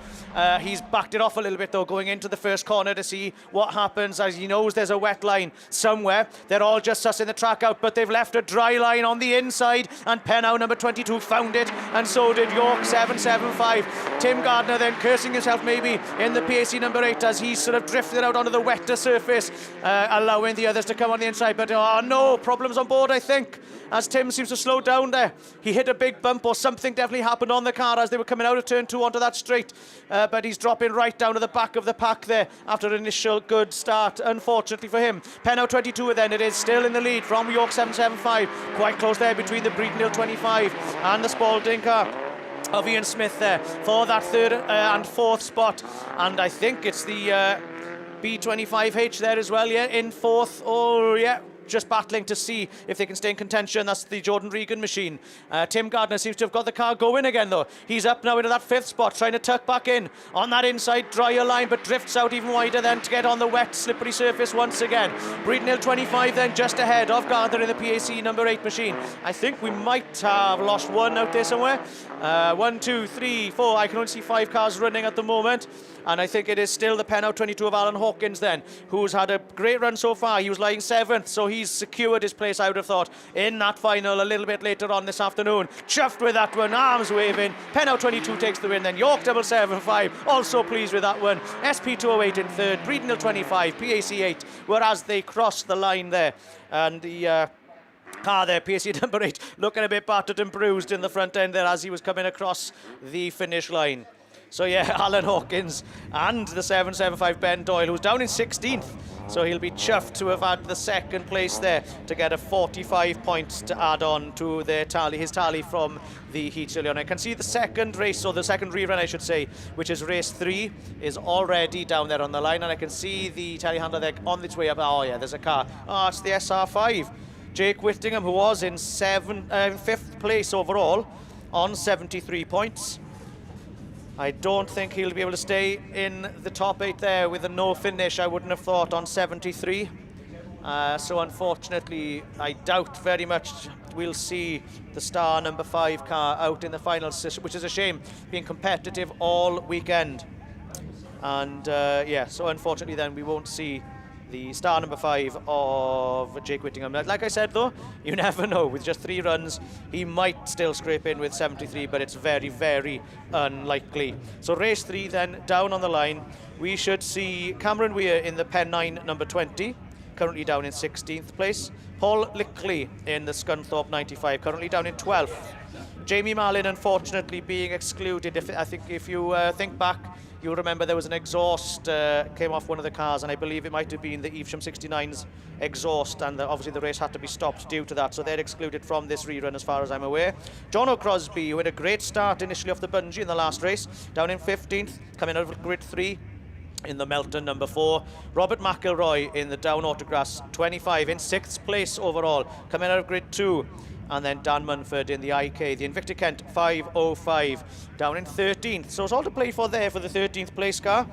Mumford in the 505 machine, currently on 49. Add another 55 to that and you're up in the hundreds. So you're always knocking on the door if you can get into the hundreds there. And so it'll be interesting to see how they get on now then in this third and final race, or this third heat of qualifying for the finals. The wind-up marshal is already spinning and the bungee's lifted. Crosby initially once again gets a good start from the bungee in the Melton number 4, but I think it's the IK 505 of Dan Munford who came out a great one, who started to lead them up that first straight, backed off a little bit though going into the first corner, and then back on the power to stay on that inside line, just drifting a little bit wider, allowing Crosby then in the Melton number 4 to sneak back up on the inside. So it's Crosby from the 505, DA 25 then is in 3rd spot, or just sneaking up into that 2nd spot as they go around those bottom corners. So it's Melton number 4 from Down Autograss 25 as they go up that far straight. Down Autograss 25 on that outside line to see if they can get a bit of speed up into turn number 1. And it's very close there then for the 3rd, 4th and 5th behind these leading 2 at the moment. Dan, the Down Autograss machine 25 was right on the bumper of Melton number 4 as they came around those 2 corners. P20EM on the outside there of the Scunthorpe 95, so they are battling for that 3rd and 4th spot with the Invicta Kent 505 at the back of the pack now, unfortunately losing a few cars lengths as the rest of the field pulls away up that far straight. Again then Melton number 4 just seemed to make a bit of a mistake coming around the apex of the corner up there, but is still in the lead coming down onto the straight. DA25 unfortunately then pulling out here into the wide line, has problems on board or has had a flag or something. I'm not sure what's going on there, but unfortunately out of the runnings definitely in this one. Melton number 4 then it is, going up that far straight in the lead then for the final time around turn 1 into turn number 2, and we've got the Scunthorpe 95 of Paul Lickley then still not giving up, trying to reel him in to see if he can do anything to get past. It's not looking likely though. Melton number 4 again pleased with that one, takes the win. Scunny 95 from P20EM and the Invicta Kent then 505 finishing off in 4th spot there to round out your 3rd heats for the men's stock car. So the next time we see those guys out now then, some of those will be in the finals later on, I'm sure, battling for the overall championship. So we look forward to that later on. It probably won't be me on the mic. I'm not sure I'll be able to stay on now for much longer because I'll have to nip up to the car to get ready for, you know, I mean the final, Mickey. I've only gone and made the final for a change. Word of advice. Yeah. Pronto, mama. I'll be trying. But it's over now then to Graham, who's getting ready for this Class next 8 race. semi-finals time. We are away this time, 21's out there, WR38, TA57, IK65, S5D, WS19, ARC15 and WW132. Mullen makes the break. He was down here practicing in the other car a couple of weeks ago, and I tell you what, he's stuck it right in the grip, and he's just kept it. Pulled another gear, 38, 32, or 65. Reese Wyeth's up in amongst it after a fabulous run through the heat. He's there in third place, IK65, Harry Russell slipped out wide, and at the moment, Ash Howard, who was sat on 3 wins, I think he was, or at least win and 2 seconds, or no, 2 wins and a second, sorry. But Darren Mullen switched his line. He's going across that wet this time, trying to grab the grip, but he's away with this one. WR38, 19's up to second. Harry Russell's back to fourth, trying to get to the inside. Harry Russell knows the top 4 is good enough, and Jake at the moment is the one that's got a bit of work to do. He's back in 5th, but about to be pushed back to 6th place from Connor Jones in the ARC15 car. In the meantime, though, Daz Mullen, this is your last lap time. It is WR38 then, 1 down. WS19, IK65, oh, he got loads of push. And WW132, oh, it always bugs me why they do this. They're top 4, they're already through. Why are they doing it? Oh, it just winds me up. WR38 then. That's his checkered flag. It's going to be Harry Russell's there with his arms out, his arm restraints on. That tells you everything, doesn't it? WR38 takes a win. WS19, WW132, and EA57 gets the 4th. I think there's going to be a bit of flipping hoo-ha about that. Okay, yeah, we'll have to wait and see. In the meantime, though, Finn, ready yourself. There's your list. Your dad's in there. Best of luck to you. Best of luck to him, not me. This is ProLink Series sponsor for men's Class A. Evesham 356, Mitch Wells. Yorkshire Dales number 7, Liam Nichols, Rush Shepherd, South Somerset number 3, Alex Hall, Radford 411, PhD 47, Dan Thomas, Bryn Powell in Lud 4, Radford 71 of Mike Lewis, and Cambridge 44, your previous national champion of Dan McKenzie. We're looking for track clearance all the way around the circuit. We look to the first marshal, he does the Abbey Juggins pirouette, and we're away with semi-final number 2. Who's going to get the best of the breaks? It's Mike Lewis in Radford 71, South Somerset 3's right at the back of the pack. Mitch Wells is at the back of the pack now in Evesham 356. Who's that hanging it right now outside Radford 71? Here's your race leader as they come past commentary. It is Radford 71, PhD 47, and Radford 411. Yorkshire Dale 7 coming up the inside. Lud number 4, Rush Shepherd.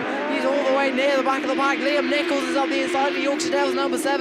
From PhD 47, no, they're going to stay as they are. Mitch is at the back of the pack. There's problems on board for Evesham 356. Shepherd's coming up the inside. It's South Somerset number 3. But your race leader still PhD 47, Yorkshire Dale 7. Love 4, Shepherd's through in number 3. He's got understeer though as Bryn Powell comes back up the inside. So does Mike Lewis in Radford 71. So Shepherd's out at the moment. He is right at the, they're all fighting it out. Shepherd's back up the inside, moves into 3rd place, a double overtake. What a move that is. Last out flying time though, it's going to be PhD 47.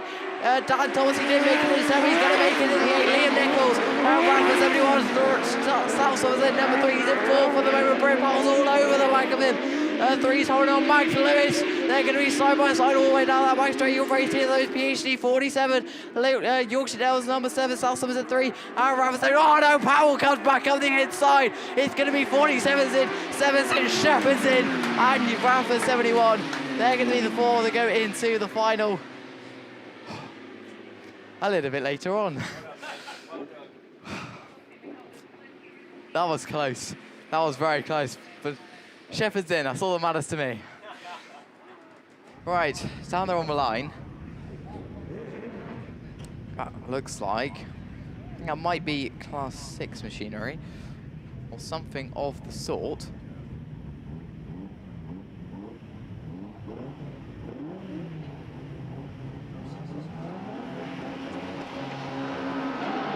Cheers, Finn. Sorry about that. Yeah, Class 6 rerun time, isn't it? Parsonage out the middle then. Let's see if he can get the start down the first straight, which he does. 3 car lengths, I think, clear probably, or 2 car lengths clear of TA36 as he comes through. Wow, choking. Sorry. Somebody's licked my sheet.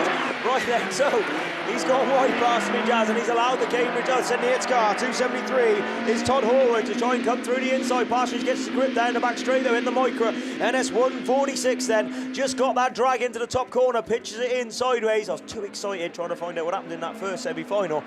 So NS 146 though, Parsonage doing his trophy hunt, the world of favours, isn't he? Sat there in first place at the moment. Tinker then Y35 trying to reel him in. That sounds amazing, that thing, Y35. Y77 Proctor and CA421 Charlie Williams. Problems for TA36, lost the wheel on the rear. You're not doing your job. You're not doing your job as a TA car with a wheel off. NS 146 though, SN273, Y35, Y77, CA421, and then as I say, we've lost TA36 Tristan Daniels down the back straight then. He is going to go through here, another win. NS 146 Stephen Parsonage. I tell you what, just message me somebody. I'm sure it is for sale, and he's doing it the world of good, isn't he? So why you'd be selling it if you're staying in class, I don't know. 146 takes the win. 273 from 35, from 77, 421. Job done. Oh, what's that on the start line? Class 10 time. Right. Class 10s. Let's find me sheets for Class 10. It's all over the shop at the moment, isn't it? We don't know where we're coming or going. Class 10 sponsored by SGS Gases and KS Coles, Mr. No Neck Lord Coles himself. First race will bring out E223 Brandon Young, Andy Ornshaw, Mark Pascal, Lee C. Greaves, Jack Rawlinson and Liam Grasby, Edward Milner. I'll tell you what, whoever the lady was in the beer tent on Friday night that put it in my phone how to say it all, please get in touch, because I can't remember who you were or even you doing it. So Y7 then, Andy Ornshaw from H250, Mark Pascal, and then the fast charging Grasby, Liam Grasby, just with a bit of push on. He went in quite hard. Who's that gone really wide? Is that C. Greaves with me? Y7 then, from H250, SC13 in 223. Oh, Grasby's got loads of sideways, but oh, he held it so well, didn't he? Just manages to keep it on. Oh, just lighting the tyres up over the back there. And in the meantime, SC13 then's trying that outside line, Jack Rawlinson, to try and go round. But Mark Pascal's having a wonderful time in the new car for him. Sat there in second place, chasing down your multiple champion, Y7 Andy Ornshaw with the twin boosters. We got twin Blackbirds, then Jinxers, and then another boosters, Lee Seagraves, back there in fourth place. Oh, he needs better results from this to chase Liam Evans down for the BAST title if it hasn't already been decided, or hasn't with a H been decided. So last lap flag time then, Y7, Andy Ornshaw, he's away. Liam Grasby's now coming through on H250. Mark Pascal dips the brakes, tries to tuck on the inside, they're getting close. Oh, rubbish racing, Harry. That was just a close bit of racing. Hopefully them two can keep it going, which they have done. Checkered flag time. Problems at the back for Eddie Milner, but checker flag time. Andy Ornshaw carrying on through. Oh, Liam Grasby just lost another one. I think he got a puncher as he may be, but Y7 takes the win. No, he didn't. H250, E121, LC1, E223, and SC13 dropped towards the back towards the end of the race. So, well done, you Class 10 guys. Problems for Eddie Milner, who pulled off on that one. I think, as I was saying earlier on, if you heard, like coming across that inside line, especially when they water it, you've got no choice. You're on an adverse camber, so it's trying to drag you out. So we're going to see cars go for that inside line, can't get the grip and slide into other cars. We'll have to just wait and see if there's any comeback on that between 250 and 121. So Craig Beaumont makes a good start. Lance Bowen makes a good start. Both of them into the first corner. Low love lost between these two guys, assure you. But Lance blown on the inside. Then we got the BB car on the outside. Let's see what happens through the water splash.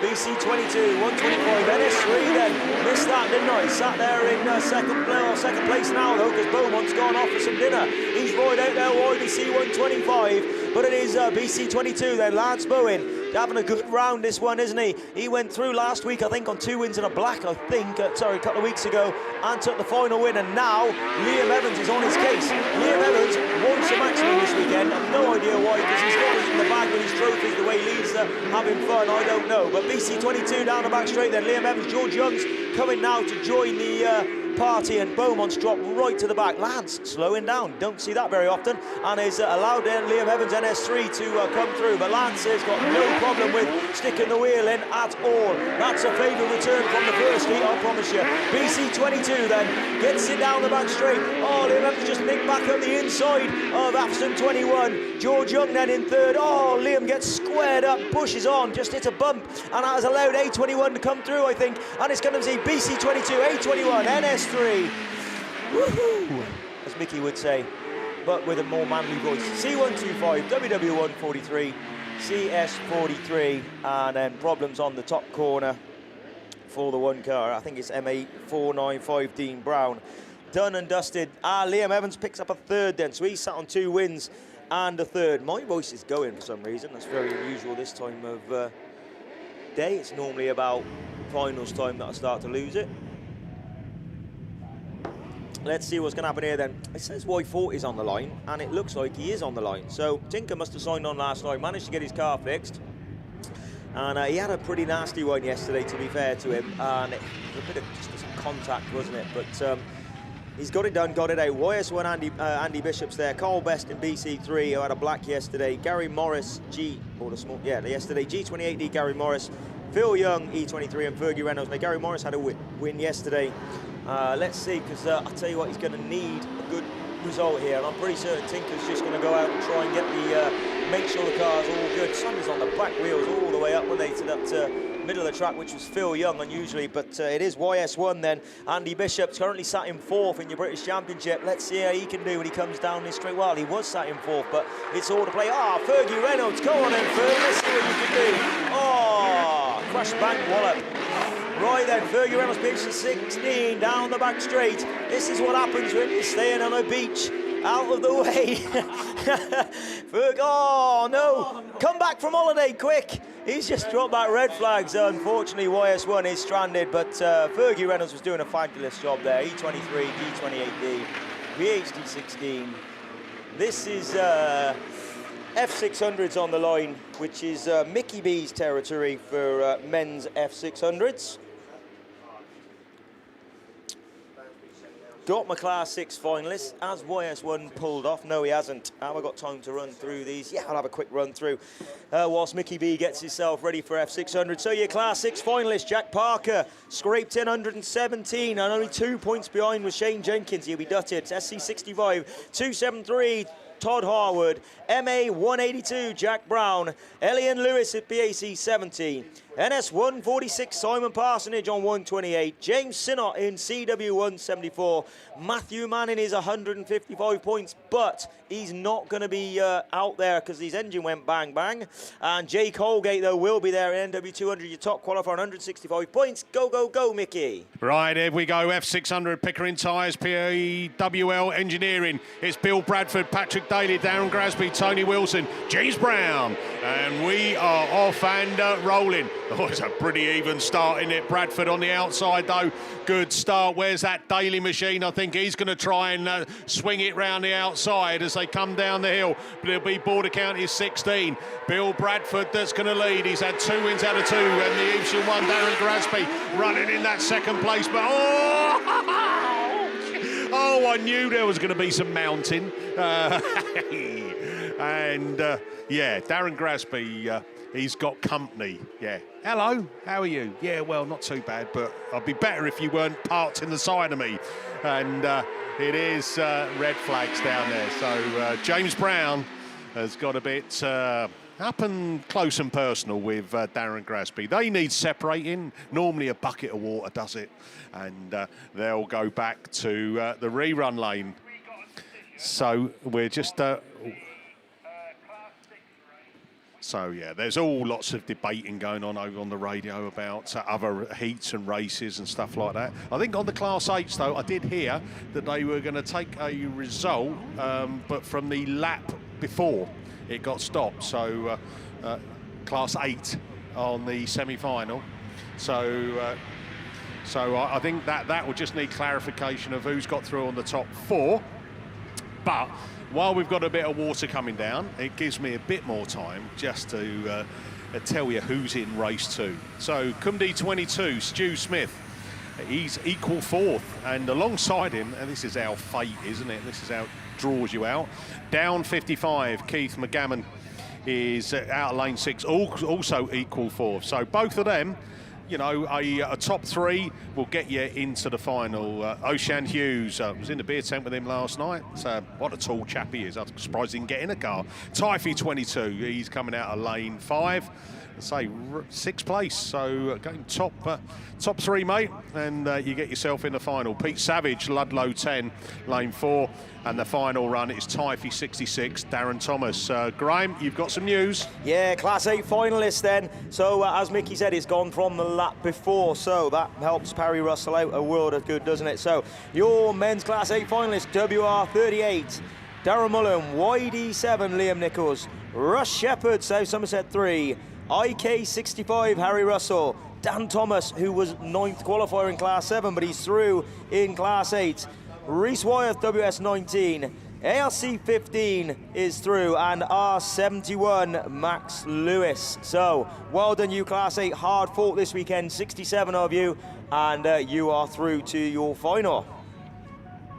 Yeah, thanks very much, Graham. And yeah, it was one of those, isn't it? You know, like the car looking to come up the inside, and if you don't just make it stick, and then maybe a little bit of contact, then yeah, I think you know, the decision, you know, it's been reviewed, and the camera, and you wouldn't want anyone to miss out on the fact that something that they couldn't control themselves. But wow, what a lineup for the Class 8s.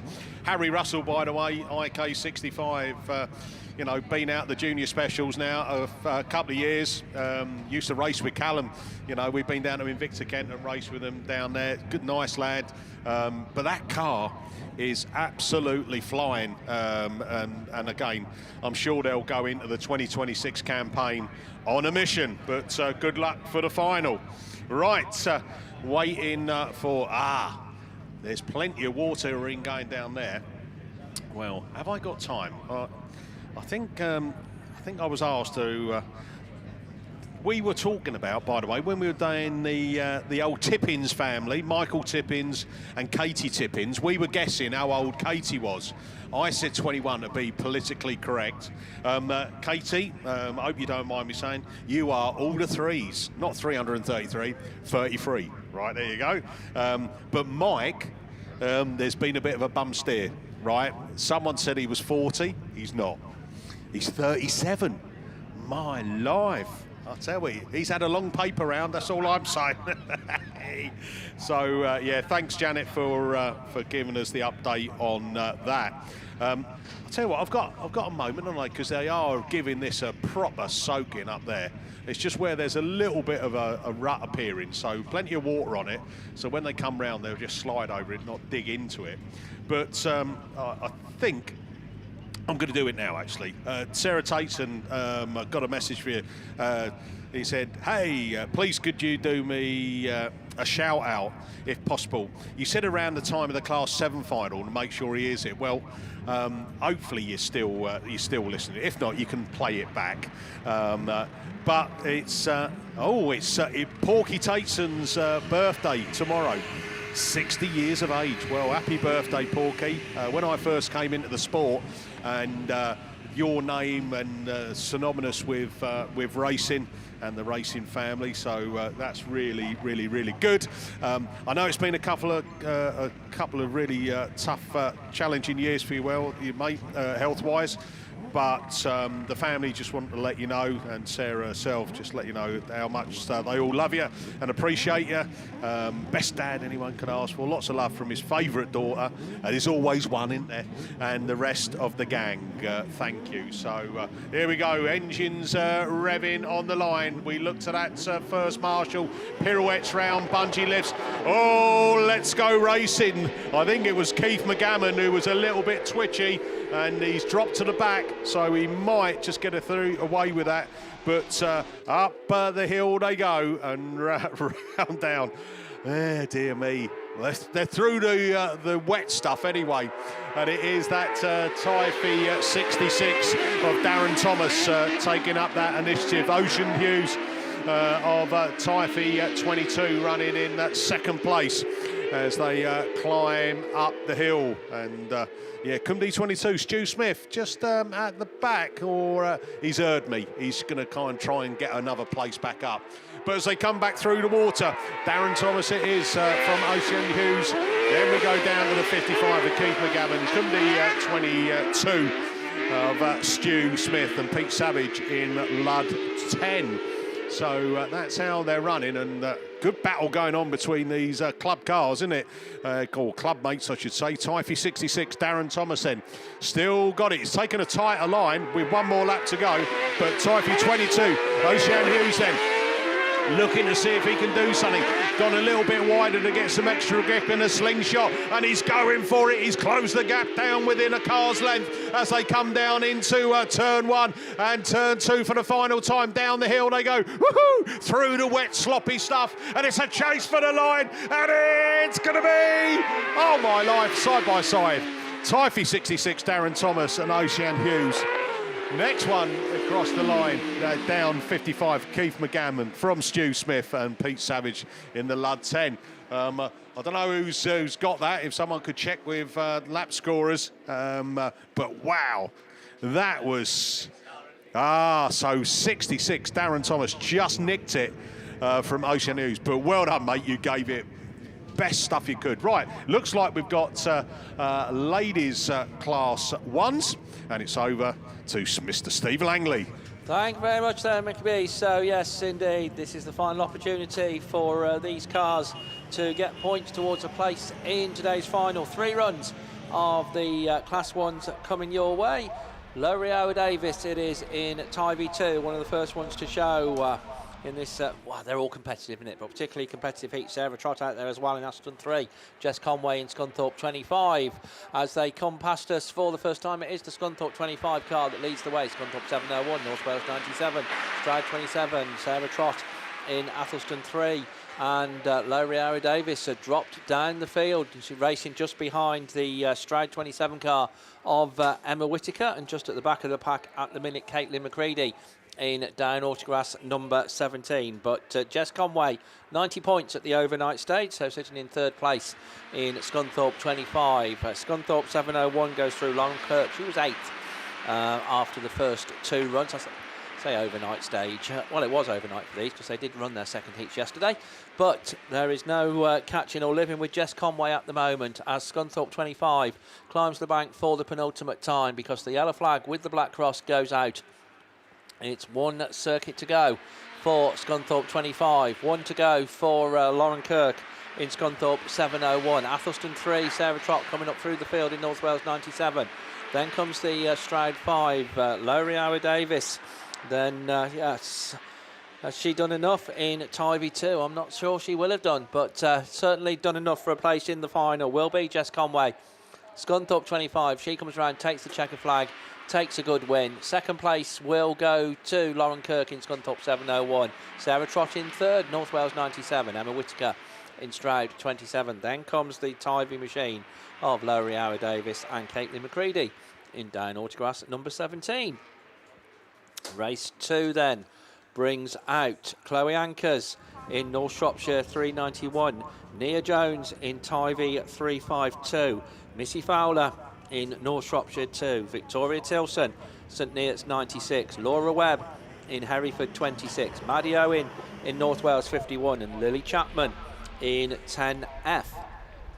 So Lily currently sits 4th at the overnight stage in the 10F machine. And Maddie Owen in North Wales 51 didn't have the best of days yesterday. Started off quite well, but unfortunately picked up a black flag in run 2. Victoria Tilson in St Neots 296, also not having her best of days. But North Shropshire 2, it is Missy Fowler, joint 6th at the moment, and leading this one as she goes down the far side. Lily Chapman, in 2nd place, I think will do for 10F. The North Wales machine then of Maddie Owen in that 3rd place slot as they climb the bank once again on the inside. I think that is the Chloe Ankers North Shropshire 391 machine, but NS2 leads the way. 10F North Wales 51, North Wales 391 on the outside. Nia Jones in TA 352 and St Neots 296. Victoria Tilson at the wheel of that one, but the leading 3 just pulling away a little bit down that far side. Missy Fowler It is. Certainly a heat win is going to book her a place in today's final. North Shropshire 2 comes round once again. 1 lap to go. 10F and North Wales 51 within striking distance, but not sure they're quite close enough to actually mount a challenge at the minute. Nia Jones improved a little bit in Tyre 352. She's up into 4th place, joined to 11th at the overnight stage. Well, it's going to be close, but it's all right. You'll be all right, Nia, because Lewis is here. As a race leader comes round, then checker flag time it is. North Shropshire 2, 10F, North Wales 51. That's the 1, 2, 3. Nia Jones in TA 352. Chloe Anchors in North Shropshire 391. Victoria Tilson, St Neots 296. And completing all Laura Webb in Hereford 26. So we've said 1 car unbeaten yesterday, 2 wins out of 2 for Sarah Meehan in West Waterford 134. She is down there on the line in lane 1. Next to her, Chloe Ray in Border Counties 150. Then Vicky Thomas in Invicta Kent 14. Faye Steventon in North Shropshire 89. Amber Powell in North Wales 52. And Claire Compton in North Shropshire 951. So that's the line. Faye Steventon had a mixed day yesterday. Started off with a black flag, then had a very good 2nd place. So she's going to need a 1st or possibly a 2nd, might get her into the final. But leading the way, it is the West Waterford 134 car. She's having a good weekend, is Sarah Meehan. On the outside is Amber Powell in North Wales 52. As they go down that far side, running in 3rd place. I don't think that will be good enough for Faye Steventon in the North Shropshire 89 car. Then comes the Border Counties 150 machine of Chloe Ray, but looking to try and make it 3 wins out of 3, and that will certainly make a top qualifier. 134 it is.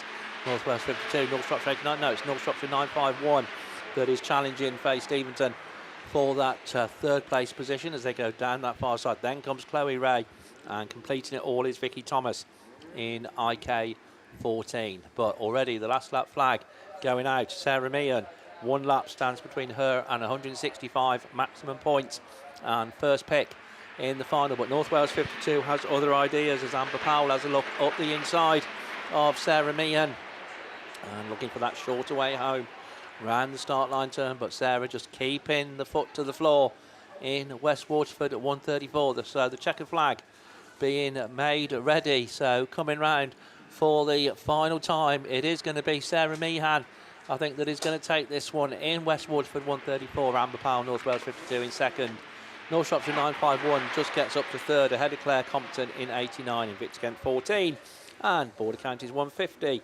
Chloe Ray at the wheel of that one. So that successfully completes all 3 runs of the Class 1s without a rerun in sight. No need to brag. Just stressing. Right, just in case anybody missed that. So yeah, Class 1, oops, no rerun in sight. Okay, yeah. I haven't got time for reruns, I got to go. Absolutely, yeah. So over to Lewis. I had a chat with the ladies Class 2s earlier. They promised me they're going to get through these 2 races now without a hitch. So yeah, we're on to our ladies Class 2 third heats then. Your series sponsors are Fleet Care Services, and the round sponsors are Worcester Rentals and Jack Houlihan Carpentry and Construction. And looking down there on the first race then, we should have Jess Tate, Gabby Smith, Jess Conway, Vicky Robbins and Rona Pelham in that order from the outside in. And we're already up and running, and I think it was Gabby Smith who had a very good start there from grid number 6, but Conway's in the middle of the pack there in Scunthorpe number 1, just ahead of the SN1 of Vicky Robbins, who's on that inside line but chucked a little bit too hard there. Car very sideways as she came around the turn of into 2 and 2, but look at these neck and neck as they come down here then. 1, 2 and 3 almost side by side then as they go back into that bottom corner for the first time. PhD 66 it is. Rona Pelham in that 4th spot with the Scarborough treble 2 of Jess Tate back in that 5th then. Just Conway leading up the far sides. SC1 from SN1. Your 1st and 2nd, but Conway threw it hard there and caused a bit of a chaos there behind her as the 2 cars behind have come together trying to avoid Conway, so I'm not sure what will happen there, but Conway it is then pulling away now from Rona Pelham, who's now up into that 2nd spot in PhD number 66. Conway pulling away now from the 2nd place car of Rona, and SN1 then just back down into that 3rd spot in the St Neots number 1. That's Vicky Robbins at the wheel of that one, and the Gabby Smith machine demoted now then down to that 4th spot unfortunately then with Jess Tate lagging behind in that final position in 5th. Oh, flag there maybe. Well, Jess Conway's definitely slowed down a lot there, heading down into that bottom corner. As if she either had problems or has been flagged or something. I'm not sure what's going on, but it's Rona Pelham now who's at the head of affairs there. PhD number 66 leading her race there. Up into the top corner, round turn 1, got a little bit excited, going very wide into that top corner, coming down the bank now, then onto the straight. Will she get her first win here? Rona Pelham in the PhD number 66 holds on tight as she was nudged there by St. Neots 1. 66 then takes the win. Scarborough for 249 worked their way back up into the second spot. Third place on track goes to Scarborough treble 2. Jess Conway just tootling over the line there in SC1, obviously with either problems on board there with her and the SN1 there after that incident, coming out of turn number 2, demoted then to the back of the pack and taking that 5th spot. But well done there, and congratulations to Rona Pelham there, down in 9th. Overnight, well, after the second heats, I should say. So will possibly have worked her way up there into the final. I would have thought so, with a win there to add 55 points onto her 42 from the first 2 heats. So here we go then, race 2. Linda Thomas there in the PSC 91 on the outside in lane 8. Also out with Nicola Bettany, Lexi Owen, Abby Juggins and Jess Farrow. So the another 2 South Wales League cars there, Linda Thomas and Lexi Owen out there, would have seen Rona going well in the PhD 66 there and having a win out in that first race, barring any incidents, of course, that happened and any decisions that might be made. So, but as far as we're aware, that race is done and dusted, and the bungee has already lifted for this second race. Linda Thomas on the outside made a superb start off the bungee and seems to be edging ahead, but they're all pretty much neck and neck now as they go into that first corner. Linda hit that big bump going into turn number 1, unfortunately, and it just put her offline a little bit, drifting out wider then onto the wet, slippery surface, which has now pushed her back down the pack a little bit. So R92 then leading into the bottom corner. Linda on the outside of the York number 2 there, of a Jess Farrow on the inside, and the Scunthorpe number 40, Abby Juggins at the back of the pack. So no Lexi Owen, unfortunately, out in this one, who was lying 4th overall after the first 2 heats. But we still got a battle on there for that second spot. Look at York number 2 on the inside, with Linda trying that outside line, hitting the bump there as they come out of turn number 2 and down onto the straight once again. R92 it is, though, who's in 7th at the moment. Nicola Bettany pulling away from the second place car there of Jess Farrow in the York number 2, with Linda there just dropping a car length or 2 from the York 2 as they go up that far side into the first corner once again. Linda's got to be careful. There's a challenge on, I think, there from the Scunthorpe number 40 at the back of the pack at the moment, but is set to challenge if Linda makes a mistake there in 3rd spot at the moment. They seem pretty settled, though, as they go into turn number 3 there. I think they're coming around this time for the final time of asking. R97 it is then. Nicola Bettany currently 7th, as I said, overall. Linda looks like she's setting up to go around the outside or have a cut back on the inside there, but I'm not sure she's got enough time to do it. It's going to be a race win by the looks of things. So for Radford number 92, Nicola Bettany takes the win. Linda did have a last-ditch effort there, but it wasn't enough to go past York number 2, who takes that second spot. That's Jess Farrow. Linda Thomas in the PAC 91 takes 3rd. And then into the Scunthorpe number 40 of Abby Juggins, who takes that 4th spot. And the ladies' class 3s are already down there on the line. I'm looking down there now and I can see Lexi Owen unfortunately stuck on the line down there. But I can see the 3s there ready behind her, and Graham is ready by my side as well to take you through those. Good luck to everybody else. Thank you, mate. I'm having my Jakemans on the way through. Other throat-based sweets are available, Mickey.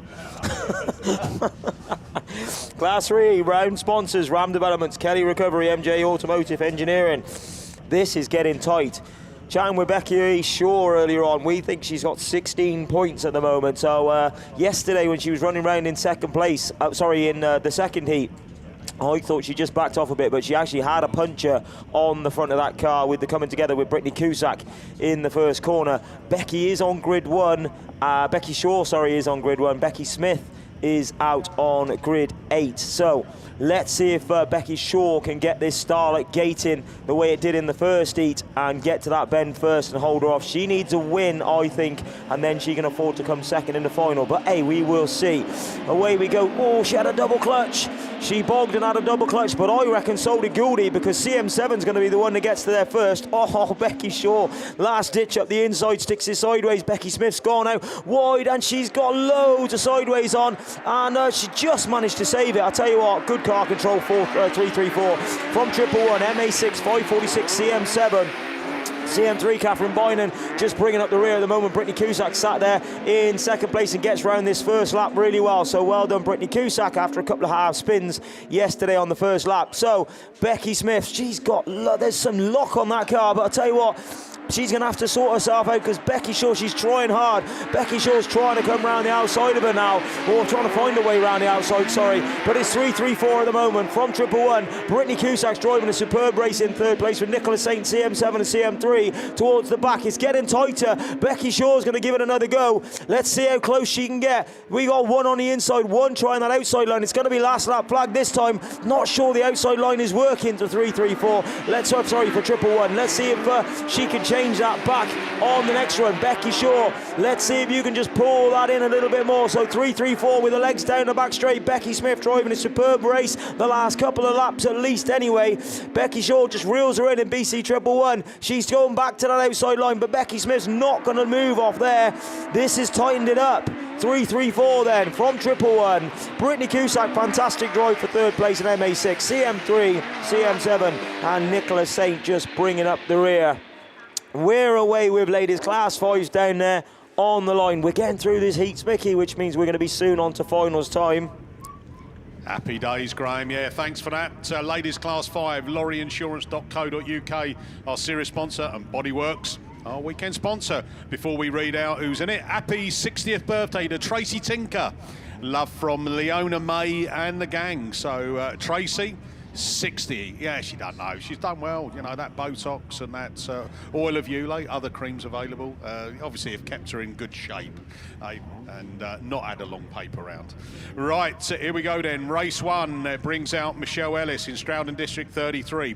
Equal third, Kirsty Godfrey, Cambridge 10, currently sat 6 on the points coming into this third heat. Sandra Jones, 2 wins out of 2. Cumberland 31, 110 points. Georgia DeCrow, PAC 84, coming out of lane 4. And Lucy Wickham-Jones, PAC 11, is sat 8th. Right, you're right at the edge of the final. So you need to be at least the top 3.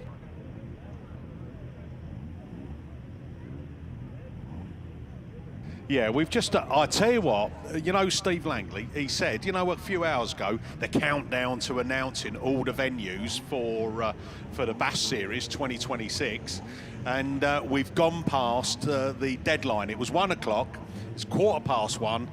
He's teasing us, isn't he? Hey? He's just, you know, he's dangling the dates, but not telling us. Hey, nothing worse than being dangled in front of. Right, here we go then. We're off and racing.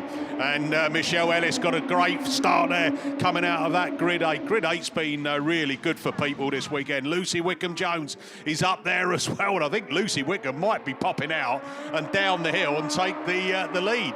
And, oh no, she was in the lead for a short moment in time.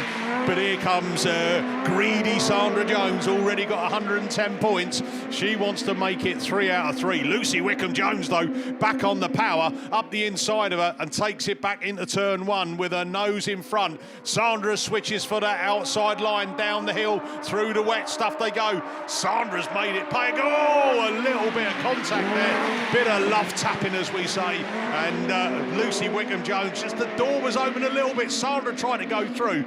Lucy Wickham's having a stormer of a drive as she's coming up the hill again. She's going to come round turn 1 and 2 for the penultimate time, because it is last lap flag. Where's Sandra Jones going to go now? She's changed her line and looking to come down, but hold on a minute. Michelle Ellis is now starting to get up in the mix, and Kirsty Godfrey as well in Cambridge 10, near enough 3 abreast as they come out of turn 3 and up a Stargate turn. It's Lucy Wickham-Jones then from Sandra Jones, from Michelle Ellis, from Kirsty Godfrey, and it's going to be Jones looking on the outside line. Oh, Wickham-Jones has pushed out. Oh, Michelle Ellis has come through. Oh, my life, they're tugging and banging. Who's going to take it? Woo-hoo! Lucy Wickham-Jones from Michelle Ellis. Oh, I think Sandra Jones and then Kirsty Godfrey. What an unbelievable final corner. My life. Oh, it's brilliant. I'll tell you what, I thought Michelle was going to kind of nail it. Well, you've done it, Lucy Wickham-Jones. You've had to work hard to earn it, but hats off to you. Right, race 2 brings out Lynn Olsen, Kat Cox, Nicola Jesse, Gemma Holland and Sarah Chilvers. Kat Cox also unbeaten this weekend. Nicola Jesse equal third. Equal third with Sarah Chilvers, Lynn Olsen on 7th in position, and Gemma Holland just outside the top 8. She's 9th. So Gemma Holland, yeah, well, I would say, Gemma, 1 or 2 for you. Nothing less, but you've got some real competition out here, haven't you?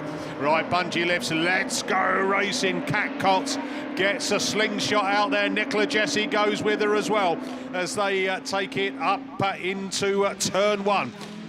And only 4 in this one, but down the hill they go. Cat Cox has been on song for the last number of rounds. Sarah Chilvers then in the Yorkshire Dales 46. These two girls, by the way, Sarah Chilvers, Nicola Jessie, have been having a battle, you know, most rounds, nationals as well. So no surprise that they're close to each other.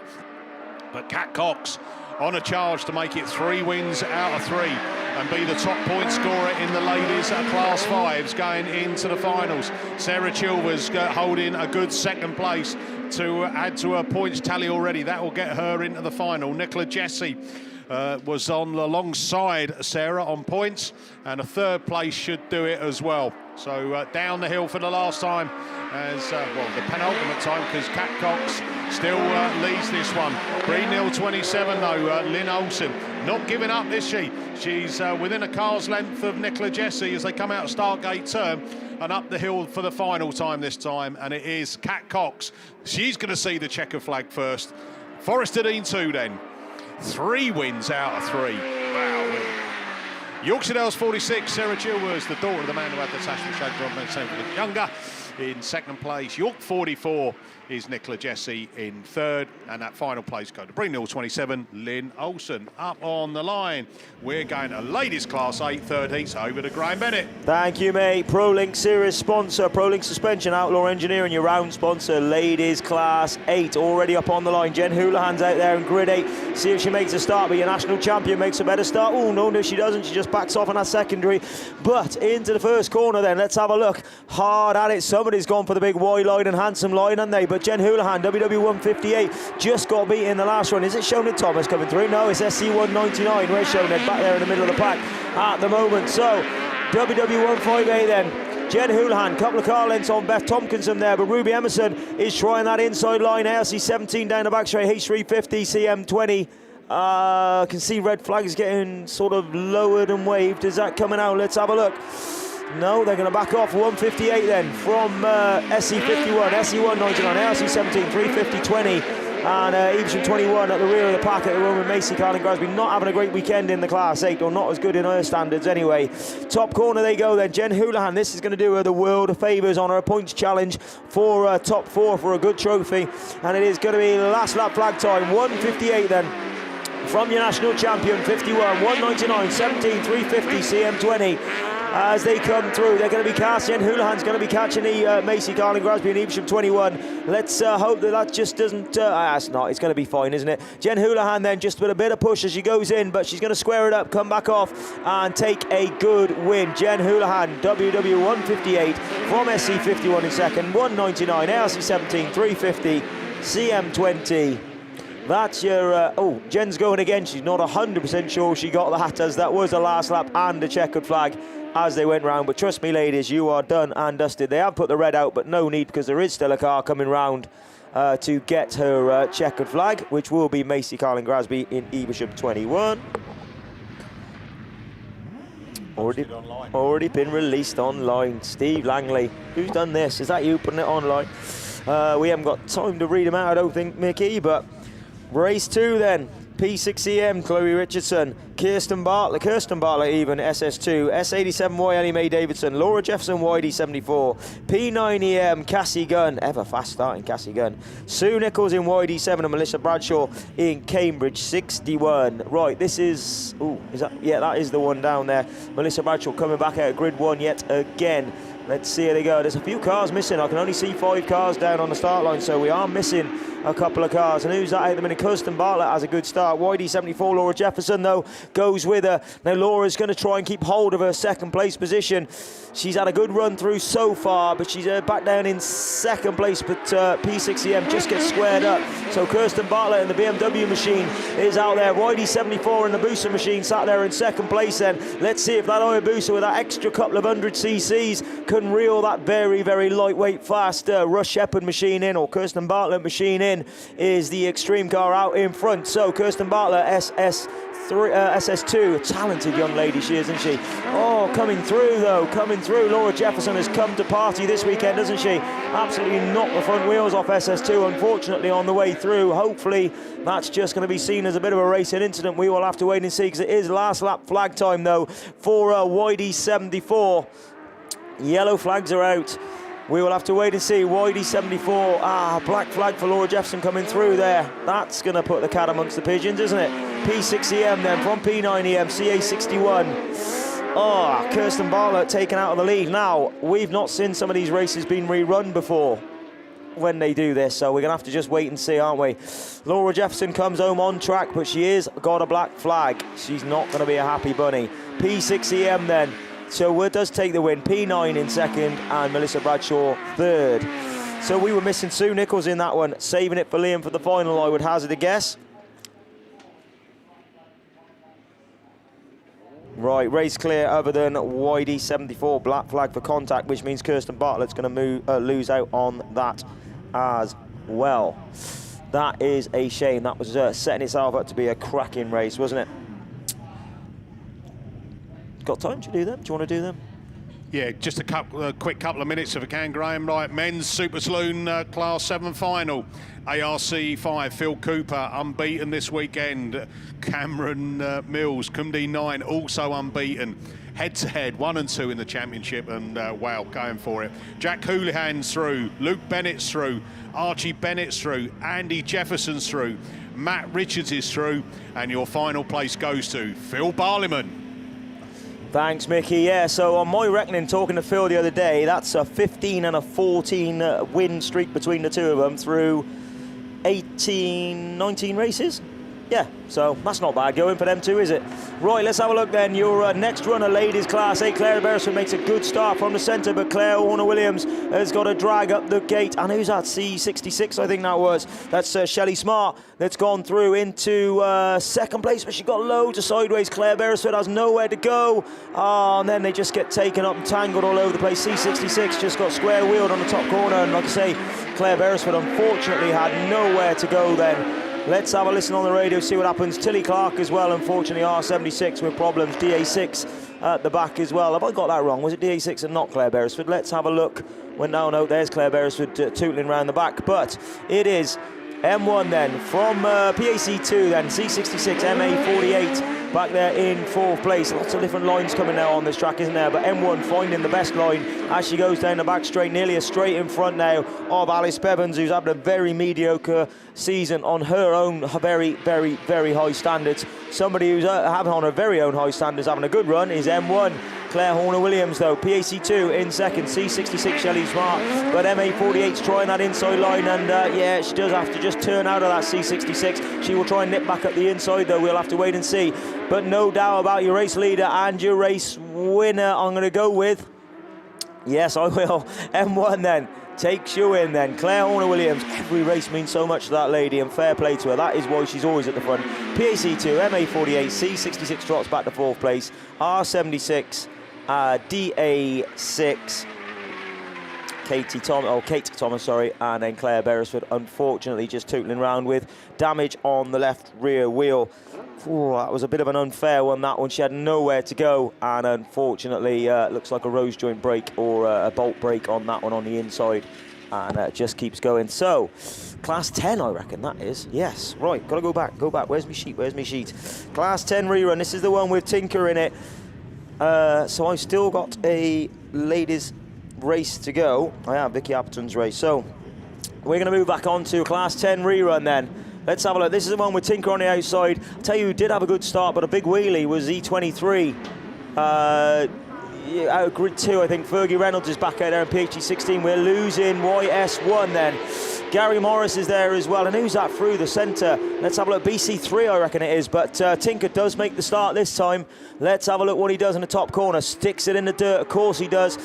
Oh, he's got some big sideways on there, but manages to square himself up. Y43, 28, 23, and 16, not having the best run through this time. Gary Morris just coming across there, and just, as I say, this camber just taking you out a little bit there and moving you into the path, and cars coming around the outside. I'm hoping these finals are going to run through with a bit of discretion, we'll say, because you can't equate for camber, can you? So it is Y40 then from BC3 having a good run through. Gary Morris with Phil Young there in Evesham 23, and then Fergie Reynolds just at the back of the field at the moment in PHD 16. Gary Morris is the one that's trying to make his way through. Had a win in the last run in the second heat, but round the top corner they come. This is going to be last lap flag time. Tinker's back on form. The roll's done him no problems whatsoever, has it? Y40 then from BC3, from E23, G28D and PHD 16. Into the bottom corner he goes for the final time, up the back straight. Y40, complete control is Tinker. Dips the nose in. BC3, I tell you what, he's impressed me this year. Back on form after a big roll at Cumdee earlier on in the year, but we'll see him again next year, no doubt. Y40 from BC3, from G28D, Evesham 23. Oh, drop swap places there, and then PHD 16. Right, that's that done. Let's go back to our ladies Class 8, the last run that we've got to come, which is going to be 6 cars out in this one. Tyre Reese, who had just a most amazing start last time, not want to jinx it, hope he can do the same again. WW192, Ellie Hines in B14H, who took a win. Jade Russell, IK65, Sandra Jones, a C10, and Vicky Appleton in S2Y. Let's see who makes the start this time. Rebs are rising, let's have a look. Ooh, Tyre's just got the wheels up in the air, and again, and again, and again. IK65 didn't, B14H didn't, then Sandra Jones definitely didn't. Who's into the bend first? This is a cracker of a race, isn't it? Who gets there first? IK65, right mum, keep the car. Got to be good for Harry for the final. IK65 then from C10, B14H, PAC 21, Tyre Reese. Then we got WW192. And Sooty with problems on the front end of that car. I think it's the front end of that car anyway. S2Y, or there's definite issues there, because that is not how Sooty drives. Top corner they go then, IK65 it is then. The RLM motor just back and absolutely performing fantastically well. IK65, C10, 14, 21 back there in 4th place at the moment, but she'll be looking for another position. But Ellie Hines is no slouch, already took a win this weekend, and I tell you, she's on top form with a top 4 at Nationals as well a month or so ago. Top corner then, last lap flag time. IK65, the booster, the RLM powered car from Steve Mills there in second. Sandra Jones even in the Steve Mills car, C10 then, sorry. B14H and PAC 21 trying that outside line, just that front end just wobbling over a couple of plates maybe for the final for Tyre Reese, just to keep that nose down, but I'm sure we'll see her there on 2 wins. But 65 takes the win for 2, C10 from P14H, PAC 21 in 4th. Problems there for Sooty, S2Y, but she does get the checkered flag. Well, there's something wrong with that, definitely. And WW192, right. That looks like Class 4 and Stockhatch. Not sure who's doing that, but there's not many takers in here at the moment, Mickey. Let's have a look who's got 4s and Stockhatch. I think I saw the sheets over here. Let's have a look. That's men's, ladies 4, that'll do. So ladies 4 then, I'm not sure, I think Steve might be doing that, but he's very, very, very busy at the moment. So we'll take that on. Claire Compton and in NS434, MA5 Jasmine Kutak, and SR61 Julie Whittingham. There is, no, a Stockhatch, 4s and Stockhatch. So I've got your 4s list, Steve. But we'll see if we got time. So I think that's Amy Holden in the 1 Stockhatch anyway, but Claire Compton's definitely away in NS434 with MA5 Jasmine Cusack there in behind. So it is the 4s that get to the bend first. The modified class is there in front of the Stockhatch there in second place with Amy Holden. I think sat on 2 wins at the moment in Penal 9. And who's out at the back? DA25. I think had problems in the last run just from memory and watching by. But down the back straight, somebody who's had no problems at all and I've no doubt is already your British champion for 2025 is Claire Compton in North Shropshire 434. Jasmine Cusack, though, has been getting ever faster in the Mallow 5 car. Hopefully they can find a few more ponies over the winter to go under the bonnet of that car and challenge Claire Compton at a better rate for next year. But in the meantime, she's somewhere near her, isn't she? She's not far. Claire Compton, that car, that is, I think, is a Rover 200, isn't it? Just got plenty of beans down the back straight. I think it's a Rover 200. Old school anyway. But down it comes then. So it is NS434 then. Claire Compton, no mistakes. MA5 second. SR60 win, Julie Whittingham. Then we got P9 Amy Holden and the down Autograss car 25. Sorry, I haven't got a name for you at the moment. That's our bad management here in race control. There around the top corner then for the final time. Claire Compton, she's going to take another win. As I say, I'm pretty certain she's probably already national champ, but we'll have to wait. British champ, we'll have to wait and see. MA5 in second, SR61 in third. Then your first of your stock hatches, it's going to be Amy Holden in P9 and DA25 bringing up the rear. We're going to be moving on to ladies class 6. That's also me. I'm getting bored of my own voice, let alone you lot out there. Wonder what you're thinking. Oh, I've got my class 10 finalists. Get in. Have I got time to read them out though? Don't think so. On to class 6 then. Let's see what revs are riding already. So PAC 70's out on grid 8. I'll know that one. We'll have to wait for they come. Oh, Ellie Bailey. Fast start. She's having a fantastic weekend, Ellie Bailey, in the Scunthorpe 33 car. NW220 didn't have such a good run in the last run, but she's still your best leader, is Leanne Hushka. So Ellie Bailey then, SC33 then, and it is as Hushka on the inside. It is 220 Hushka on the inside from 36, from 77, 96, 16 wide. Round the bottom corner they go then. Leanne Hushka be desperate to try and get one over on Ellie Bailey, and Ellie Bailey was already, as I say, on 2 wins there through the weekend so far. She'd love to go into the final with first pick on 3 wins. I think she will anyways have first pick, to be fair, because I think NW220 was 3rd or 4th or 5th maybe in the last run. She was quite a way back, but she's certainly found her form again now, hasn't she?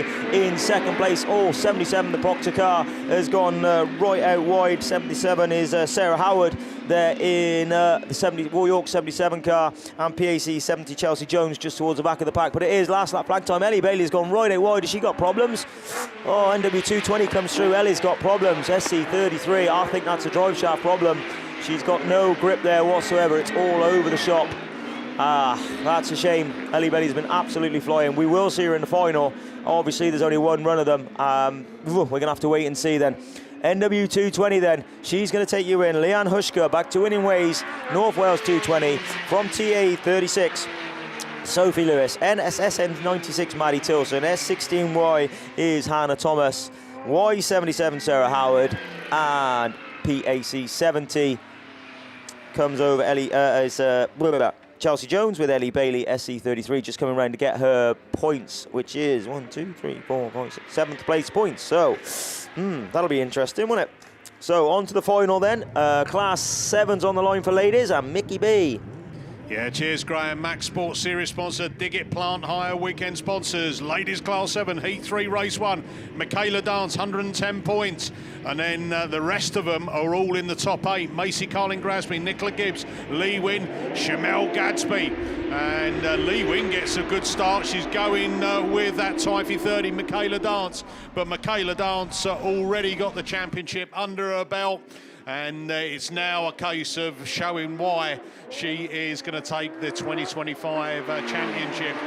Leads it down into turn 3. Lee Wynn goes with her. Shamel Gadsby, Spalding 31. Macy Carling Grasby, Mallow 2. And Nicola Gibbs in Hereford 44. As they climb up the hill. Pretty equal distance between them all at the moment. But look at that. Dust flicking off that top corner. Typhy 30 it is then. Michaela Dance down. And there's a black flag. I think Lee Wynn in CK8 has been shown black. Match the colour of the car. And she goes back into the pit. So 1 down. And the rest keep running. So 1 more to go because last lap flag's been shown. Michaela Dance then, Typhy 30, 165 points. And yeah, she's stormed it this weekend as she's done through the season. up into the final two, and we will see you in the final a little bit later. And Michaela Dance, 165 points. Well done. Right, here we go. This is a challenge on. Come on in, who's coming second? Oh, Shamel Gasby, just from Macy Carling Grasby. Hereford 44, Nicola Gibbs in that final place. Did not finish because she was shown the black flag, Lee Wynn. Right, race 2 on the line. Julie Hawthorne-Fernio, Radford 176, 100 points, a win and a second. Nicola Olsen in 8th place on points. Lindsay Allen on 3rd place. Sue Harris and Kathy Brown just outside the top 8. So, Sue, Kathy, if you're listening, you need a win. Nothing else will do. Right, here we go. On your marks, get set, go! We're racing with the ladies' Super Saloons. And it is that Olsen machine that's going to take them up into turn 1. But, not for long, no, Mickey, because I think she might have listened to you. I think she has. Kathy Brown takes up the running from Julie Hawthorne-Fernio. Then we go Lindsay Allen on that inside line as Sue Harris goes wide and takes a wider one. That hasn't paid off this time. And then that Carmarthen 47, Nicola Olsen, running, running in 5 places. She's just made 2 places up. Wow, what a move. Can she make it stick, though, and come down the hill? Maybe not, but Kathy Brown then, leading this one from Julie Hawthorne-Fernio. Sue Harris now up into that 3rd place. Lindsay Allen looks again for the cutback up the inside. There's a bit of contact there. And Sue Harris has lost out. She's dropped to the back of the pack. Nicola Olsen moves up a place. Lindsay Allen in front of her, and still leading with 1 more lap to go. I told you, Kathy Brown, a win or nothing, and she's doing all that she can to try and get into the final. Up the hill she goes then for the final time of asking. Julie Hawthorne-Fernio in Radford 176 going with her. The 2 have broken away from the pack, and it's checker flag at the ready. Down the hill, woohoo! And it goes to Kathy Brown in Type 444. 2nd is Julie Hawthorne-Fernio, Radford 176. 3rd is Lindsay Allen, Pennine 37. 4th is Nicola Olsen in Carmarthen 47.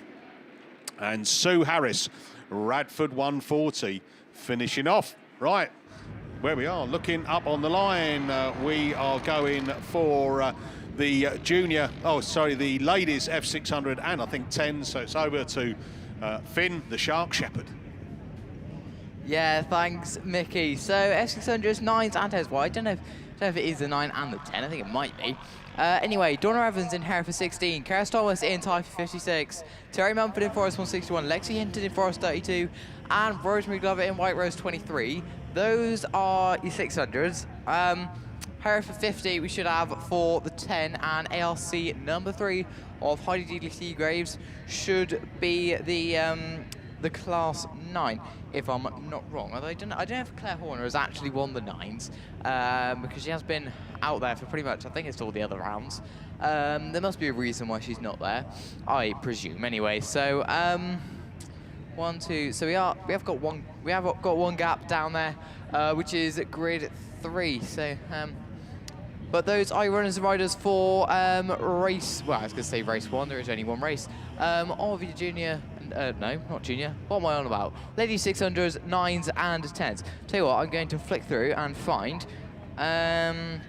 sponsors for Ladies F600 Series. Sponsor are Pickering Tyres, and Harden Plant Hire are your round sponsor. Last year's champion was Hereford 50, Taya J. Pascal, who's actually not there. And the national champion is Keris Thomas in Type 56. I'll tell you what, that was a shock. If you look at the BASt throughout this year, Terry Mumford has just been unstoppable everywhere she's been. So it was quite a surprise to find that someone could actually well beat her. But she did, and yeah, so we're away with your ladies F600s, 9s and 10s. Down to we go with Hereford 50. Pascal comes around the final, around the first corner, should I say. ALC 3 of Heidi Deedley Seagraves as well. There you one, and you 2, and then we go down to the F600s of Forest 161, Time 56, White Rose 23, 32F, and Hereford 16. Donna Evans at the back of the pack for the moment. Hereford 50 though is your race leader. Into the top 10 we go with Pascal. We then go down to Hereford, ALC number 3 of Heidi DDC. Oh no, Pascal, oh, there's a wheel off for Hereford 50. So I don't think we're going to be moving any further there. Are we going to have red flags? I think we might. ARC3, well, we're still... Yeah, we are going to have red flags on that one, I presume, with the exclusion of Hereford 250. So we're down to, what is that? 1, 2, 3, 4, 5, 6 cars left to go now. Obviously, I presume I can't say anything. But that seemed to be all by itself. And Mickey, looks like there's a rerun of men's 600. Actually, nope, there's not, because I just remembered I've got some finalists to read out. So, Junior 600s, well, there was only 8 cars really, because Owen Bradford will sign on to race, but he didn't start any of them. So Corey Mumford is top qualifier, 138 points with 2 wins and a 4th. Darryl Reardon in Mallow 1, a 1st, a 2nd and a 4th. Puts him on 128. Denver Whitehouse had a 2nd, 3rd and a 7th in White Rose 66, puts him on 91. James Buchanan had, what did he have? 3rd and 2 5ths, puts him on 78. Sky Pascal, a 3rd, a 6th and an 8th. Dylan Grasby with a 5th and 2 6ths. Yago Evans with an 8th, a 2nd and a non-finish. And Leroy Phipps with a 4th, a 7th and a non-finish. That is your junior 600s. Have we got enough time? Yeah, we do. So, junior saloons as well. Mickey's like trying to grab the mic from my hands. Reece Dipton, unbeaten in Lud number 1 with 165 points. Grace Williams with 2 wins and a 2nd. Freddie Farrow with a win and 2 seconds. Charlie Rayfield with 2 wins and a 5th. Blake Crowther with a win, a 2nd and a 4th. Jacob Farrow with 2 seconds and a 3rd. Archie Stevenson with 2 wins and a 6th. Corey Reed with a win, a 3rd and a 4th, and just missing out is Casey Jones by 2 points with a 2nd and 2 thirds. So you needed 119 points to get into your junior saloon final. All right, Mickey, back to you. Oh, thanks, mate. I might have chances to tell you who's out in this this rerun. Bill Bradford, Patrick Daly, Darren Grasby, Tony Wilson, and I don't think James Brown has made it out, because I think he might have been the cause of the stoppage. But Bungee lifts, let's go racing then. And Grasby gets a good start coming out of his grid 3. And that slides it up into the top as we come round. Patrick Daly, CW 288, 90 points he's got under his belt. Can he add to that as he comes down? And he is. He's kind of going to take it up in there. Bradford goes into that 2nd place. Scunthorpe 10. Tony Wilson running in 3rd. Grasby drops back down into that 4th place. But climbing up the hill, it is that CW 288. Patrick Daly on his way to get into the final. I say Bill Bradford, 110 points. He's been unbeaten this weekend. He might have to settle for 2nd place at the moment. Scunthorpe 10, Tony Wilson goes with him. Tony had a great round at Yorkshire Dales. And looking at this with 8th place. Ooh, top 3 should be okay. But who knows? One more lap to go then. Patrick Daly then from the border counties at 16 of Bill Bradford. Running then Scunthorpe at 10, Tony Wilson. Evesham 1, Darren Grasby still in that 4th place. And that is how it's going to finish. Patrick Daly, we will see you in the final in CW 288. 2nd is going to go border counties 16. Bill, you go in there as the top points qualifier. Then we go down to Tony Wilson in Scunthorpe 10 in 3rd. 4th is Evesham 1, Darren Grasby. Now that finishes off Pickering Tyres and PWL Engineering sponsored men's F600s. Over to Steve Langley. Right, thank you very much. The 1 o'clock announcement went well, didn't it? I do apologise. Yeah, we got pulled so many directions. Right, it's all on the internet anyway, I think now, but just in case you haven't seen it, haven't heard, we can confirm that for the 2026 season, the British Autograss Series venues and dates, 6th and 7th of June, West Waterford. 27th and 28th of June, Scunthorpe. 11th and 12th of July will be at Radford. 15th and 16th of August, Stroud on their new venue. 19th and 20th of September, Severn Valley on their new venue. Reserve date if we need it, we're not going to next year, 26th and 27th of September. So, we are going to West Waterford, Scunthorpe, Radford, Stroud and Severn Valley. So 3 new venues. 1 venue we haven't been to for lots of years, and back to Scunny. Can't be bad. Right, here we go then. This is a run-off for ladies class 1s for 2025. We've got Claire Compton and Lowry Hour Davis. So North Shropshire 951 against Tyre 2. This is for a place in the final.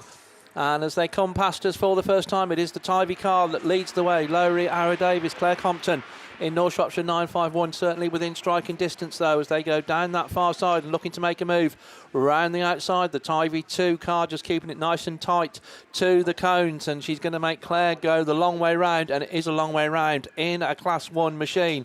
But Claire looking to try and do exactly that. Lowry keeping it tight once again as they come past us. Couple of car lengths, couple of laps to go. Tyre 2, still your race leader. North Shropshire 951. Still very much on that power outside line, and is it going to pay off this time?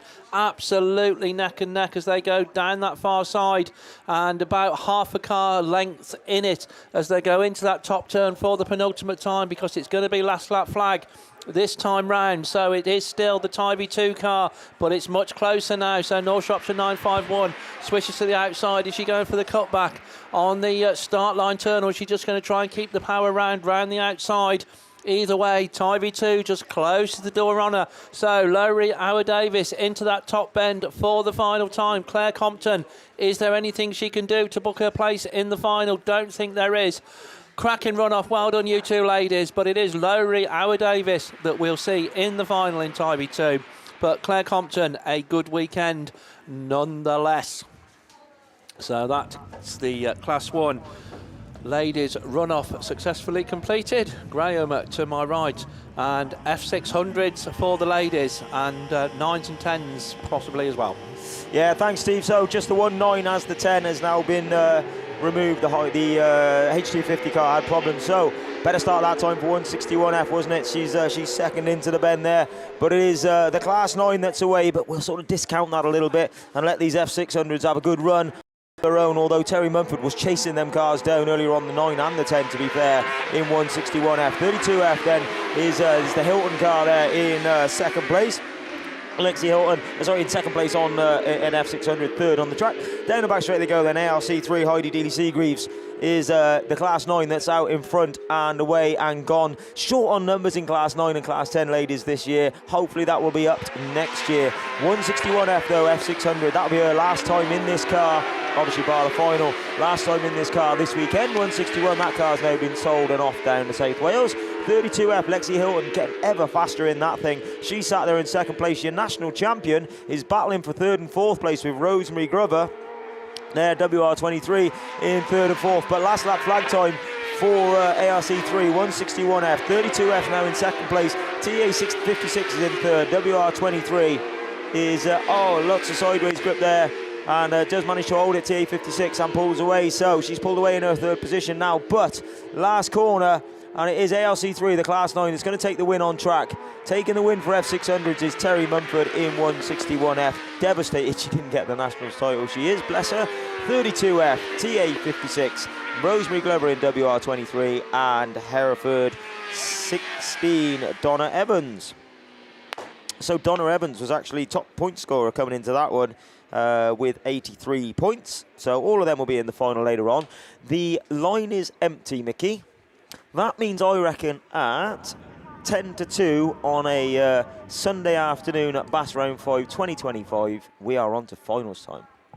Which is top draw. Well done, Border Counties. I know leading up to this, and it always seemed to be the way. I know it was the Yorkshire Dales as well. Everyone was looking at the weather forecast and what's it going to be. And someone said it's going to rain all through last night. I heard a little bit of rain, pitter pattering down, but wasn't a lot, was it? Is that when you eventually got back from the beer tent? That's when I eventually Gilly got said. back from the beer tent. Sorry, Gilly. But yeah, it's been a brilliant. They said that today was going to be cracking, and it has as well. The work they've done on the track, whatever they've done, that was brilliant, wasn't it? I mean, they worked so hard on that last night. Great team here, to be fair. Look, it's a natural surface, isn't it? So you are going to get a little bit of dig up and stuff like that at times. The good thing is, it's not polished, is it? You know, No. there's grip still out there. You Yeah, can see and lots of it. different lines as well, mate. Yeah, there is. And look, I think when there's more to play with, there seems to have been less stoppages that we've had, you know, and that's always good to see. That's why we are at the time we are and doing really well. A couple of finalists that we haven't read out. Ladies Class 5. So hats off to Kat Cox, by the way. 165 points, takes her at the top of the shop. She gets the pick of the grid. Where's she going to go? Is she going to go out on 8 or 7? Or, I don't know, the inside grid's been quick as well. So, I don't know. Then, let her decide. Cumdy 31, Sandra Jones, 146 points. So she's had a good weekend. Sarah Chilvers, equal third coming into it, 126 with Michelle Ellis alongside her. Nicola Jesse, York 44. In 117 points. Lucy Wickham-Jones, 100. Kirsty Godfrey through Cambridge 10 with 92. And Lynn Olsen into the top 8 in ladies' 5s. Men's F600s, just getting those. Have I? Oh, yes. Have I got a I thought I'd gone through, but maybe not.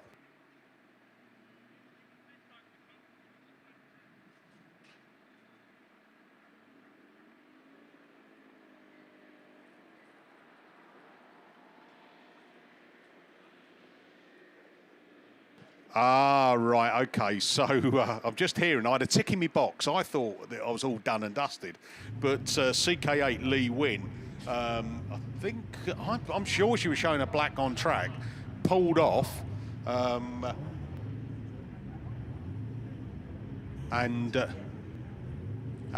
that's why we're having it again. Well, look, I always think it's good entrance fee money, isn't it? When you get another chance to get a Super Saloon race. Michaela Dance, well, she'll be coming out of lane 7. She's won her previous 3 races. Can she make it 4? You can only have three sets of points, though. You can't be greedy and have all 4. Leave that for the final. Macy Carling Grasby alongside her. Nicola Gibbs in the Hereford 44. Lee Wynn back out there in the CK8. And Spalding 31, Shamel Gadsby. Right, so we're looking for track clearance. We've got that. We're on the bungee. It lifts. Let's go racing again with ladies class 7s. And guess who's got their nose in front? Michaela Dance, Tyre 30 then. Leads them up into turn 1.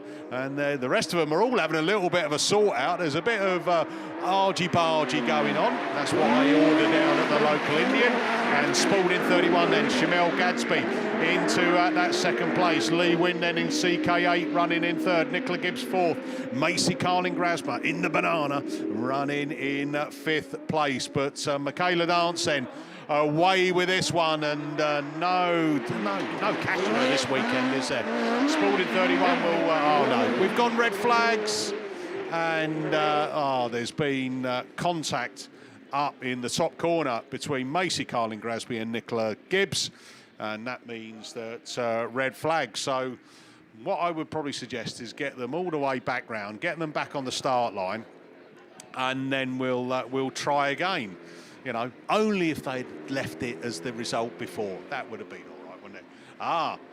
Macy Carling Grasby has got a flat tyre. Anyone in the pit crew for them, you need to get a new tyre out the back. And I'll tell you what, the ambulance crew are on track as well. So hopefully Nicola Gibbs will be okay and will be able to get these cars back round. But we've got a little roller coming on. We've got the grader coming on. We've got 2 graders. Wow, hold on a minute. That's some proper machinery up here, isn't it? 2 graders. Yeah, well done. And it looks like we might have a little bit of downtime just while we get a bit of track work done. I think they're going to have a look at Nicola Gibbs up on that top corner, and then we're going to have to go again on this one, which will mean that it'll be 3rd time lucky in the on that race one. And we were getting, I tell you what it is, Graham Bennett has had a tendency to put his foot in his mouth a few times this season when he's kind of done commentator's curse, right? And did you hear what he said? at 10-2, we're now ready for the finals, right? Yeah. And then all of a sudden, we got the ladies Super Saloons, Max Sport and Dig It Plant Hire sponsored, came up to the line, and I thought, hold on a minute, I thought I'd done all of them. And then Lee Wynn, we found out, had to be reinstated because she went off track because she was seeing a black flag and all of this good stuff. And then, typical, isn't it? There's an incident up on the top corner when you've only got 5 cars running, and that means that we'll just get a little bit of a delay. Now, I'm hoping that we have, like we did at Yorkshire Dales, the men's classes all the way through. Went all the way through without a red flag. A hiccup, indeed. Now, I've got a feeling. I've got a feeling that I know a song about that. That ain't going to happen. Do No, know why? I'm with you.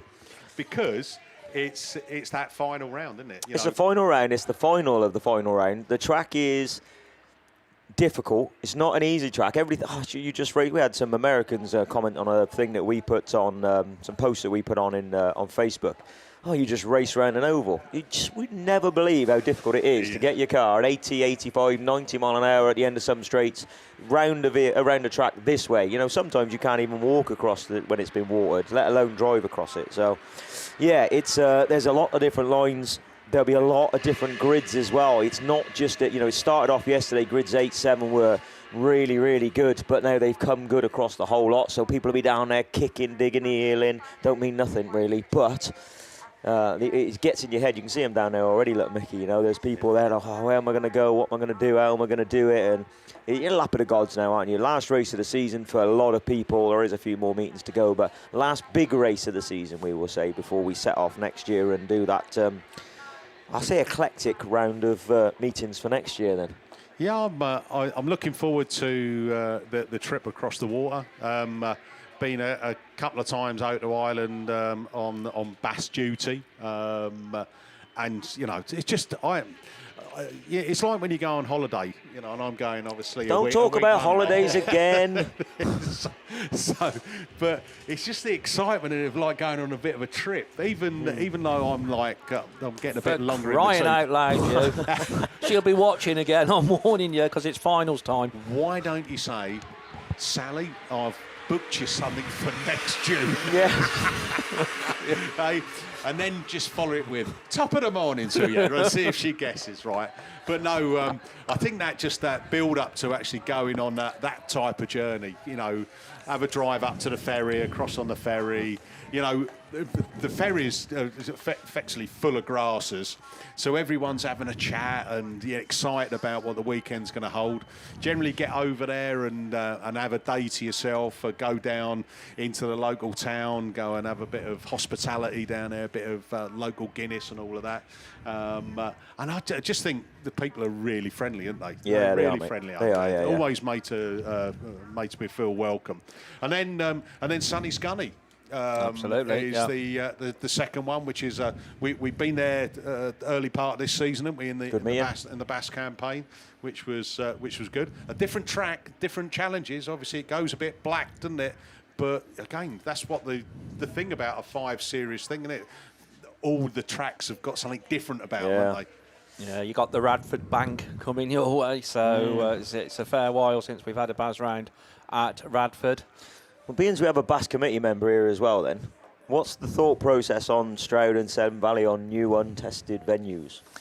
They won't be untested by the time we get there, is one thing.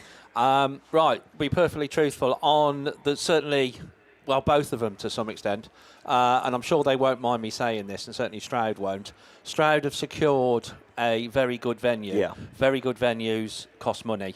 And to secure very good venues that cost money, you need to put on big meetings.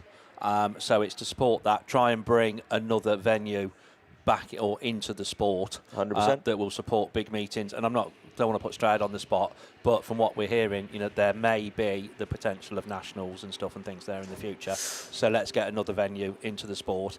Severn Valley, equally, have sort of not faded away, that's unfair, but obviously have stood back for a few years, struggled to get a venue, and indeed to secure another good venue and help a club that hasn't seen the best of times over recent years, then we're going there. Not saying Baz is the saviour of everybody, but they will openly admit it. Pen Howe, for example, when we ran the first Baz at Pen Howe, I won't say saved the club, but it possibly did. Yeah. But it certainly helped the club a lot. And so that's the train of thought behind it. Yes, they are untested. Having said that, the people behind both of those two clubs know what the job's about.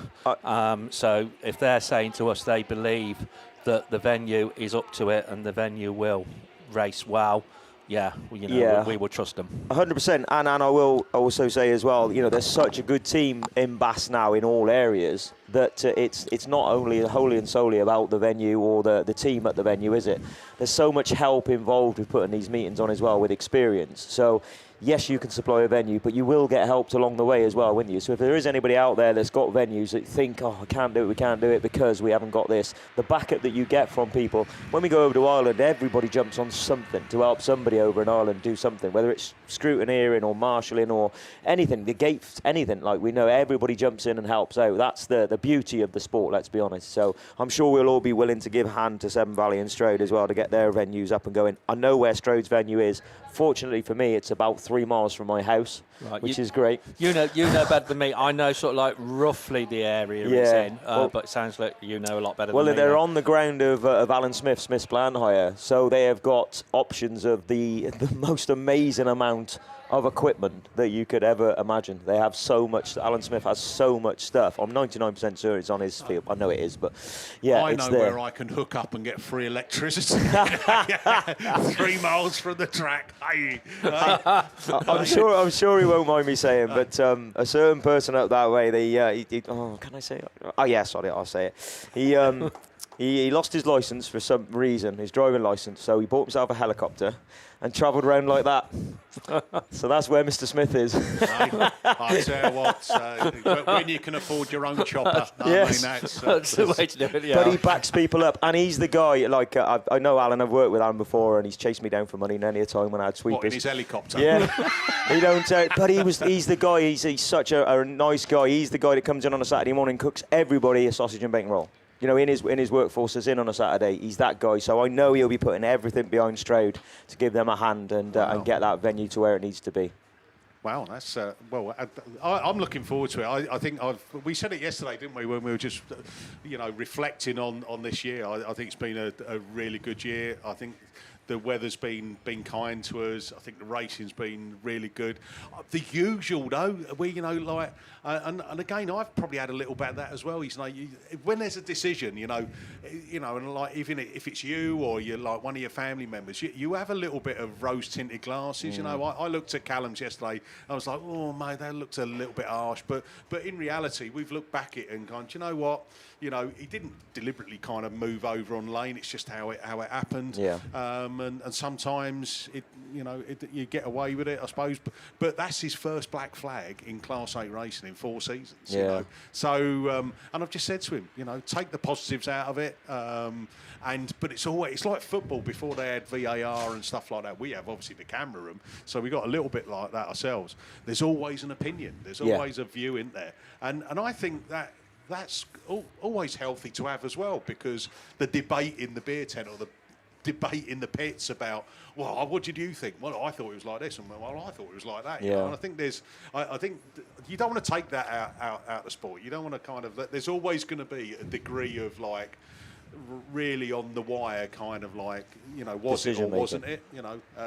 There is absolutely, but I think, and unfortunately, it's a little bit of a fine line. I think you have to accept that and I will 100% stand here and say this to the marshals and the people that man the camera rooms and stuff and things like that.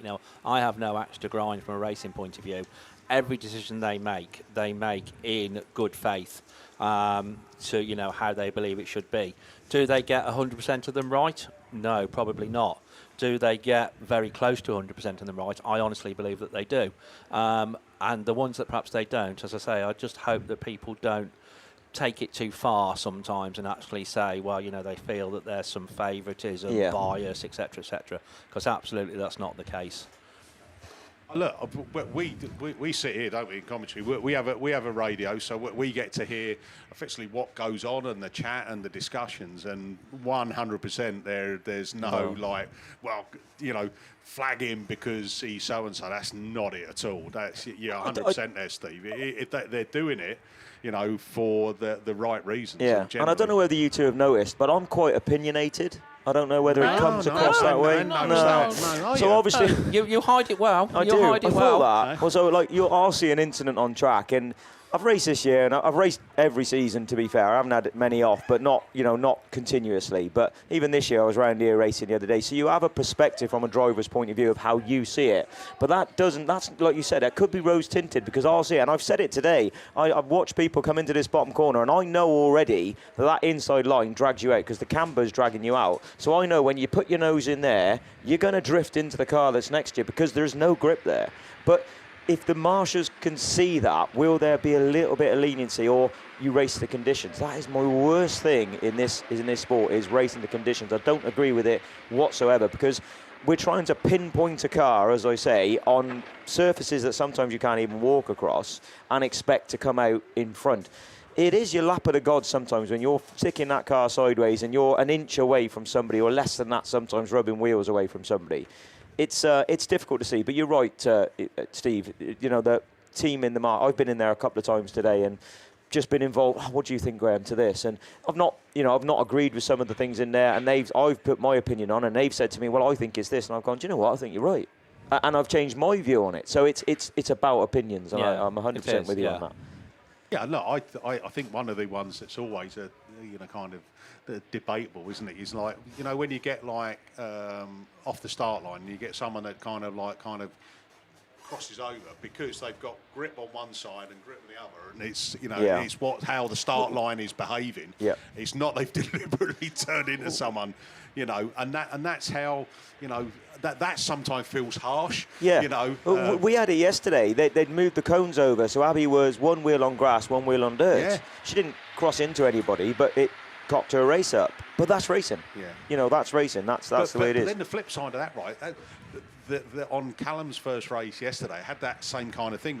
If you replay it back, he sets off, he gets grip on one and not on the other, and it twisted him a bit. So he had to ease off to straighten up.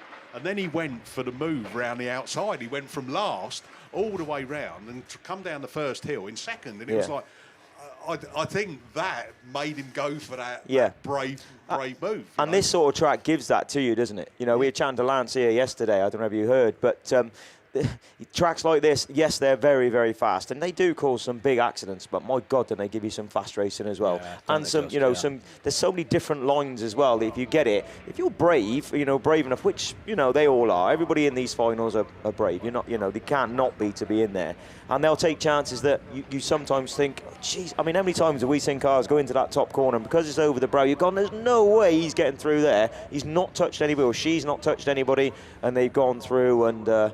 Look at the start line now, look. On the camera. Look at the start line on the camera. Right, what position shall I have? What shall I do? The worst one I had for that was Nationals in YD a few years ago. I was like, we was down there, we're like, kicking the dirt and having a look. And they came along with a grader. That's it, I couldn't say, yeah. Took the whole lot off. You might as well have just picked out a hat. Yeah. There was nowhere to find it, to be fair. Yeah, there's nothing like that. Or they'll come and soak it with water or something. So, yeah, but, there we go. You and Mickey B need a podcast called Racing Dads. It's not all about our kids, honestly. It's just that we're lucky enough to be able to talk about them. Thanks, Lisa Perry. I just need to get a tickle on the old lottery. That's all I want, I've kind of got through this year, And look, I have this kind of saying, you can't take it with you, right? So, So you're not letting the kids have it? Watch out, Callum. I think your inheritance is going. Yeah, I do say that. I say, look, it all coming out of your inheritance, But I'm kind of, I look at what Autograss has done for us, for a family, Like I've got I've got 3 boys, my 2 older boys raced, they had the opportunity. And they had, it made such a difference, just in their, appreciation of racing, learning, behaviour, You know, it was, you know, you can use Autograss for a lot of good, not just for getting them out on the track. You know, I you know, carrot and stick. I used to say, if you step out of line, you know, your school work goes down, then we won't race. And I think I said it before. I've only ever done that once, where we didn't go racing one weekend, and it pained me because I like to go racing, and that was with Black Flag Callum, you know, from yesterday, right? And you know, he got into his fifth form, got a bit giddy, and that one weekend of not racing, that was it. Yeah, didn't go back into that space at all. You know? And I was chatting to parents. We build a lot of junior cars, obviously, and you get chatting to parents, and they're exactly the same. You know, it is the carrot and stick job, and you'll see there's such a good group of kids out there now, juniors that are, you know, with groups together, and it makes them better at school. They got this group that they doss a bait with here and whatever, but the school just keeps going up. Well, you know, the schoolwork keeps going up, and Class 7's coming to the line, but. Oh yeah, that's good. No, but the funny thing is, you know, I've said, what was it, BASS round 3, when myself and Callum, right, we've gone 50-50 on buying some of those wheels, force wheels, force wheels, right? So I own one side and Callum owns the other side, right? Now, yesterday when he had a bit of contact on the first race up here, we've got a little bit of bowing and buckling on some of the rims, because they do go quite Callum's easy. Right? Side, yeah. Apparently, my side. Dad, I think you need to get your hand in your pocket. Oh, thanks very much, mate. No, but yeah, those Class 7s back up on the line. So, well, I think there's always a silver lining from these things, because the work that's been done on the track while we've been waiting to get those 7s back up has been top draw, really. Those grading machines are brilliant, aren't they? This venue, by the way, this isn't, you know, there's not a seasoned venue yet, but it's got so much potential, isn't it, to be one of the best. Yeah, I think Lance said they got 2, maybe 3 years here.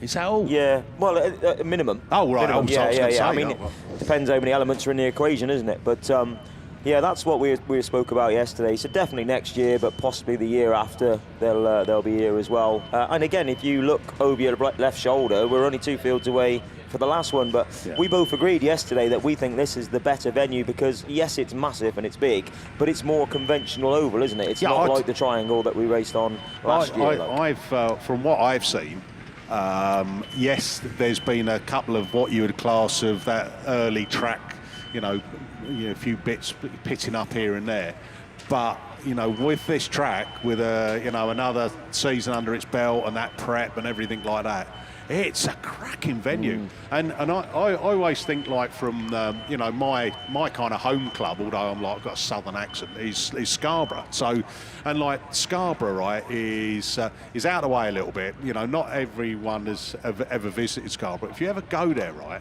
you know, from what the track is and the spectator viewing, it's brilliant, absolutely. But it's not blessed with what this is. We can't put, you know, 1,000 people, you know, on the track and park up. I'm looking here. We've got all the spectators up on coming out of turn 1.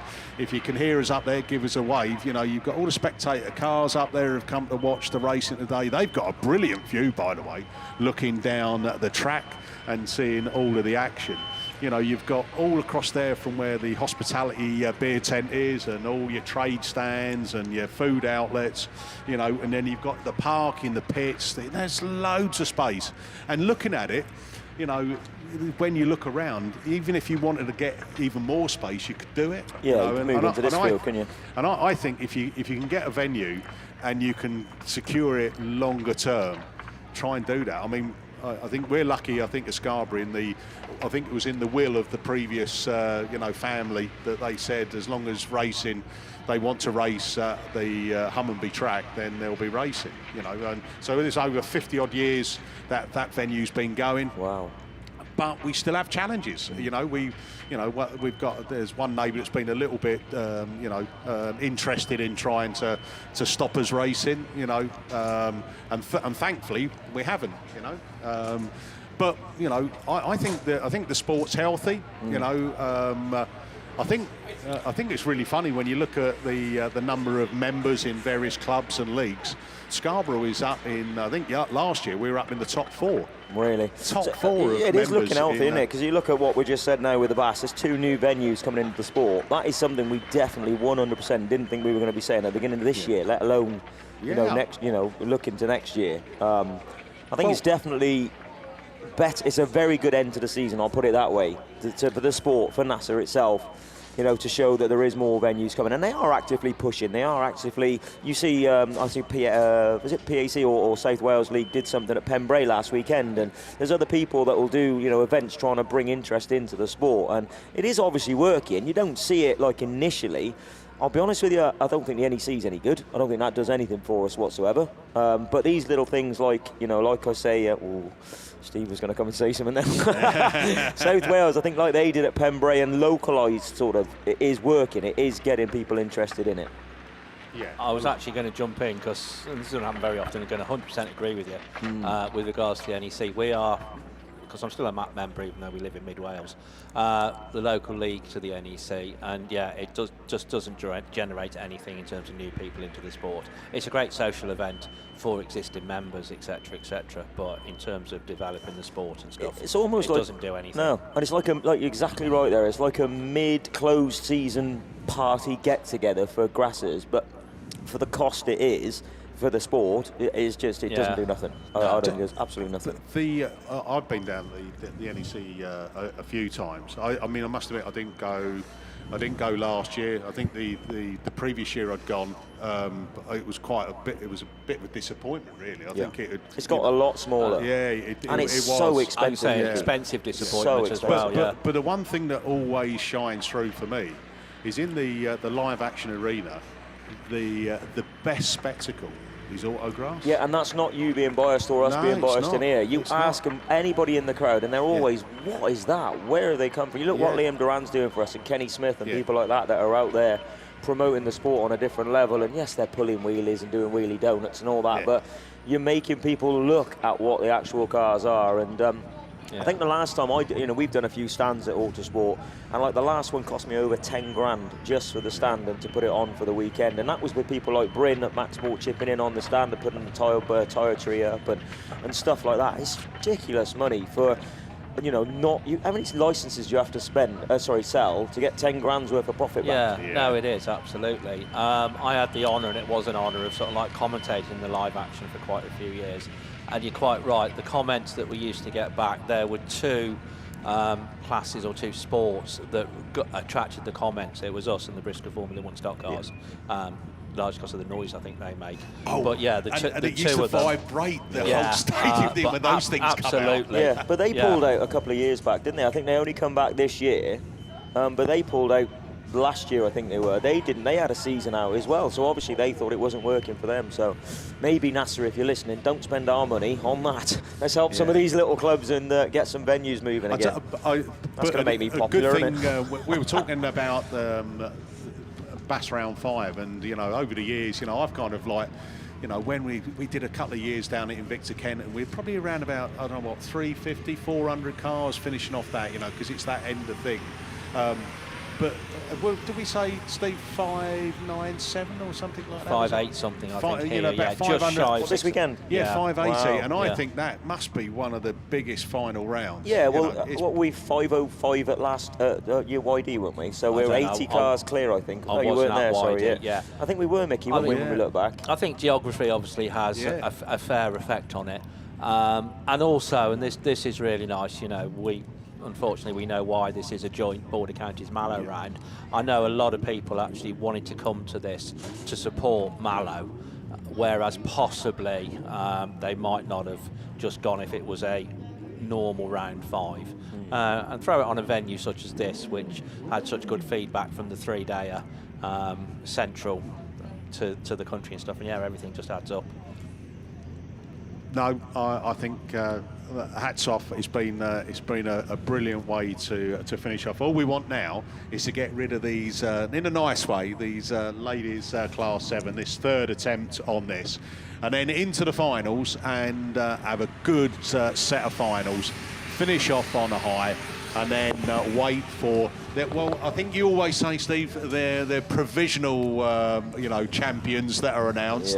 Yeah. Subject to. I will say, obviously Steve was missing from YD, wasn't he? And we went through all men's finals. So if it doesn't go through this time, without a red flag, it was unbelievable. No offence, Steve, but it was on it. Thanks, Graham. It's you. It's all about you. You're not the first person to say that. I must admit, it was around a first though, wasn't it? Because we on the day one we did heats 1 and 2 all the way through with ladies as well. And I thought, wow. But I'll tell you what the encouragement was is because of like the weather, the forecast. And on the Sunday, I think it was around about, say, 4 o'clock, I think it was forecast that it was going to come in quite heavy. And we were, from a commentary point of view, was pulling out the track at 2 o'clock. So it just shows you how much focus and effort they put into doing that. We spoke to Sue Nichols at about half six on that night, Sunday night. She said the rain hadn't quite come in yet and they were all cleaned up and everything was done. So how many BASS friends you ever heard say that? No, brilliant stuff.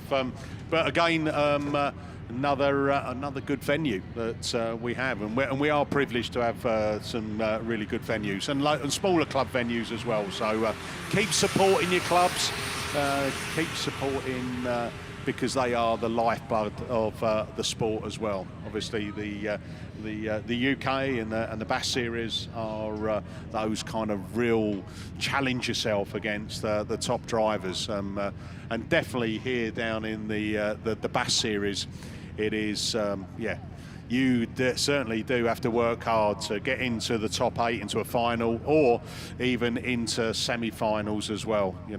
There's no easy heat. Everyone's got it in them to pick up top points. So, and that's what makes it exciting, the thrills and spills. And we are now getting towards the business end of not just this final round of the British Series, but the business end of sorting out who's going to be our 2025 British Autograss Series champions. Some may already be there. We know that on this one, we're just waiting to come back out. Michaela Dance, Tyre 30, another 110 points already under her belt, but she's done it. If she stopped racing now, it wouldn't impact on the result. But born racer, the racing family there, the Bevans family, and she'll want to go out there, not just win this rerun, but go on to win the final as well and finish it on a high. But we've got other ladies in there that have got something to say about it. Macy Carlin Grasby, Mallow 2. She sat there alongside Michaela and coming out of grid seat. Equal 4th on points after 2 previous heats.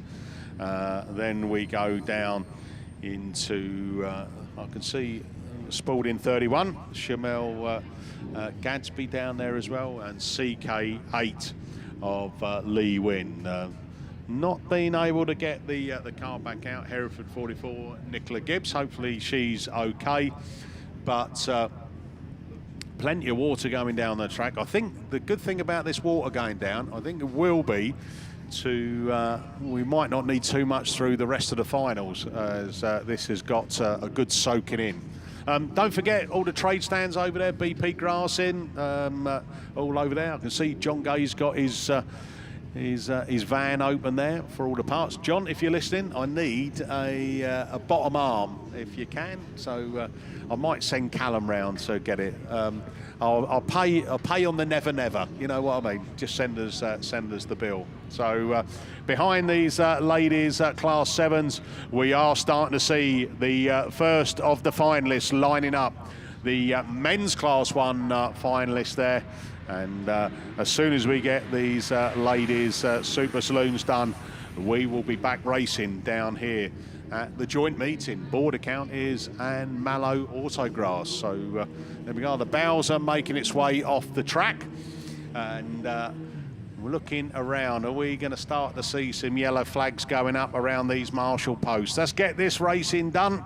Let's get these final done, and let's celebrate our champions. as we finish off the 2025 series. Right, engines are firing up on the line. We've got track clearance. We spin to the line. Bungee lifts. Let's go racing then with the Super Saloons, and only 3 are coming back out on this one. And it is that Tyre 30 that leads them again. Another time of asking. Michaela Dance down here. Lee wins left on the line. Whether or not she won't allow back out. Macy Carling-Grasby running in second place, and Spalding 31. Shamel Gadsby. You're 1, 2, 3 on these Super Saloons. And I think it's going to be potentially a procession round here with these ladies. Just the grading work that's been done, just having an eye down as they come down the hill. Looks pretty smooth. So that should fare well for the finals. That will start pretty soon. As we look to the watch, we should be pretty much bang on 2:30 to kick off the finals.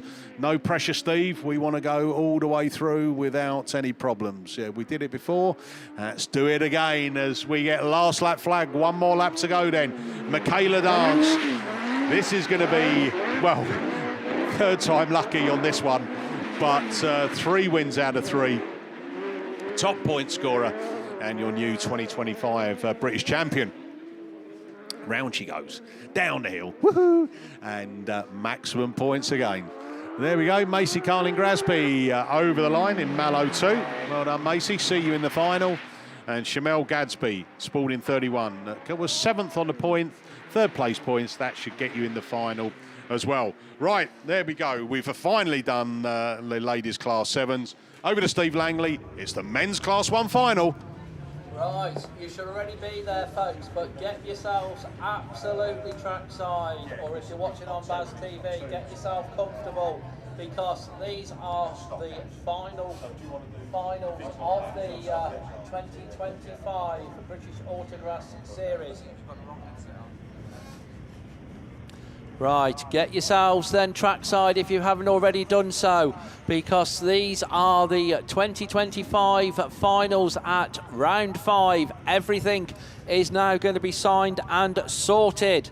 Connor Griffiths, Tyre 16, Kieran Griffiths, Severn Valley 31, Will Henry in SR 19, George Taylor in Cum D711, Ian Ullathorne in Yorkdale's 52, Josh Fowler in North Shropshire 2, Ben Gould in North Shropshire 443, and Kieran McKenzie in Cambridge 403. Those are the 8 cars that have battled, and they have battled through the qualifying to line up in this final of the 2025 season. And as they come towards us, it's not going to get any closer than this, as Tyre 16 it is that takes the lead, Connor Griffiths. But just look at the bunching of that. Kieran Griffiths, Severn Valley 31, is the one that got squeezed out on that bottom bend going down that far side. We are still very much racing with this one, but we've now got the lead in 7, and Kieran Griffiths in Severn Valley 31. If it stays like this, I have a feeling that could be his title hopes gone. Cum D711 leads the way. George Taylor tucked into that 2nd place is Will Henry in the SR 19 machine. TA 16, Connor Griffiths, I think that could be good enough. Runs in that 3rd place going down the far side, but the battle is still very much on for the lead. And Tyre 16, Connor Griffiths comes through, finds a cracking line on that top bend, takes up the run in TA 16 is C711 SR 19. Ian Ullathorne in Yorkdale's 52 comes next, and then the North Shropshire 2 machine, that's Josh Fowler at the wheel of that one, but down the far side, Connor Griffiths it is in Tyre 16. What a cracking 2025 this man has had, as the last lap flag already goes out. Is he going to add the British Autograss Series title to national titles? TA 16 it is, SR 19, Will Henry in that 2nd place position, or he was. Cum D711 back through on the inside. George Taylor, Ian Ullathorne runs next, and then North Shropshire 2. But all eyes to the top of the bank, all eyes to the Tyre 16 car of Connor Griffiths. Comes round, Tyre 16 then it is that takes the win. C711, SR19, Yorkdale's 52, North Shropshire 2. Kieran McKenzie in Cambridge 403, Ben Gould in North Shropshire 443, and just not to be for Kieran Griffiths in Severn Valley 31 as he comes across the line. That's provisionally how we saw it. So, yeah, we believe that, race clearance on that one. So, on the line, I think we have the Class 2 final, which I think Mickey's going to take through, because obviously Lewis is down there getting ready to come out in the Class 5 final. So, Class 2, Mickey B. Yes, Steve. Cheers, Steve. Thank you. Fleet Care Services, series sponsor, and Worcester Rentals. Jack Coolan, Carpentry and Construction for the ladies. Here we go then. Brad Ellison, Ashley Lillington, Ryan Rowland. Yorkshire Dales 1 though is the first one. Jack Hodgson to show as they come up into that turn 1. Ryan Rowland, North Wales 12, looking to find a gap through as well. It's all got a bit Lionel. Come on lads, sort yourselves out as they come up past our commentary. Oh, I tell you what, the South Somerset 38. Ashley Lillington then has got out of the way of the melee. And off they go. This is proper Class 2 racing down here. This is where I started, and it was bish bash bosh all the way as they come up into turn 1 again. Ashley Lillington, South Somerset 38, running 8th on the points in the title. Then Ash Farah goes in there. Then Jack Hodgson. Then the 227 of Chris Hall, who made it through into the final in that 8th place position, but running 4th on track. The North Wales machine, Ryan Rowland's now dropped back down into 7th place, but still leading this one. Ash Lillington, South Somerset 38, round turn 2 and down the hill. But here comes Ash Farah. Ash Farah now takes up the running. He's running 2nd in the championship, and round that turn 3, Lillington goes for the cut back up the inside. Can't get the grip, but the Scarborough car, Ash Farah, Scarborough 249 now with clear track in front of him, starts to extend the lead. Lillington goes with him in that 2nd place. He led it for a while. Yorkshire Dales 1. Jack Hodgson holding that 3rd place, and he's now trying to put Lillington under pressure as he looks to go on the outside there. Then we go down to Brad Ellison there. Scunthorpe 22 of Josh Julian starting to make a show as well. Jamie Lane, Radford 7, 4-1 as they keep this pressure going down, and it's checker flag. My life. Here we go. It's going to be Scarborough 249. Ash Farah's going to take the win. Oh, there's a little bit of argy-bargy going on. Ash Farah takes the win from Jack Hodgson. Then it's Lillington. Then Brad Ellison. So Radford 7-4-1. Jamie Lane across the line. Chris Hall. Wowee. I think the final 2. Ryan Rowland across the line. Josh Julian. York 16. Brad Ellison gets a green flag, but well done. Hats off to Ash Farah, Scarborough 249. You take the Class 2 final at the final BAS round. Right, Class 3's on the line. Over to Graham Bennett. Take you back to your youth, Mickey, did it? Oh, it did, yeah.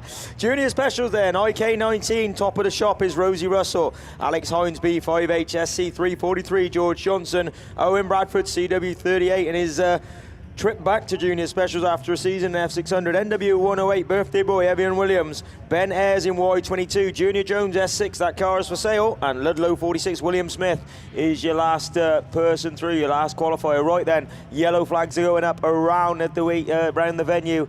I think, looking at this, I think we already have a champion, but I'm gonna have to look back through. We will see. Right then, let's have a look then. Out the gate they go. Who's on the outside? S6 is right on the outside. We're just waiting. We got yellows up everywhere. So, there we go. Right.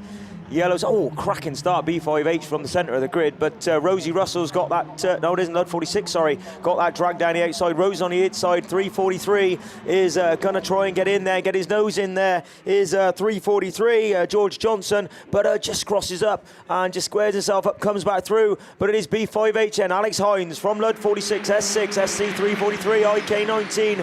Owen Bradford back there in about 5th or 6th position now, trying to get up the inside of Rosie Russell in IK19, just not quite got the drag, but it is B5H down the back straight. Alex Hines, he'll be over the moon to come away from the last round with a pot. Oh, some Rubbins racing going on at the back with Evian Williams, I think it is, on George Johnson, but it is B5H then, lap completed from S6, Lud 46 on the inside of Evian Williams, 343 then, and then we've got Rosie Russell, IK19, doing it for the girl, is the only girlie out there. there at the moment, trying to go around the outside. She would love a trophy to take back down to Kent, wouldn't she, this weekend? She's got a couple of spaces to make up to try and do it, and you wouldn't bank against it, would you? B5H, though, absolutely driving a stormer is Alex Hines. Had a great start, and he's away in B5H. S6 is second, Junior Jones. This will be just unbelievable for Junior Jones to finish the season in this way on a car that, what I say, is for sale. She's an old girl now as well, bless her, but still there up the front and doing the business for Junior Jones in Swansea 6. Excuse me. Who's that trying to come through then at the inside? Is that Rosie Russell making her way through? Let's have a look as they come through. Oh, it's a bit of Robbins racing, bit of a moving over. Last lap flag time, B5H. S6 with a lot of steam coming out there. Come on, Junior Jones, you hold that girl on. Let's see if you can get a trophy on your last BAS round. Oh, she's dying, she's dying. S6 is having problems. Oh, God, the luck that lad has is just unbelievable. But it is B5H then. Alex Hines, he's going to take the win. Good result for Alex Hines. Massively well done to him. Evian Williams in NW108. CW388 comes from nowhere to take third place. Owen Bradford and IK19 picking up the fourth. Oh, mate, honestly, S6 Junior Jones, I have no idea what happened there, kid. That was just massively, massively bad luck. And my heart goes out to you. He's such a nice lad. Such a good lad as well, to be fair to him. Oh, onwards we go then. Class 3. Ram Developments, Kelly Recovery. Thank you very much for Digit Plant Hire and Altbiz Motor Repairs for sponsoring Junior Specials this weekend. Let's get on with Class 3. Oh, Matt Lloyd, you better be last into the bend now, sonny, because you had a jump start. But it is 3:43.14, and then the big Chevy of Rupert round the outside. Didn't go in. Oh, did he? I was going to say something else then. Didn't go in hard out then, did he? But it is 3:43 then. Coming through, Sam Gould from MA 247, your only man that's sat on 3 wins at the moment. Can he get some grip out of that Chevy? NW14 though comes through at the inside. Oh, he's got some pace, and he Jamie Lee down that back straight. Oh, we got a wheel off on NW99. Oh, I've got to take that one on the chin as well, because that means that's going to be our first stoppage. We're not going to go through. We're not going to do a YD. Jamie Lee had just got into the lead as well, hadn't he? And maybe Gouldy saw the red flag, I don't know. He's moving his steering wheel a lot left and right. So whether he's got a steering issue on 3:43, I don't know. Right, Mickey, this is your Class 5s on the line. Let's give you a chance to run through them. Thanks very much, Graham. And that was a shame. I tell you what, there was a move coming out Startgate turn there. I was like, wowee. And as you say, the camera of the track, you just get that little bit of push and nudge, and there you go, you've got a wheel flat on that car. Right, men's Class 5 final, lorryinsurance.co.uk, our series sponsor, and Phil Young Heating Services, our weekend sponsor. Right, here we go. Thank you, everyone, for your kind comments, and well done for a great job this weekend.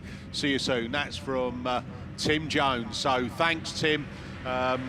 We wish you all well, mate. We wish you a speedy recovery, and we'll see you again soon, mate. The winter will pass pretty quick, and we'll be back at it, mate, enjoying some good fun banter in this commentary box, one of our own, and get well soon, mate. Right, the next provisional. What's this on the Class 2? So provisional. Craig Conway wins the men's Class 2. Ash Farah second. Well done, Ash. Josh Julian third. Dan Robbins in fourth. So well done.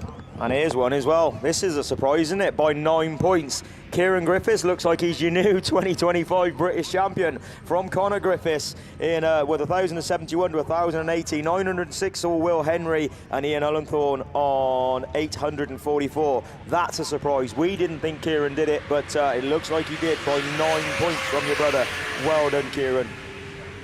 Dropping points has done it. Wow. Excellent stuff. Right, here we go then. Men's Class 5 final. Top of the shop, it's North Shropshire 1. Bing bong, Ollie Howe. And I'm sure the gaffer's looking down and cheering him on.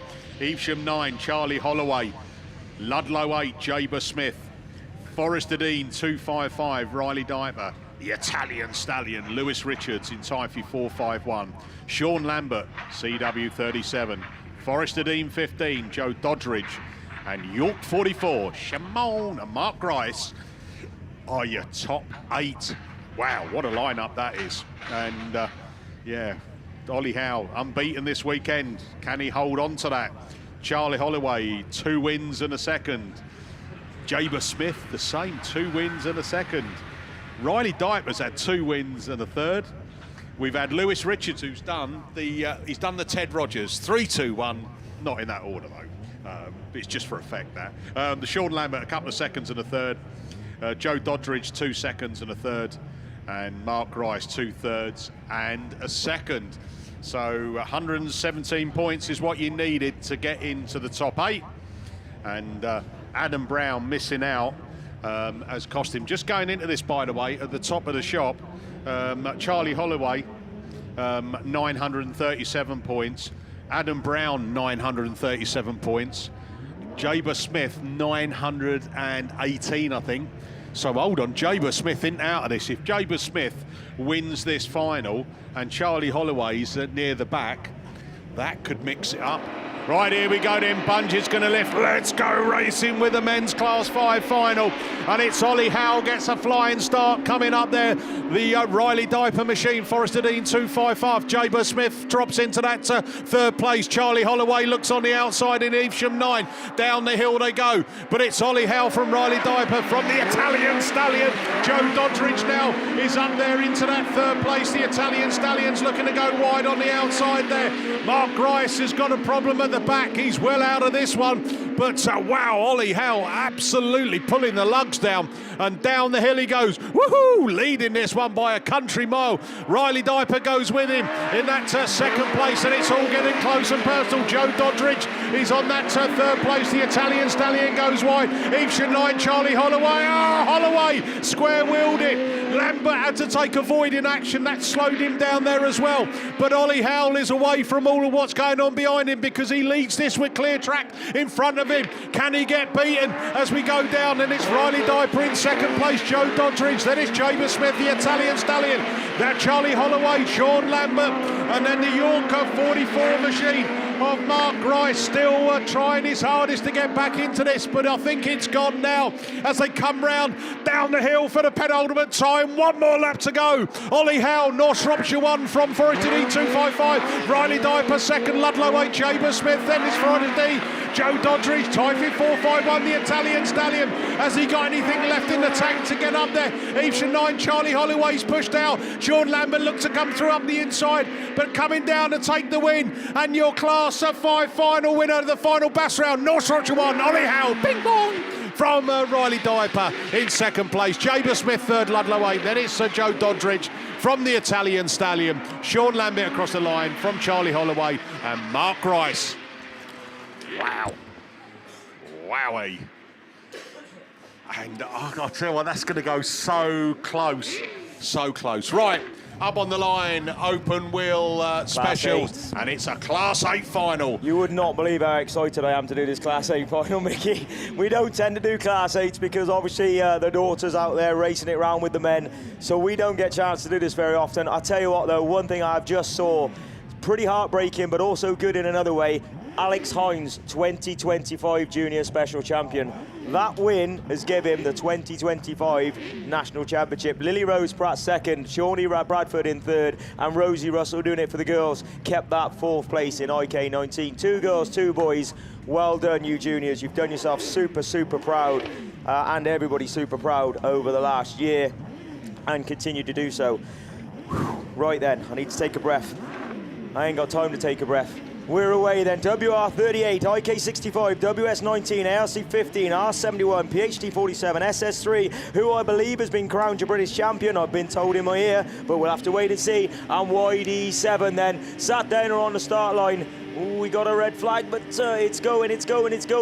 Let's go then, racing with men's Class 8 for the 2025 final time of the British Championship this year. Revs are rising. Oh, come on, I'm too excited. Come on, you Class 8 boys, let's see what you can do. Oh, Jay's got a wheelie the first time he's wheelied Harry this weekend. Mullen's going to take it, and I'll tell you, oh, no. Oh, Jesus. 2 of them over. 2 of them over. I think that's Reese Wyeth, but we'll just go quiet for just a split second and just give them time to just gather their nuts and stuff. So.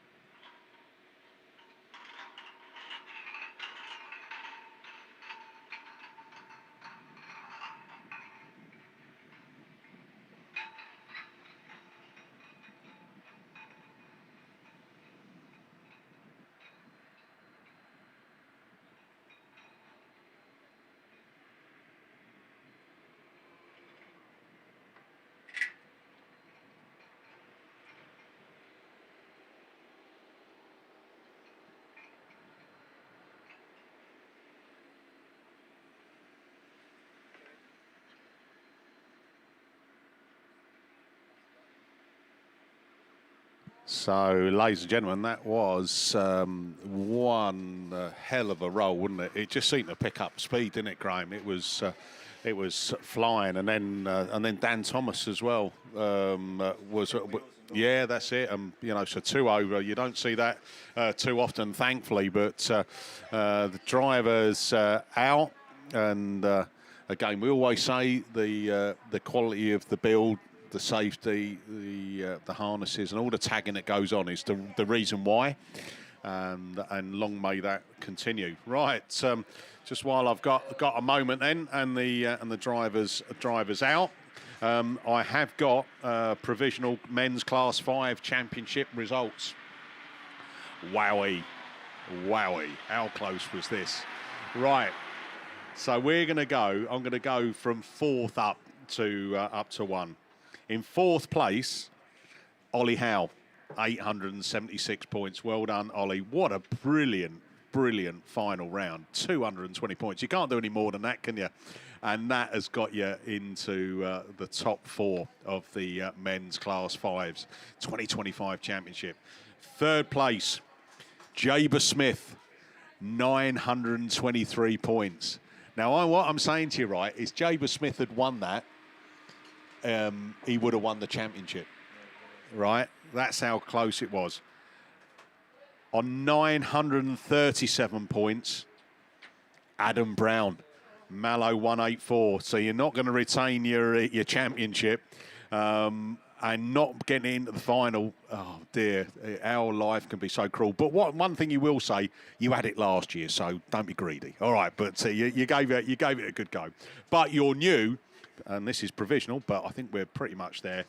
2025 BAS champion in men's Class 5, Charlie Holloway, Evesham 947 points, and that gets you the championship. Well done indeed. Well done indeed. So up on the line, I think we are Class 9s. Steve is currently got a 100% record in his finals thus far. Unlike Graham Bennett, who I told you, commentator's curse. You were bigging it up when you're giving Steve the pressure, the big elbow, and look at you, all gone quiet over there. Yeah, he has, hasn't he, really? So, yes, I'm glad it went well at Yorkshire Dales, I shall say. So, it is men's Class 9 times.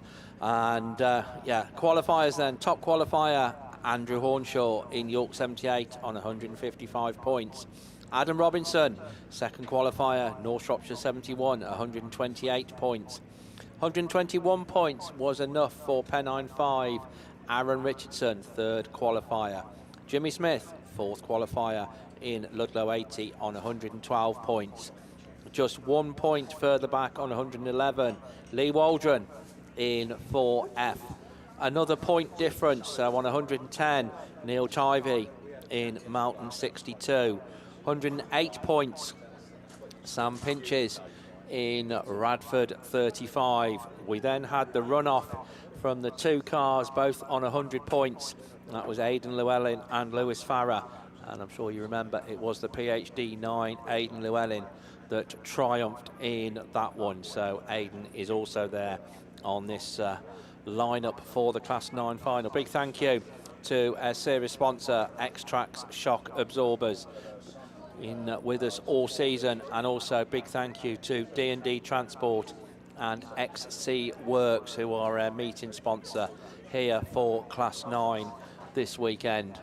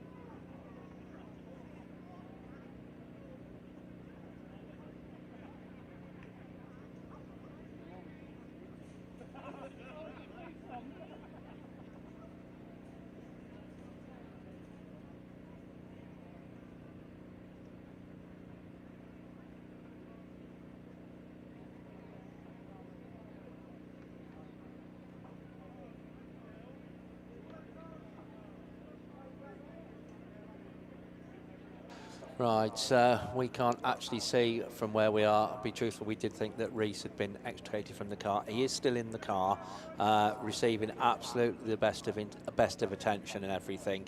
And yeah, they're not concerned, but obviously that was a very, very heavy role that he's just undertaken. So there is going to be a little bit of a downtime whilst the medical professionals, and that's exactly what they are, professionals, deal with this situation and these circumstances.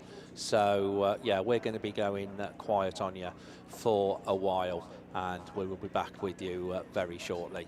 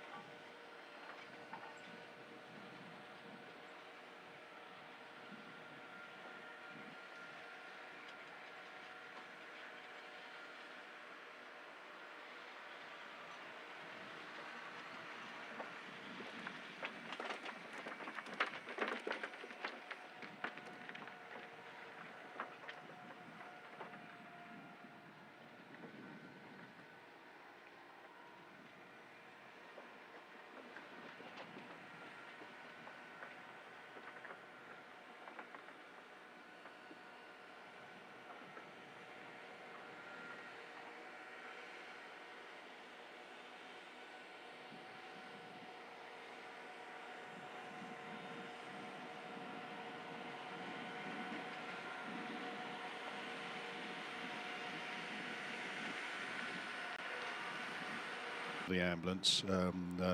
We are expecting some further support to come as well.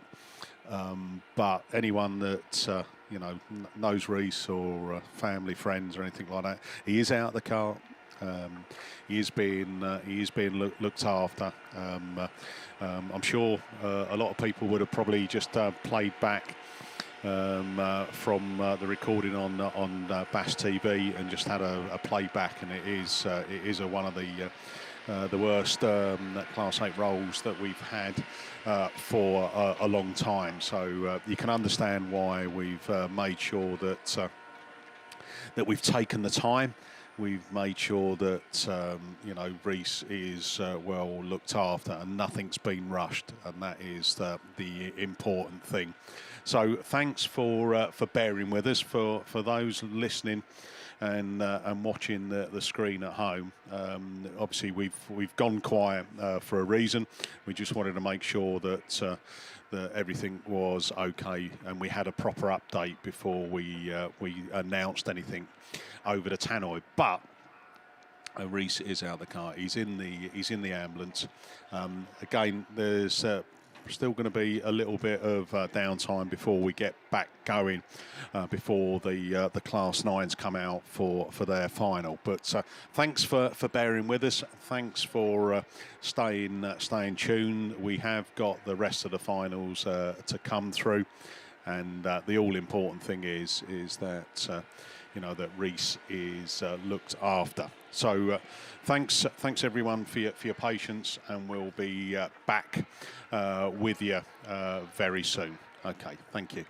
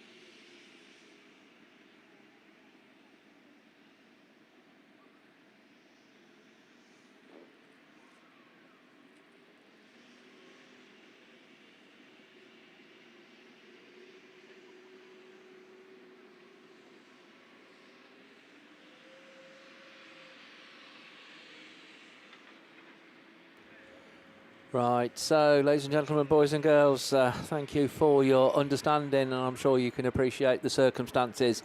The latest update we have on Reese, the driver there, is he got out of the car, not quite under his own steam, but yeah, certainly very much contributing to it with a little help, so they didn't have to cut the car to pieces or anything to get him out. He has sustained a little bit of a head injury.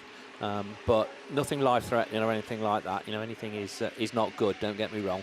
But, yeah, he is in the back of the ambulance and under the care of the medical team. You'd have, if you're here on the field, and I'm sure you can appreciate on BAStv that, yeah, you know, we weren't going to achieve anything by keeping things filming and live and stuff, so we didn't.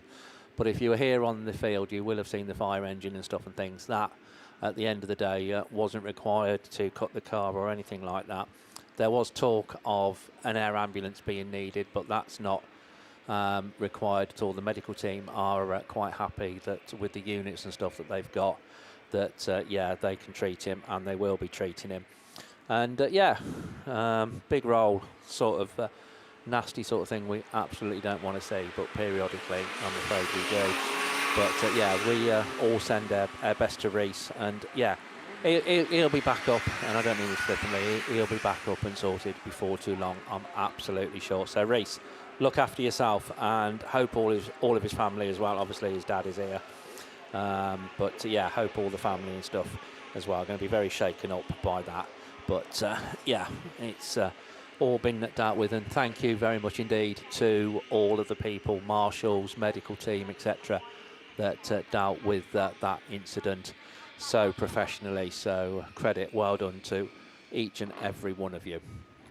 But we are in a position where we are going to go back racing, and again, it's another cliche, but it's absolutely, you know, what Reese would want. He would absolutely want to see some cracking finals still coming your way, and we will. Kicking off with the Class 9s that we were telling you about. We genuinely, from where we are, we couldn't sort of like fully see the incident, and we thought that Reese was out of the car like before he was. So normally we will go a little bit quiet when such a situation arises, but from where we were sat, it looked like he was out of the car. But yeah, he is now safe and sound. That's the main thing, and we can crack on with things. So Class 9 on the line, just to remind you: Andrew Hornshaw in York 78, Adam Robinson in North Shropshire 71, Aaron Richardson in Pennine 5, Jimmy Smith in Ludlow 80, Lee Waldron in 4F, Neil Tivey in Mountain 62, Sam Pinches in Radford 35, and Aidan Llewellyn in PhD 9. So those are the cars that will be getting ready to go just as soon as we have got track clearance. And everybody is in position and where they need to be.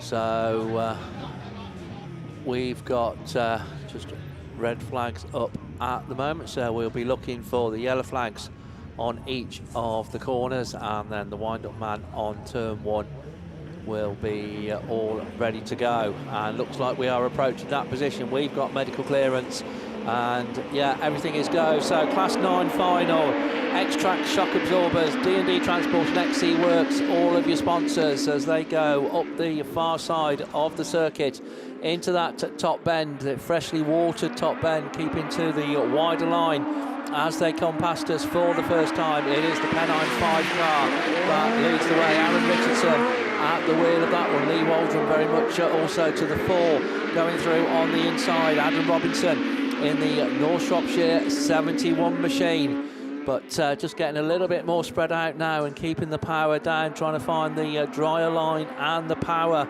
as they come past us once again. But it is Pennine 5, North Shropshire 71. The PhD 9 car then of Aidan Llewellyn goes through. Andy Hornshaw looks to go through right on the inside of everybody. Lee Waldron in the 4F machine, but whilst all this goes on behind him, Aaron Richardson in Pennine 5 pulling away from the rest of the field, powers it right round the outside and down the bank on the inside then. Still North Shropshire 71, PhD 9, York 78, Lee Waldron in 4F, then Ludlow 80 and Mountain 62 racing together. That's Jimmy Smith and Neil Tivey at the wheel of those two cars respectively. But down the far side, then things are getting very much tighter.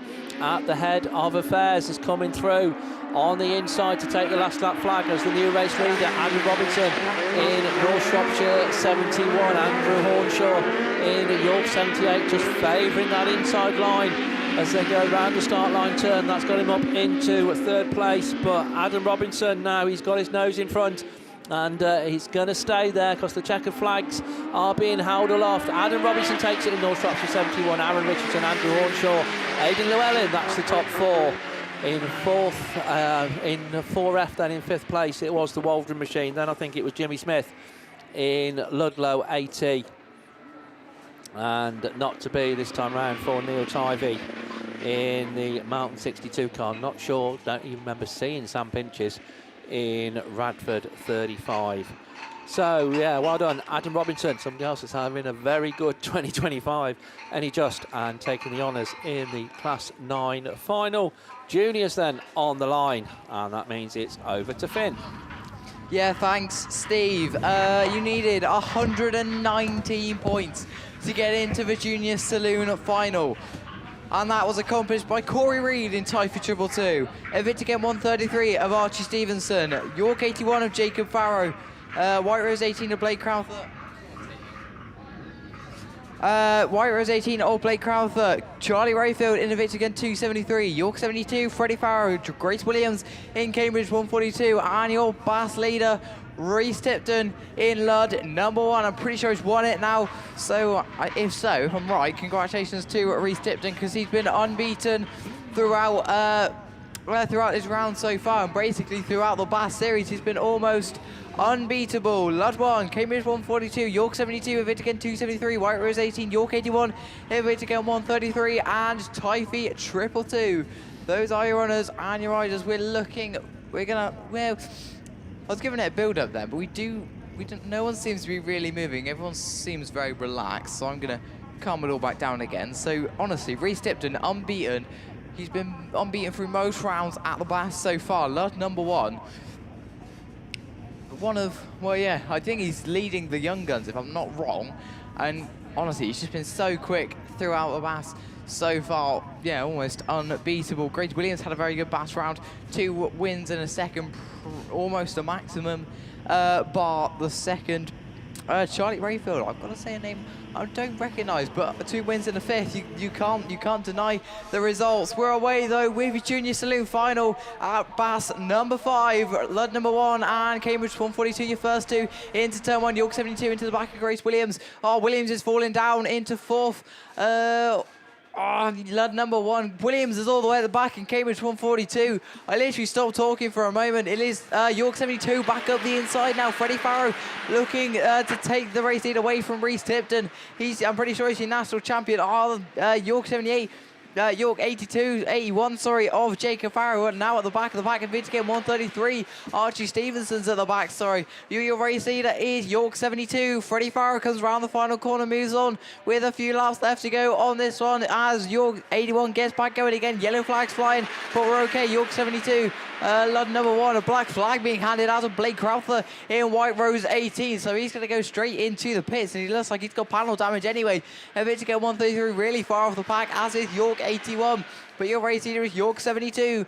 Freddie Farrow comes around the final corner. He's got a couple of laps left to go on this one. Reese Tipton in Lud number 1. He's done all he needs to do. He's won the BAS, so this is just for more points in Lud 1. Typhy 222, Corey Reid. I was going to say Lud number 1 looking for a move up the inside. Freddie Farrow couldn't get it done that time. A win and 2 seconds and leading the final. Stevenson still at the back of the pack. Honestly, such a shame. But your race leader is still York 72, comes round the final corner, moves on. He's got 1 lap left to go now around Border Counties to take the win in the Junior Saloon final. York 72, Lud number 1, Typhy 222, Cambridge 142, and Evitigan 273. A 5th in the final is not bad at all for Charlie Rayfield. But your race leader is still York 72. He's keeping him honest. It is Reese Tipton, but they're going to stay as they are for the moment. Checkered flag is out. York 81 is a lap down, so your race leader and race winner in BAS 5 in the Junior Saloons will be Freddie Farrow in York 72. Lud number 1 takes second. That is Reese Tipton. And Typhy 222, Corey Reid will take up the final podium place.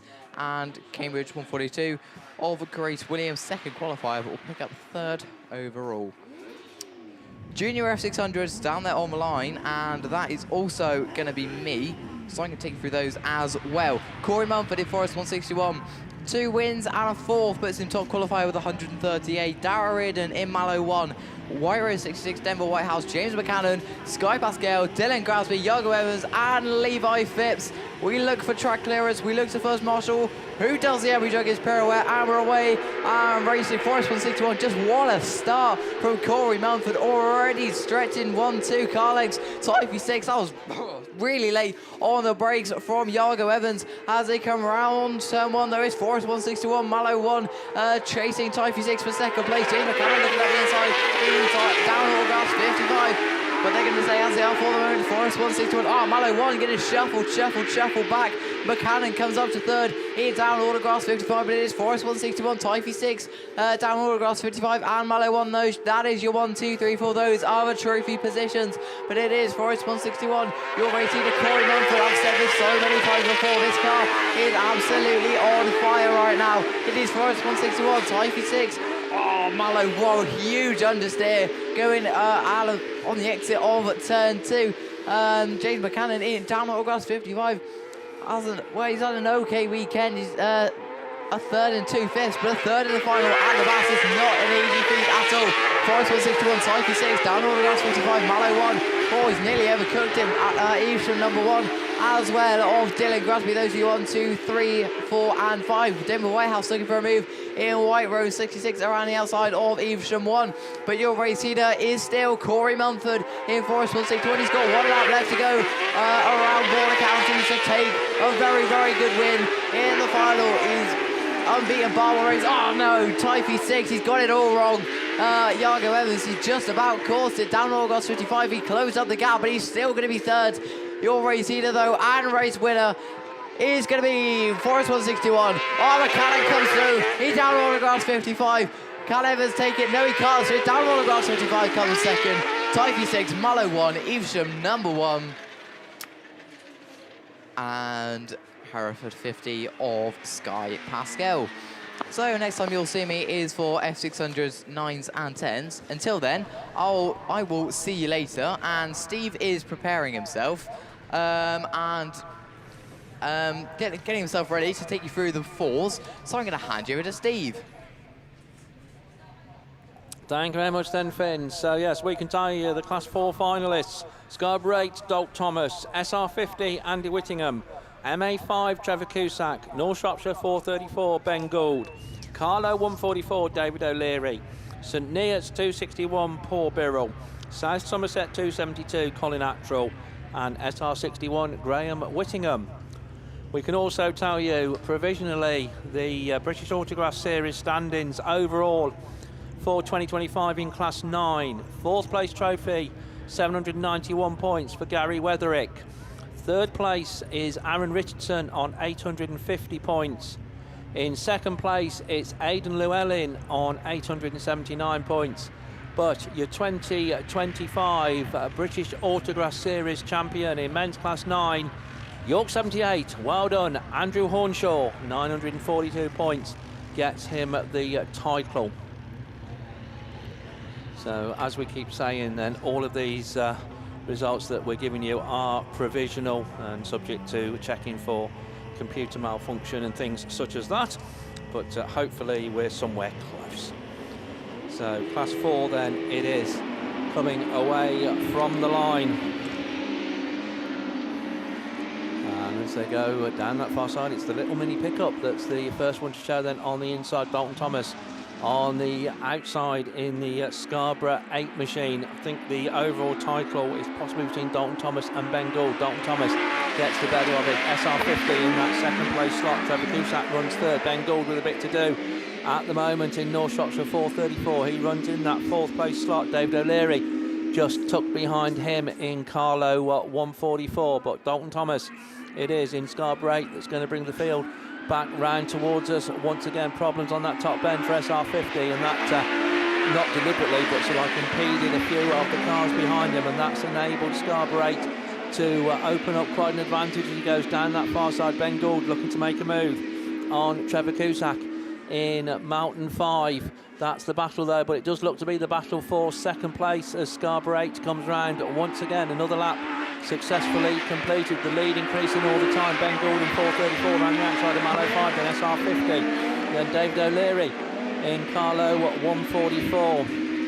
At the back of the pack out the minute, Graham Whittingham. No Colin Attrell out there in the South Somerset 272 because he's square wheeled and parked in the middle. As the last lap flag goes out, Scarborough 8 a long way clear now from Ben Gould in North Shropshire 4:34. Mallow 5 in that third place slot to St Neots 261 car of Paul Birrell comes next, but down the far side it is Dalton Thomas in Scarborough 8 that's going to come round and take the win in today's Class 4 final. Yorkshire Flapjack says here his sponsor as he takes it. North Shropshire 4:34, Ben Gould in second place, Mallow 5 in third, St Neots 261, SR50, Carlo 1:44 and Graham Whittingham in SR61. So that's the Class 4s successfully completed. On the line then, we're going to move on to stock hatches, which means we're going to move on to Lewis. Thank you, Steve. Yeah, the stock hatches are down there, all set, raring to go, I'm sure, for their final as well. And out in the final then, going from top to bottom, top qualifier into the final, we have Michael Aiken in the NS 192. Second qualifier into the final, Lud 64, Ollie Stevens. Third qualifier, Pennow number 9, Josh Holden. P22, Alan Hawkins was next in. Jordan Regan in B25H was your fifth qualifier. Iestyn Mayo in Pennow 23 was sixth. John O'Crosby in Melton number 4 was seventh, and Paul Lickley was your eighth and final qualifier into the men's stock hatch finals, and you needed 94 points. And very oddly, your current third place overall driver before the weekend is Solway number 90, Paul Harrington, who has qualified ninth, but is currently third overall in the BAS. So he's missed out on the final by just that 1 point with 93 points, having had a seventh, a first and a fourth. So Paul Harrington can't do anything now then to try and keep into those top three positions.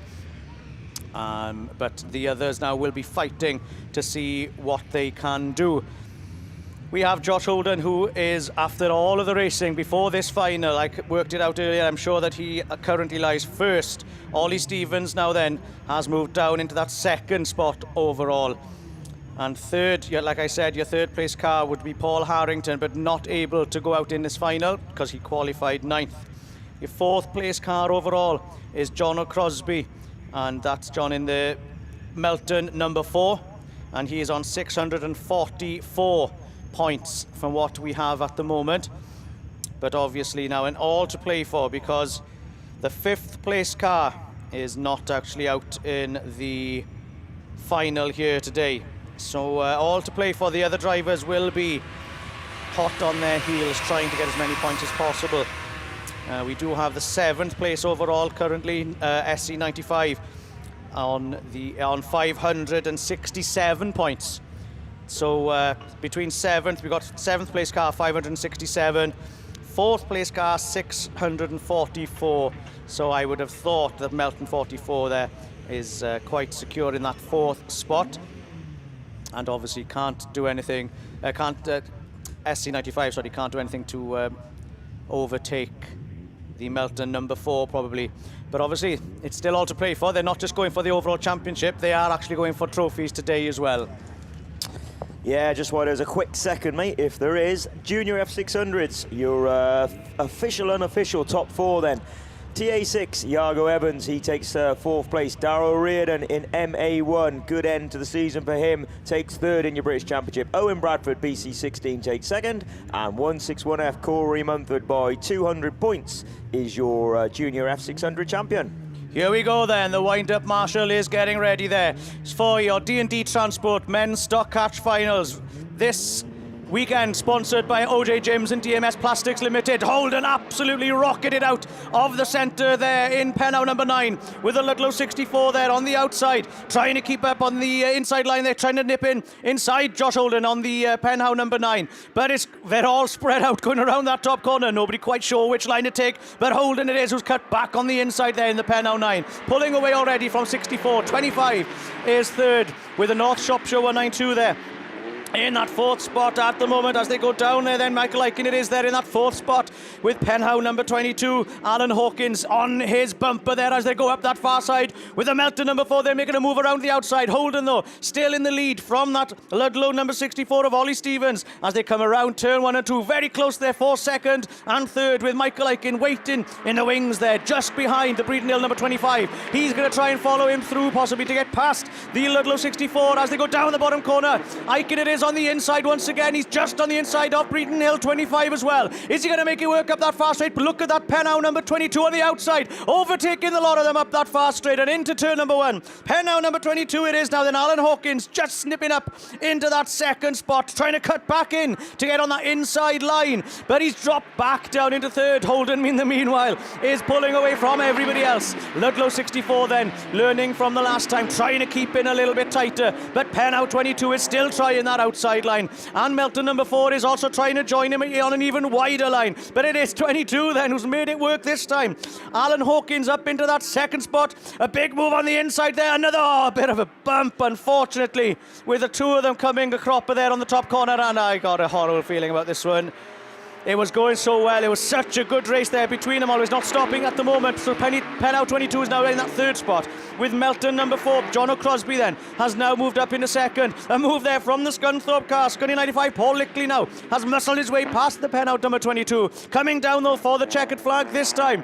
We've got our race leader. He's going to be our race winner by the looks of things here. Josh Holden it is there in Pennow number 9. And I think, unofficially of course, that might make him your overall champion for the stock catch this year. Melton number 4 then takes second, Scunny 95, Pennow 22, Breeden Hill 25, North Shropshire 192, and last but not least, your final finisher in the race is Iestyn Mayo then in the Penhow number 23. There was quite a coming together up on that top corner, wasn't there? Unfortunately, and hopefully we can take a result on that.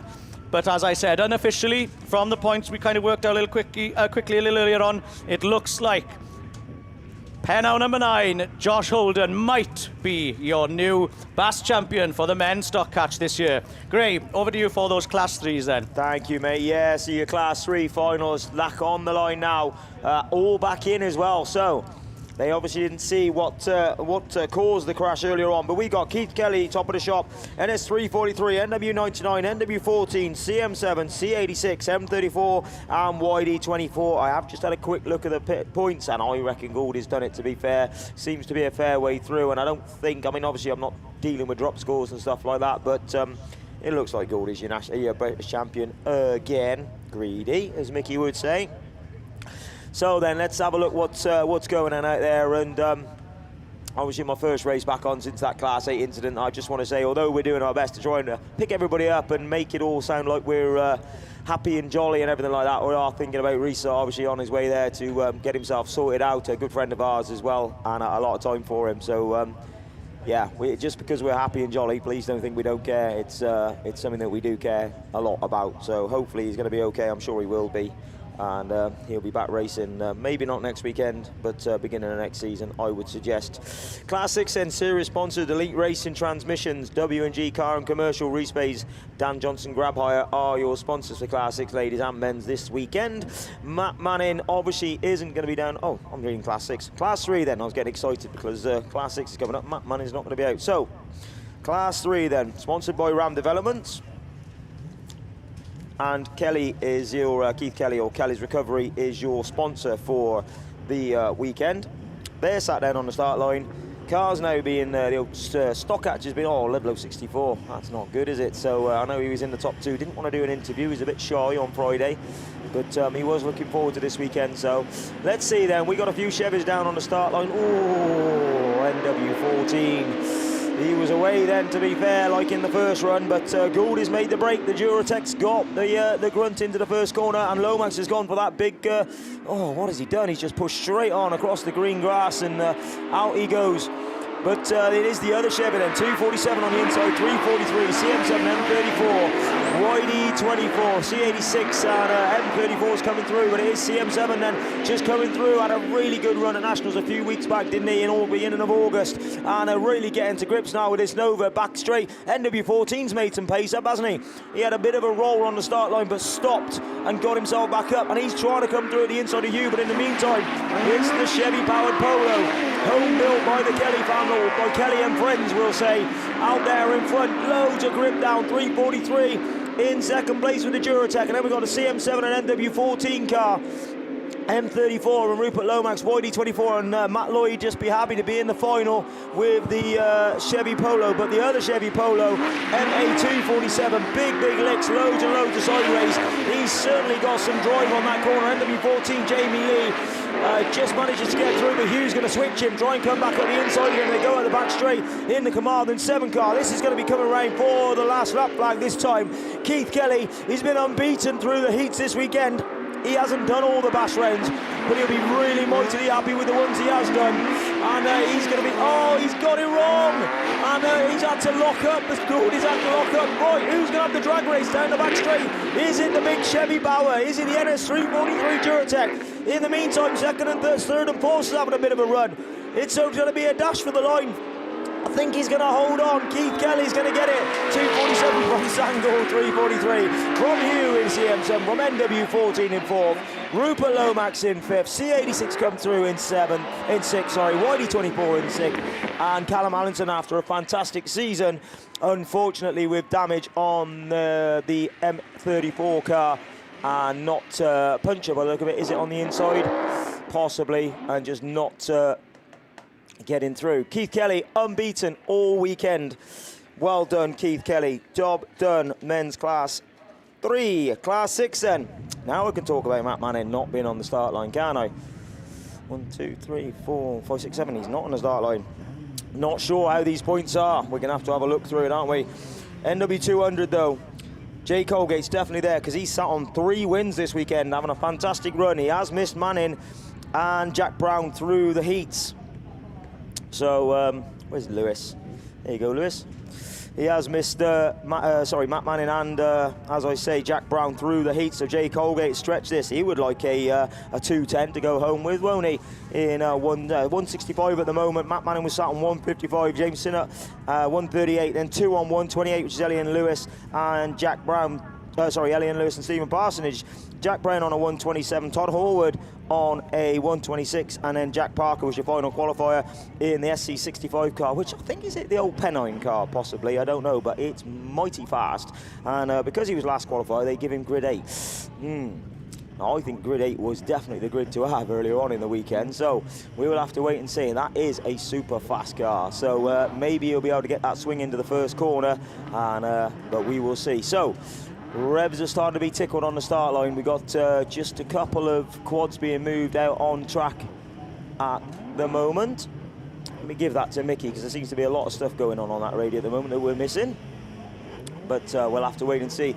So what we got, Sinner out the middle, Parsonage out the middle, in 4 and 5. Jack Brown, I think Jack Brown needs to win this, and if he wins this, I think he'll win the British Championship. But we will have to see. I'll tell you what, he's made the jump into the start though, hasn't he, young Jack Brown? Fantastic young lad as well, very, very well spoken, and a really, really nice down-to-earth young lad. So let's see if he can take a title back over to Ireland. His brother missed out earlier on in class 5, and I'll tell you what, he's been driving superbly well all weekend, MA 182, all year, sorry. But NW200 is just going to try and go around the outside, and who's that around the outside? It's the PAC car of 70, Elliot Lewis then, who's just gone right round the outside of MA 182 and into the lead there. So we got Elliot Lewis PC 70, Elliot Lewis then away from 182, from 200, from Sinner in 174, 273, 146, and then give him all the big build-up, didn't I? SC65, Jack Parker, unfortunately got problems at the back. Come on, Jack Brown, you need some points. So it is PC 70 out in front, NW 200, Jake Holgate. You'll be happy with a 200, I guess, if he can stay there in second place, but Jack Brown's going to try and come through on the inside. Oh, no, we don't want any of that, boys. Let's get the pedal down. Come on, Jack Brown, get your toe back in. Let's have a look then. PC 70. Now we've got Sinnott trying the outside of NW 200. Eds Parsonage moved himself into a trophy position in NS 146. That car definitely is for sale because he texted me and told me. But he doesn't want to sell it because he doesn't want a house. So he has to stay at home with Dad. PAC 70 then, last lap flag. NW 200, CW 174, NS 146. And then Jack Brown back in MA 184 now in first, second, third, fourth, fifth, sixth place then. Down the back straight they go. This is checkered flag time, final time. Look at the bucket hat on the finish, Marshall. He's very happy with that one, is he? PAC 70 then, it looks like he's going to take a British Championship win. Well done, Elliot Lewis. NW 200 in second, CW 174, NS 146, SN 273, and Jack Brown in MA 182. The only other finisher is going to be SC 65. Jack Parker, he will get that final points position. That's Class 6 is done and dusted. We are now back on to men's Class 8.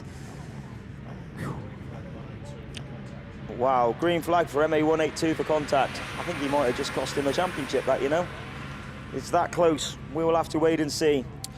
Right then, who's left in this Class 8 final? WR38, IK65, ARC15, YD7, SS3, Russ Shepherd, who we think has won your British Championship this weekend. This will be his third after 2 in a row back in 2007, 2008.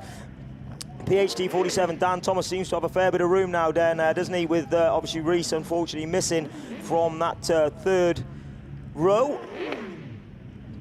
Who else have we got down there that I can tell on the start line? So Russ is out on grid 8, Darren Mullen out on grid 7, YD7's on 6, IK65 on 5, ARC15 on 4, nobody on 3. Oh, sorry, not ARC15. ARC15's on 2, sorry. And then Max Lewis has got that grid 1 position. Right, there'll be a few clenching buttocks on that start line now, I'm afraid. And I can talk from experience. So let's see what happens then. Yellows are up then. Come on, you Class 8 boys. Let's do this some justice for the final time this year at the British Championship round 2025. Harry Russell put a bit of weight in or something, or he backed off. He's had a good start, and him and Darren Mullen go side by side into the first corner. Harry didn't back off.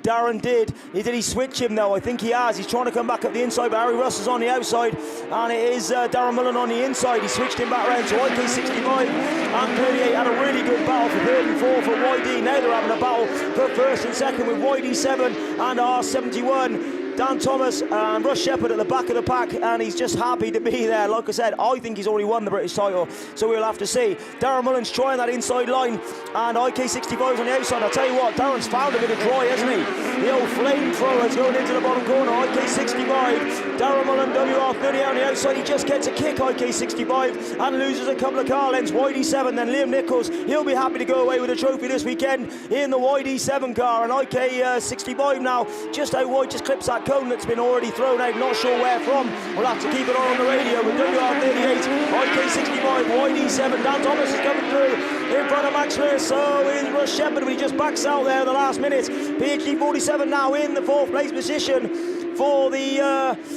final trophy position. Darren Mullen though, he's got that line perfect, just kisses that wet, and it is WR38 with the Jigsaw powered machine from IK65 with a Musa.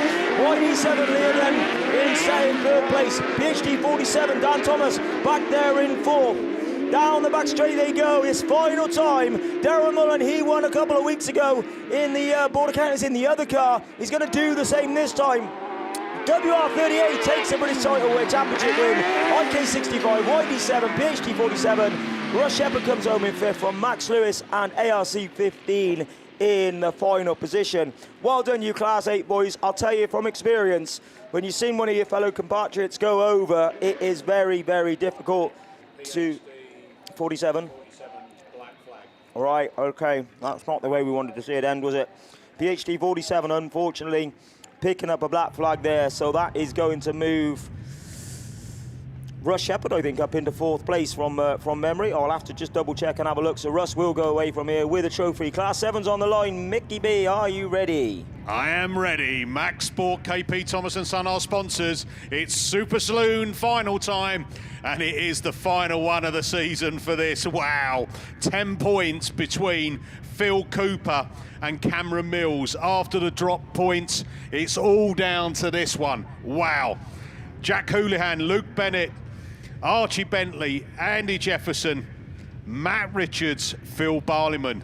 And looking at that, between the Archie Bentley and Andy Jefferson, there's 15 points. Jefferson's got 3rd place at the moment, Archie Bentley 4. So all to play for in this one.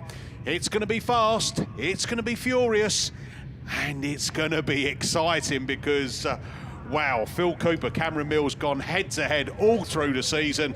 And, yeah, 10 points between them. Let's give you some provisional top 4s again then, Mickey, while we're putting a few cones out. Class 4 then, your British champion for 2025, Dalt Thomas by 20 points from Ben Gould. Paul Birrell in 3rd, Trevor Cusack taking one back to Ireland for a trophy, MA5 in 4th. So well done you guys, and looking at that, like 10 points, sorry, 860 to 850. Dalt Thomas, after a perfect round 5, is your national champion. No, he isn't, he's your British champion, sorry. Actually, is he national as well? No, Gouldy won it, didn't he? Yeah, British champion. Oh, could do better, Dalt. Yeah, I'd take that. I'll take anything. Just take a win, that'd be good for me. Right, who's your money on? What a final climax for men's class 7 in the 2025 British Series. Engines are revving on the line. We look to the first marshal. He's going to spin round. Bunge's going to lift. Let's go racing with the Super Saloon final. Cooper gets a good start. Houlihan goes with him as well. Barliman up into 3rd place. The North Wales 621. Luke Bennett is up there as well, but it's Cooper down the opening straight. He goes Houlihan. Cameron Mills comes through up into 2nd place out of turn 3 and Stargate turn. Then 2 at the top of the tree. It's Cooper leading it then from Cameron Mills. Whoever wins this one takes the title. That's how close it is. Here we go then. It's Cooper down the hill. Woohoo! Cameron Mills goes with him. He gets a face full of dirt. Then it's Houlihan. Then it's Andy Jefferson. Then it's Archie Bentley. Then Andy and the Phil Barliman machine. Then the North Wales 621 Luke Bennett as they go up the top of the hill to go round again. Another time of asking. ARC5, Phil Cooper then. Still got the nose in front. Cameron Mills is following him all the way from Houlihan, from Andy Jefferson. Then it's Bentley, Barliman. Then we go down into Bennett. And then Matt Richards in the Radford 555. There's a move there. Jefferson and Houlihan getting up close and personal. Jefferson up into that 3rd place. But coming round, it's last lap flag. One more lap to go then. ARC5, it's Phil Cooper then from Cameron Mills in Cundy 9 from that Jefferson machine. Houlihan looks for a car the inside. Out of Stargate turn, they climb the hill for the final time. Into turn 1, Cooper slows it down, keeps the line tight. He's down the hill. Woohoo! It's Phil Cooper, takes the Class 7 final and the championship. Cundy 9, Cameron Mills, Yorkshire Dale 75, Jefferson in 3rd, then Houlihan, Bentley, Barliman, Luke Bennett and Matt Richards. Wow. Absolutely brilliant stuff. Well done to Super Saloons. First time of asking as well. Up on the line, we now switch over to men Super Specials 10s. Oh, Cooper's come for a lap of honour. There you go. You deserve it, mate. Go on. You've had to work hard for that, didn't you? Brilliant stuff. Well done. That's what champions are made of, isn't it? They didn't bottle it. He just led it from the front. Well done. There you go. Class 10s over to Graham Bennett. Thank you, mate. He's not going again, is he? I thought he was going again. Oh, dude, that's a black flag offence, isn't it? It's a black flag offence. Only joking. Well done, Phil. Top bombing this year, to be fair to you, and still doing it for the Chevy. So, Class 10 then. Phil Young, Liam Grasby, Lee C. Greaves, Gary Morris, George Young, Liam Evans, Andrew Hornshaw, and joint top of the shop, Lance Bowen, who's your winner of your last YD meeting. Couple of cones going up at the top. SGS Gas is your series sponsor. KS Coles, Lord himself, probably sat at home watching telly. He is the year-round sponsor for this weekend. Thank you very much to them for their kind sponsorship this weekend. Not sure where this is. Is this going down to the wire? Not 100% sure. I don't think so. I reckon Liam's probably done enough now because he's had a really good run through the heats on 2 wins and a third, and Lee has not really had the best results, has he? 3/3 all the way through. So we will just have to wait and see what happens. Lance Bowen, top of the shop, has chose grid 8, which means I can guarantee you now he will be flat knacker around the outside, pulling as many gears as he dare to get round that top corner, exactly the same as he did at YD a few weeks ago, and that paid off for him. Now, whether that will pay off for him round here, I don't know. We will have to wait and see, won't we? So, as I say then, we've got BC22 out on the outside. Liam Evans would dearly love to win this one in NS3, and who is it that makes the drop? George Young, NS3 and BC22. And there goes Lance Bowen, dips the left-hand wheel in. Oh, I tell you what, he's just got it slightly sideways, but absolutely nailed that for the first corner, to be fair. NS3, 22, Y7 Andy Ornshaw. So we got 1, 2, 3, 4 different types of engines in the top 4 there, with just the 2 boosters just towards 3rd and 5th at the moment. Man, that's getting tight, isn't it, between 3rd and 5th. Top corner though, NS3 then. Oh, Lance has got it 2 sideways. He's going for a trip on the inside, just trying that a little bit too hard. NS3, A21, ARC1 and Y7 then. That's your top 4. Gary Morris, G28D and Phil Young. Here comes Lance Bowen, BC22. He's had a decent end to the year, to be fair to him. He'll be gutted not to come round here with a pot, to be fair to him, but let's wait and see. Another lap completed for, I think, your British champion of 2025. A21 then, George Young. He's had a decent season as well, to be fair to him, A21. ARC1, Lee Seagraves, your top 2 booster car. He's going to chase him down, try and make it a 1-2 and a 1-2 in your British Championship, but at the moment he's having to settle for 3rd place. Lance has just pulled off to the side. Last lap lag time for Liam Evans in North Shropshire 3. ARC1's through. George Young was way too wide, and Andy Ornshaw's come through as well. Down the back straight they go then. Liam Evans waving that front right wheel to the crowd. Bags and bags of grip and drive. NS3 then. This one's coming to you, Tim Jones. He's going to come and see you later with your trophy. NS3 takes the win. Second is going to be ARC1, Lee Seagraves. Y7 and A21, G28D, Evesham 23. And BC22 bringing up the rear. And I tell you what, that just does it justice, doesn't it? The top 1 and 2 through the BAS this year is your top 1 and 2 sat there in your final for the last round. BC at Border Counties 2025 BAS round 5. Mickey B's got some cars up on the line with the F600 men's finals. Thank you very much. That's that done and dusted. Right, here we go then. F600 Pickering Tyres, our series sponsor, PWL Engineering, weekend sponsors. Top point scorer in this, Bill Bradford. Border count is at 16. I think he's opted for grid 6 to come out of that. So, yes, he favours that one. And Patrick Daly, I think he's just in on the outside of him in grid 7.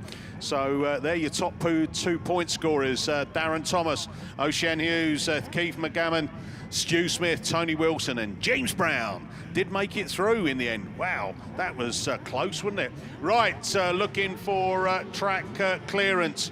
And yeah, Phil Cooper won it by 20 points in the end. Here we go then, let's go racing. And who's going to get the best of the starts as they come up the hill? And I'll tell you what, the early leaders on the points need to get themselves sorted out because they all come down the hill, and it's going to be that James Brown machine and Bradford.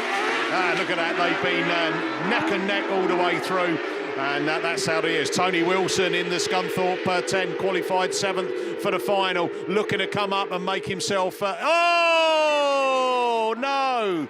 We've got one over and out. Keith McGammon in down 55. He went airborne and he just floated in the air and then bang. And I think he's ended up back on his wheels. But that's not what we wanted to see. Another stoppage as we get down through these finals. So, wow. Open wheel class racing, that's what happens. You touch those wheels and yep, it's liftoff, and that's where it was. And probably on the one of the fastest parts of the track going up that hill into turn one as well. But yep, we'll just make sure that the car's just getting lifted up a little bit, and just want to make sure that the driver gets himself out. You know, thankfully not as dramatic as the class 8 one. The medical crew straight out there. You know, that's part of that mandatory stuff. You know, and they're pretty they're hot on it, aren't they? Straight down there. Get looking at that driver and make sure that he's okay. Check him out. Get that car recovered, and yeah. We're just waiting to hear any decisions on that.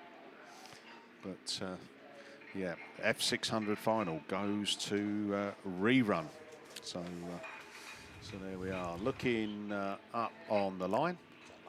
Yeah, should do it. I'll tell you what, we have got some confirmation on some provisional championship winners. I'll tell you what, I'll just do the top 4 in men's class 7. So in fourth place, it's Archie Bentley. What a season he's had. North Shropshire 7. Well done, Archie. Third, Andy Jefferson. Again, impressive drives through the season, Andy, and well done. 828 points you accumulated. Andy Cameron Mills, 1,080. That on a normal season would do it for you, I'm telling you. But by 20 points, 1,100 points, bang on the nail. It's Phil Cooper, takes the title, retained it as well. Yeah, very good then. So we'll move on. We've got a couple of sheets here now coming hot off the press. Steve and Nicola next door are absolutely flying through these, aren't they? Harry Russell, what an end to the season you've had, mate. You have finished 4th in your British Championship, well, 907 points. Cameron Mills, after a disastrous weekend, dropped away just by 2 points. He's now finished 3rd behind Darren Mullen, WR38, who's had another good run through on 55, 55, 45, 55, so 210 points and a good drop, a good double that one for him there as his top double. So Darren moves up into 2nd place, and then, as I say, 3rd time we were right.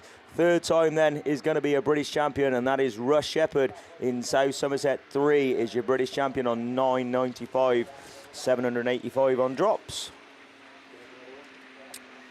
I got loads to do. I'll just jump in then as we got a little bit of time there as that car's being taken off. Yeah, our stock hatch top 4 then.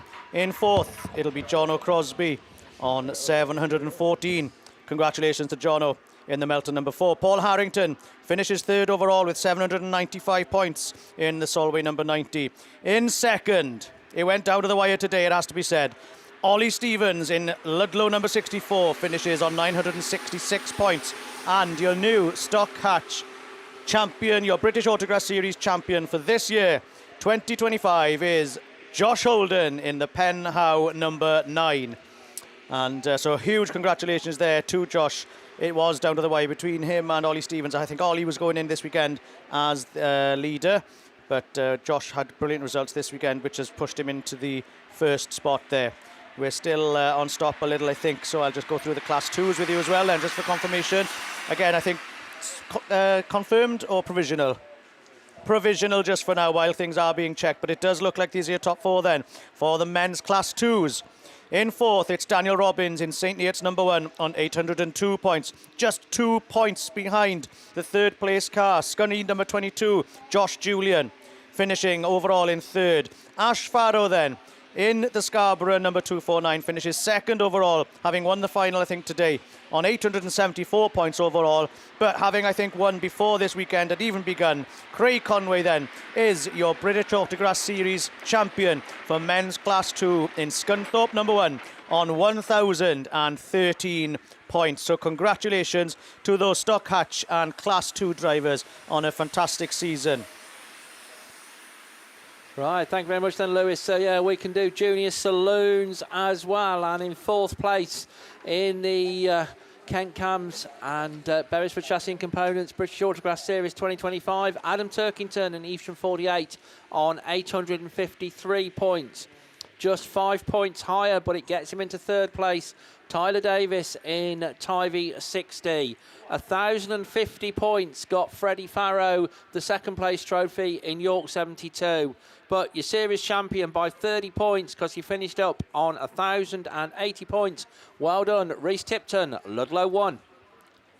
Yeah, we may as well go through it, didn't we? Class 3 men's then. Jamie Lee's had a good weekend. He's moved himself up into the top 4. And he takes home a 4th place British Championship pot, doesn't he? Keith Kelly, again, after missing a complete round halfway through the season. At, what would that have been halfway through the season? Somerset, maybe. Keith Kelly, MA247, with a good run today, comes through and takes 3rd place. Callum Allinson takes your 2nd place and 102 points in front. It is the man from North Shropshire, NS343. We saw him beat in the final today, but I tell you what, he's been on it for the rest of the season, hasn't he?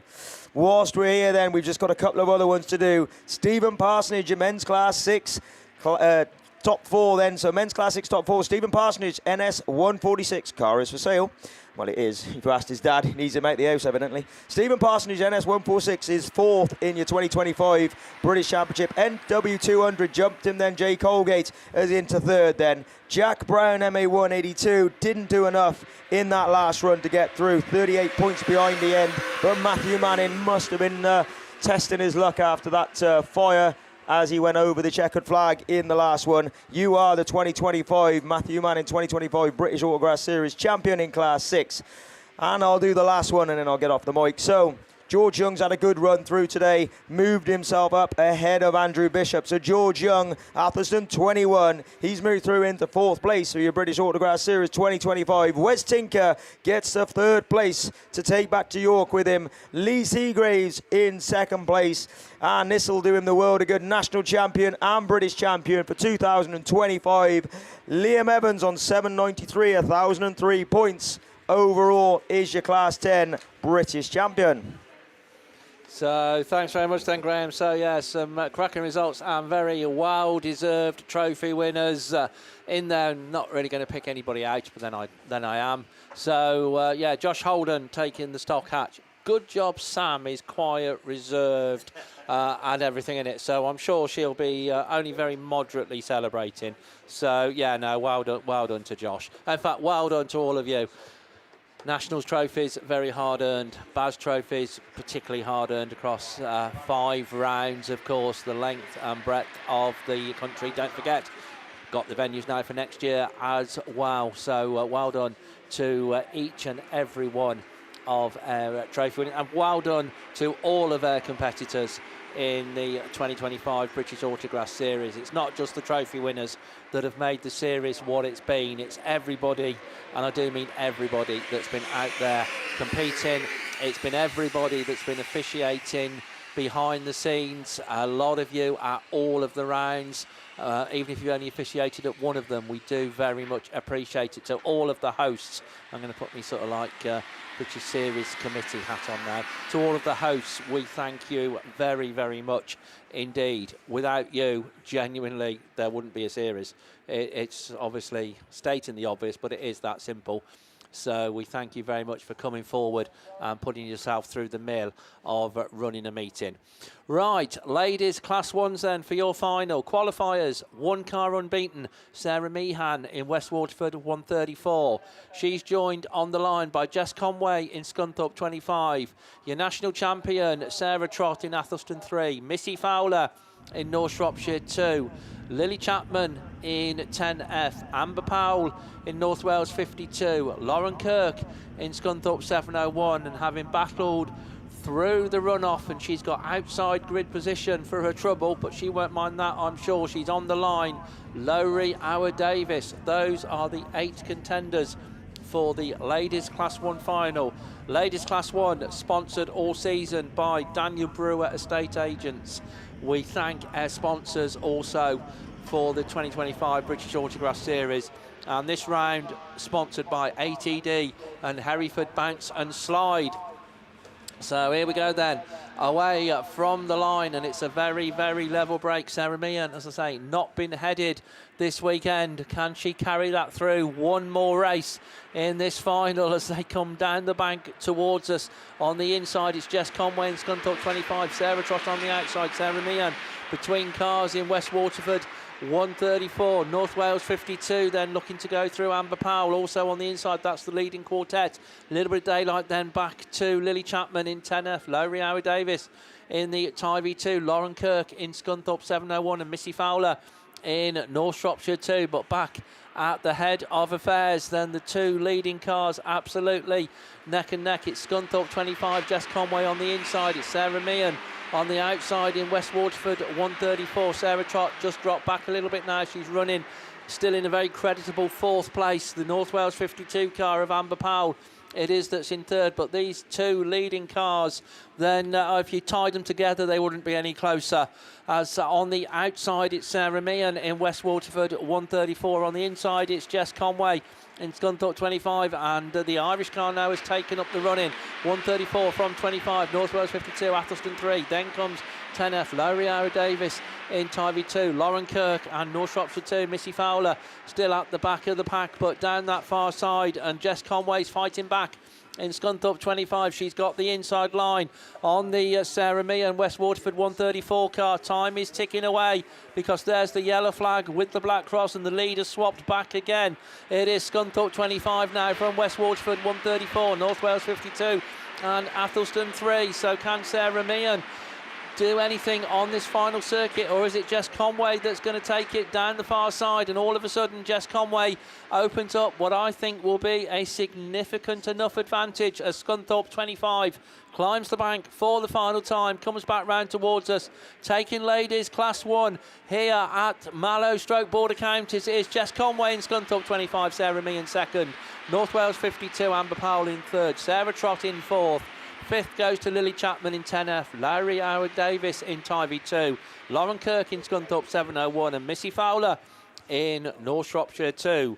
We await final results overall on that one as to how it all shapes up for your British champion. But in the meantime, it is ladies class 3s there on the line, which means it's going to be back over to Graham, who was in the middle of making a cup of coffee. But, this is all to play for as well, Steve. Thank you. So this is down to the wire for these two girls. The two Beckys that's been fighting out all year are there. And I'll tell you what, Becky Smith has had the best run into the first corner with Brittany Cusack out on the outside. So it is NS 343 then. Goldie gets it right. What can Becky Shaw do? She needs a win, I think, to get this through. But it is CA 546 then.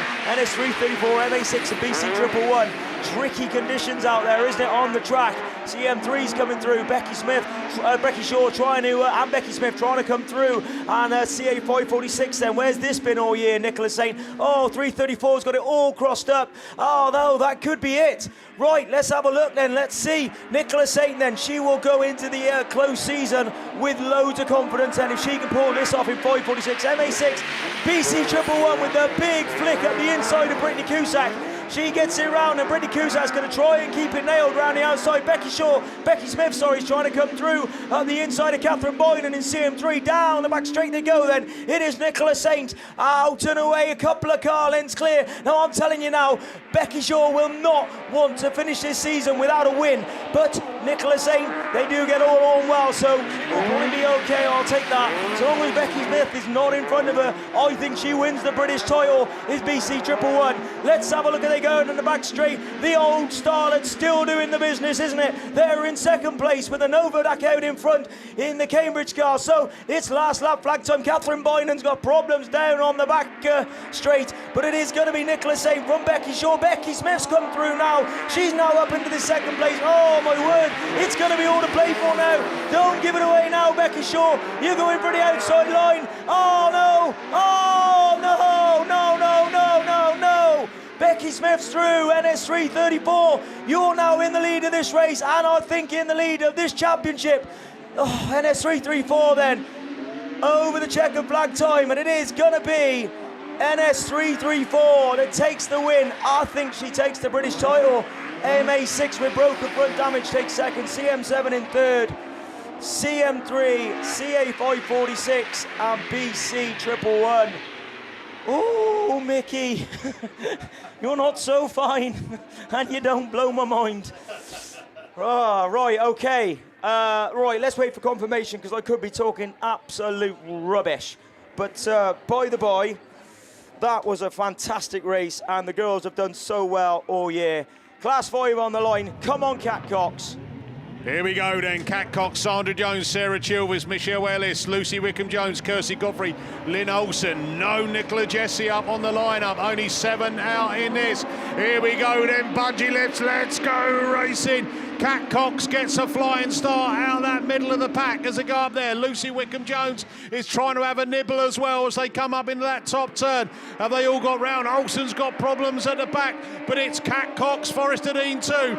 From Cumnee 31, Sandra Jones, they go side by side. Kirsty Godfrey up there into that third place, but she's getting swallowed up now as Sarah Chilvers looks for the cut back up that inside as well. Lucy Wickham-Jones is in that mix, and Kirsty Godfrey in that 5th place, but Cat Cox round turn 2 down the hill. Woohoo! From that Cumnee 31, Sandra Jones, from Lucy Wickham-Jones, then it's Michelle Ellis and Kirsty Godfrey, Sarah Chilvers and Bree Neal 27, Lynn Olsen in that back of the pack, but Forrester Dean too is. Cat Cox unbeaten thus far this weekend. She's leading the final down here at the final round of the British Series. Down the hill she goes. Another couple to go on this one, but Sandra Jones not leaving her alone at all. In the Cumnee 31 in 2nd place, Lucy Wickham-Jones, PAC 11 still 3rd as they come round turn 3 and Stargate turn.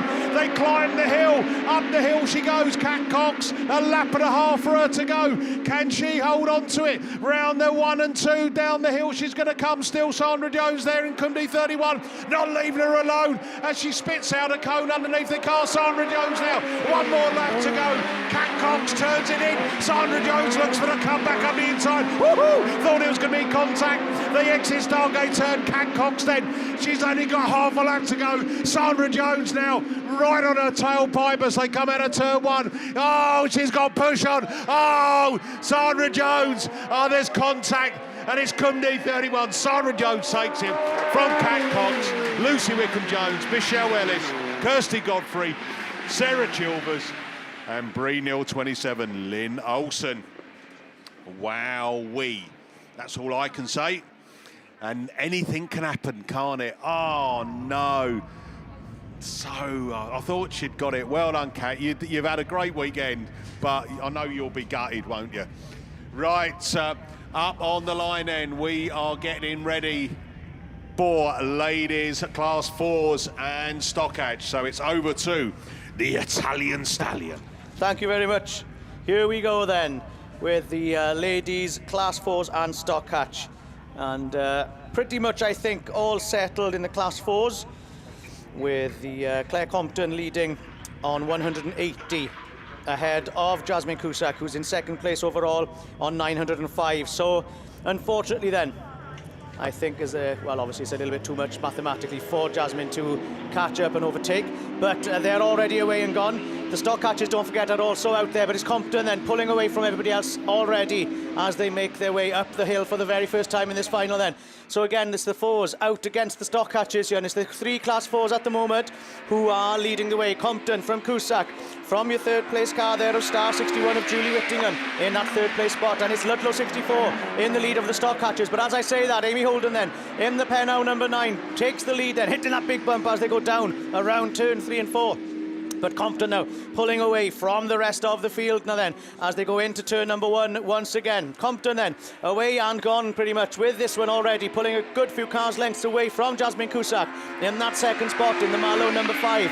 And your 3rd place car is still Julie Whittingham in that Star 61. Pennow number 9 then is the first of the stock catchers, pulling away from Sue Stevens in the Ludlow 64 with the down Autograss 295 of Zara McElroy at the back of the pack there, the 3rd of the stock catchers. So we'll take 3rd place points and result for the stock hatch class in the ladies. Compton it is then, coming down the hill once again.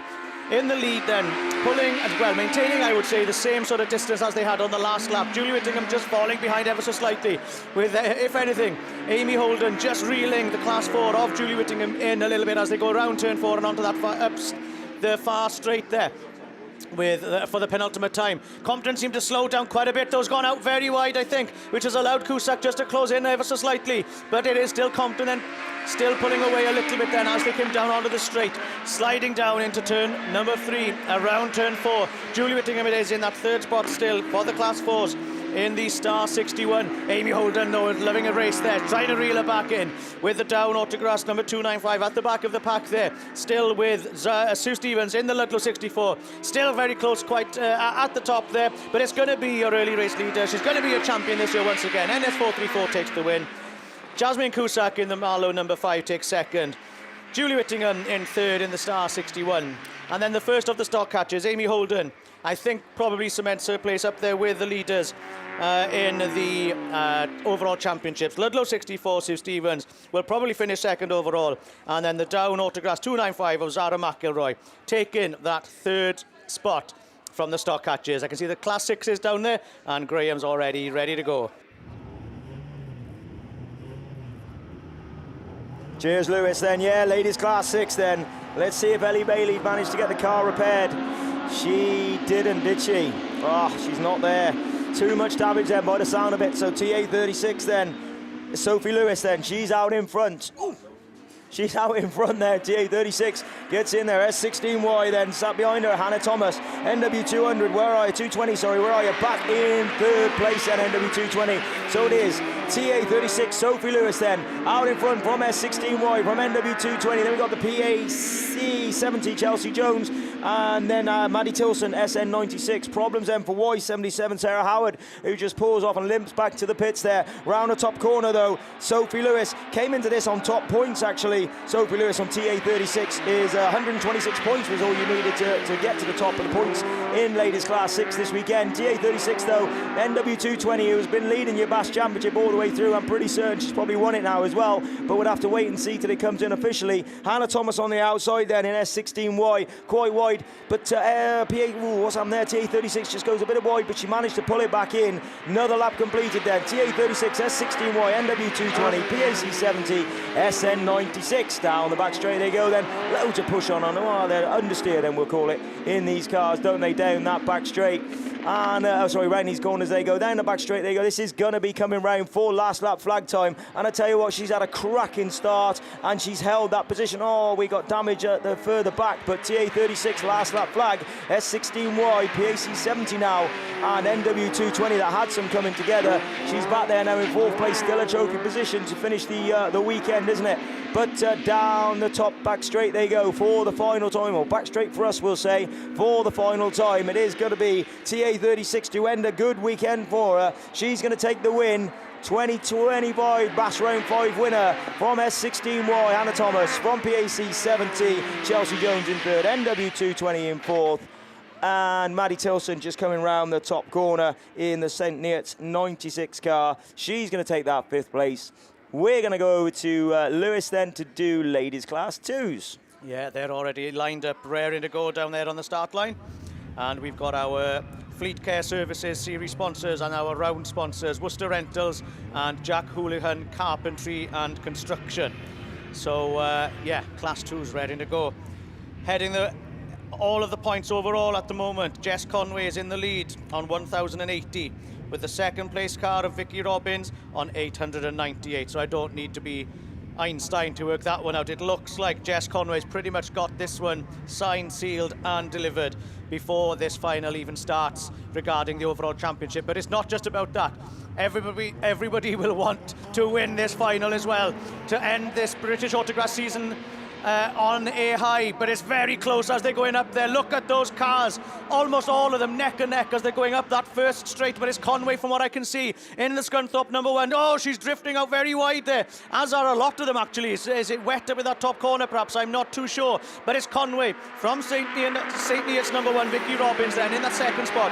Yorkshire number 2 in third at the moment of Jess Farrow. Jess currently lying in third, in seventh, overall in the championships. Will want to try and boost her points a little bit to work up through those ranks by the end of this British Autograss Series Championship. But it's Conway then, been pretty dominant in the Class 2 throughout this season at all levels. Conway it is then in Scunthorpe number 1, leading the way in front of Robbins in the St. Neots 1. SC40 it is then, trying the outside line there. Scarborough number 40, Abby Juggins, Scunthorpe number 40, Abby Juggins there, still on that outside line and seems to be making it work as she's worked her way up into that third spot as they go up that far side, working her way in front of Gabby Smith in the Scarborough 249. Conway again then, just drifting out a little bit wider, which has allowed the SN number 1 to just creep up a little bit closer to her. It's close there for that fourth spot. Look at it, York 2, Scarborough 249. Neck and neck as they came past us once again, with the Radford 92 of Nicola Bettany then just behind those, waiting to see if she can get up into those trophy positions. PhD 66 then Rona Pelham in the BASt final, I think, for the first time this weekend after that great win earlier on today.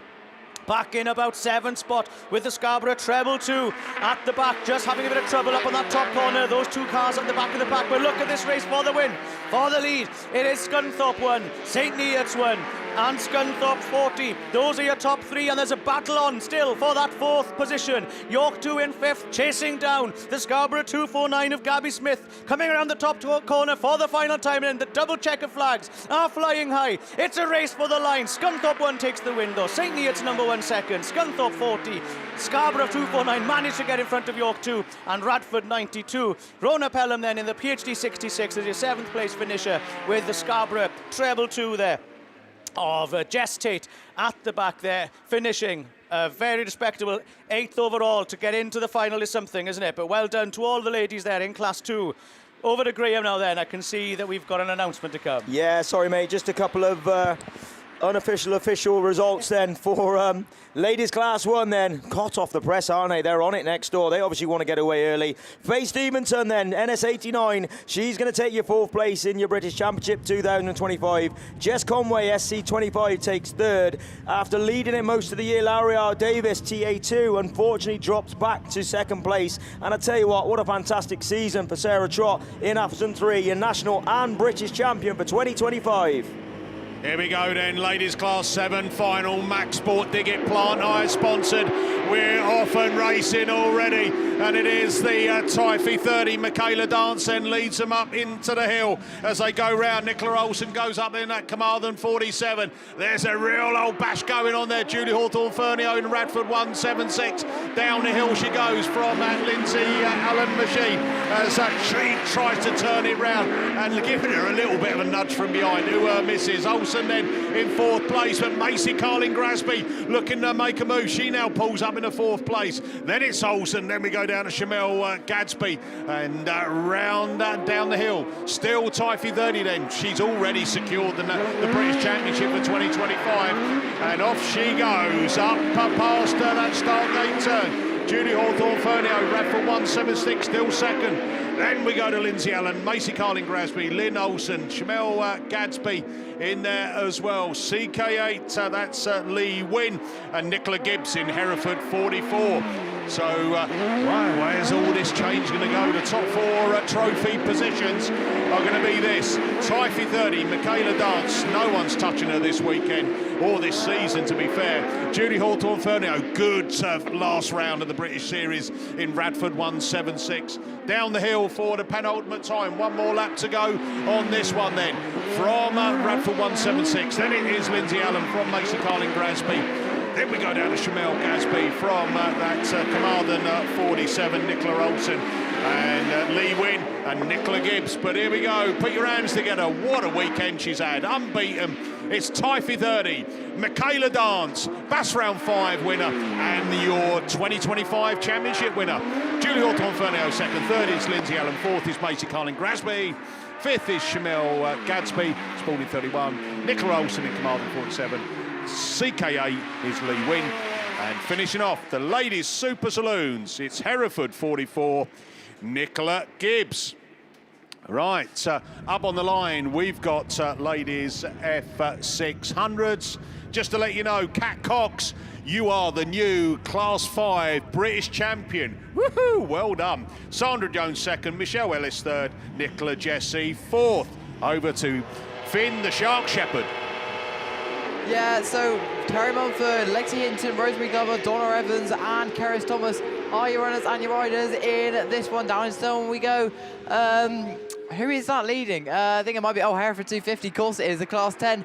As they come around and past commentary, Hereford 250 though is your race leader, ALC3 for Class 9, and leading the 600s is Forest 161 of Terry Mumford, 2 wins and a 5th, got her into the final top qualifier for the 600s, and down the far side she goes in the 600s, leading the 9s is ARC number 3, and Hereford 250 still leads the way and leads the 10. Hereford 250 then, as I said, your race lead already stretching itself away from ALC3 and Forest 161. They've got themselves a little bit of a gap now. The top 2 stretching away from Forest 161, Forest 32, Tyre 56. She's a little bit wide. Here's Keris Thomas, but slots back into 3rd place. For 600, 5th place overall, White Rose 23, Rosemary Glover and Hereford 16. The 2 left to mention, but your race leader is Hereford 250. ALC3 is closing in to the back of the Class 10. Forest 161 still there at the lead of the 600s, 3rd place in the race. Terry Mumford, the pilot in that one, already away and gone from Forest 32. Lexi Hinton, no one has really had any answer for Terry Mumford so far this entire BASt series. I mean, she came into this round 213 points clear, I think she had basically already won it at the moment she finished. She won it anyway. Hereford 250 is your race leader, ALC number 3. Forest 161, a huge gap now, about a quarter of a lap back to Lexi Hinton in Forest 32, Tyre 56, White Rose 23 and Hereford 50, but round the final corner we go with Hereford 250, takes the win from ALC 3, Forest 161 will win the 600s, Forest 32, Tyre 56, White Rose 23, and Hereford 16. So down there on the line, I think that might be men's 600s, so I'm going to hand over to Mickey.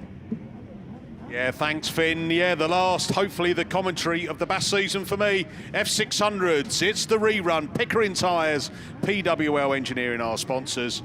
And here we go then. Bill Bradford, border count is 16. Can you do it, my friend? We'll wait and see. And Bradford's got a good start there, but is he going to get it all his way? I think James Brown is up into that first corner, and it is going to lead them round and down the hill. Oh, it's all got a little bit wheel tapping at the back. But here we go then. It is James Brown, but the Ocean Who's of Tyre 22. He's up into that 2nd place, CW 288. Patrick Daly in 3rd. And wow, look at them, they pulled away. Border count is 16, Bill Bradford. He somehow found himself stranded in 4th place and way off the top 3. The top 3, though, it's James Brown who leads it from Ocean Hughes in Tyre 22. And he, hold on, Patrick Daly's having a nibble up the inside, comes out of start gate turn. And it is the CW 288 then, who's up in a 2nd. Ocean's not giving up, is he? He's putting the pressure onto him and looking to come round that outside. Can he do it?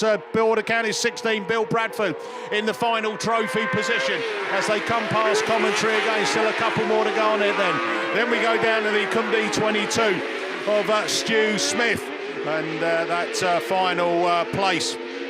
I think going down into the Keith McGammon was out of that one as we go the Darren Thomas Typhy 66, but with 1 lap to go then. James Brown is on his final lap from Patrick Daly as he keeps going there. Ocean Hughes in Typhy 22, still holding that 3rd place. Bill Bradford in border count is at 16. Cumdy 22, Stu Smith and Darren Thomas. But here we go then. It's your F600 final winner. It's going to be James Brown in Scunthorpe 811 from Patrick Daly, CW 288. Typhy 22, Ocean Hughes. 4th is border count is 16, Bill Bradford. From Cumdy 22, Stu Smith. And Typhy 66, Darren Thomas.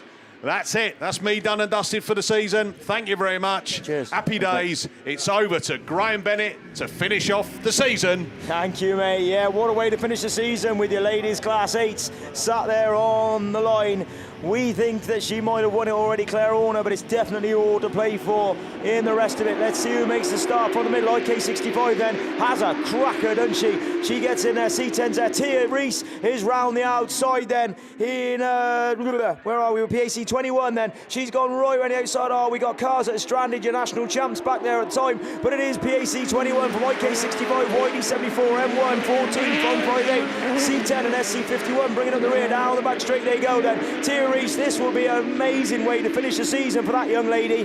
Pitches it in, oh no. Famous last words. We want to go home. Ah, red flags on that one. Right. Have a good trip back, Mickey. I'll speak to you in the week, no doubt. So let's run through some finalists then. Some top four, maybe top four, but not top four, but her top four. Nicola Bettany, R92. She's your class two in fourth position, 2025 British Championship. Gabby Smith in S249Y takes the third. Vicky Robbins is second in the BAS 2025, and a long way clear, Jess Conway then. She comes and takes your, again, 2025 British Championship. That's that one done and dusted. Well done, you class two ladies. Ladies class four then. Kelly Wetherick in she's on the sheet, but she didn't get a trophy, I don't think. It doesn't look like she's done many heats at all. But Julie Whittingham in third, Jasmine Cusack in fourth, and Claire Compton is your 2025 British Autograss Series champion. Class six then. That good result for Sophie Lewis has just moved her away there into fourth place and cemented that in TA36. So Sophie Lewis is fourth then. Hannah Thomas sticks and keeps her third place. Ellie Bailey, after a problem in the 30 and not making the final, stays there in second place. And your 2025 British Autograss Series champion in ladies class 6 is Leanne Hushka in North Wales 220. I can see the class 8's already coming back down the line. Perfect timing to give me time to read this last one out. And it is going to be Nicola Saint then. She keeps hold of that fourth place position. Oh, that doesn't look good when you see Jen Houlihan pulling off the start line, do you? Let's have a wait and see if there's anything on the radio for that one. But Nicola Saint then is fourth place for 2025. Catherine Bynan, LCM3, she keeps her third place position. Becky Shaw misses out. I tell you what, that second place would have done her, you know. She'd have just stuck there in second and kept Becky Smith behind. She'd have been okay. BC 111 in second though, but your 2025 British Autograss Series champion. She lost her Nationals title this year, but picks up a British title. NS334, Becky Smith. Right, what's going on here then, Steve? Oh, black flag for WW158 Jen Houlihan. I'm guessing that'll be a start line infringement or a first corner start line infringement. Oh, Jen, it was going so well for you. I'm not sure where that puts us on the points for the... where have they all gone off the start line then, Steve? Oh, repair time. Oh, no, that's 15 minutes in anybody's book. We got no Mickey to ramble, so it'd just be down to me and you, I guess. I'm going to have a quick look at the points in Class 8 and see what that's... You're busy. You're always busy, Steve. That's not really an excuse to use, but let's have a quick look at the points then for ladies Class 8. Are you pretty certain that Claire Horn has obviously got that one in the bag and walked away? Abby J, do you want to come on the mic? Let's have a look then. So points for ladies Class 8. Let's get these up and have a look.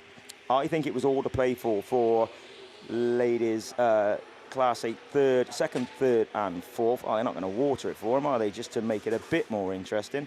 So Laura Jefferson is dropped back down to third. So Jenna Houlihan was in fourth. Now, can she keep that? Yes. Jen Houlihan will be keeping a pot this weekend because Jade Russell's in fifth, but a good nearly 100 points behind. And trust me, nobody's getting 100 points for a race win, unfortunately. That's what we need to do. What? 100 points for a race win at the final round. Oh, wow. That would change it, wouldn't it?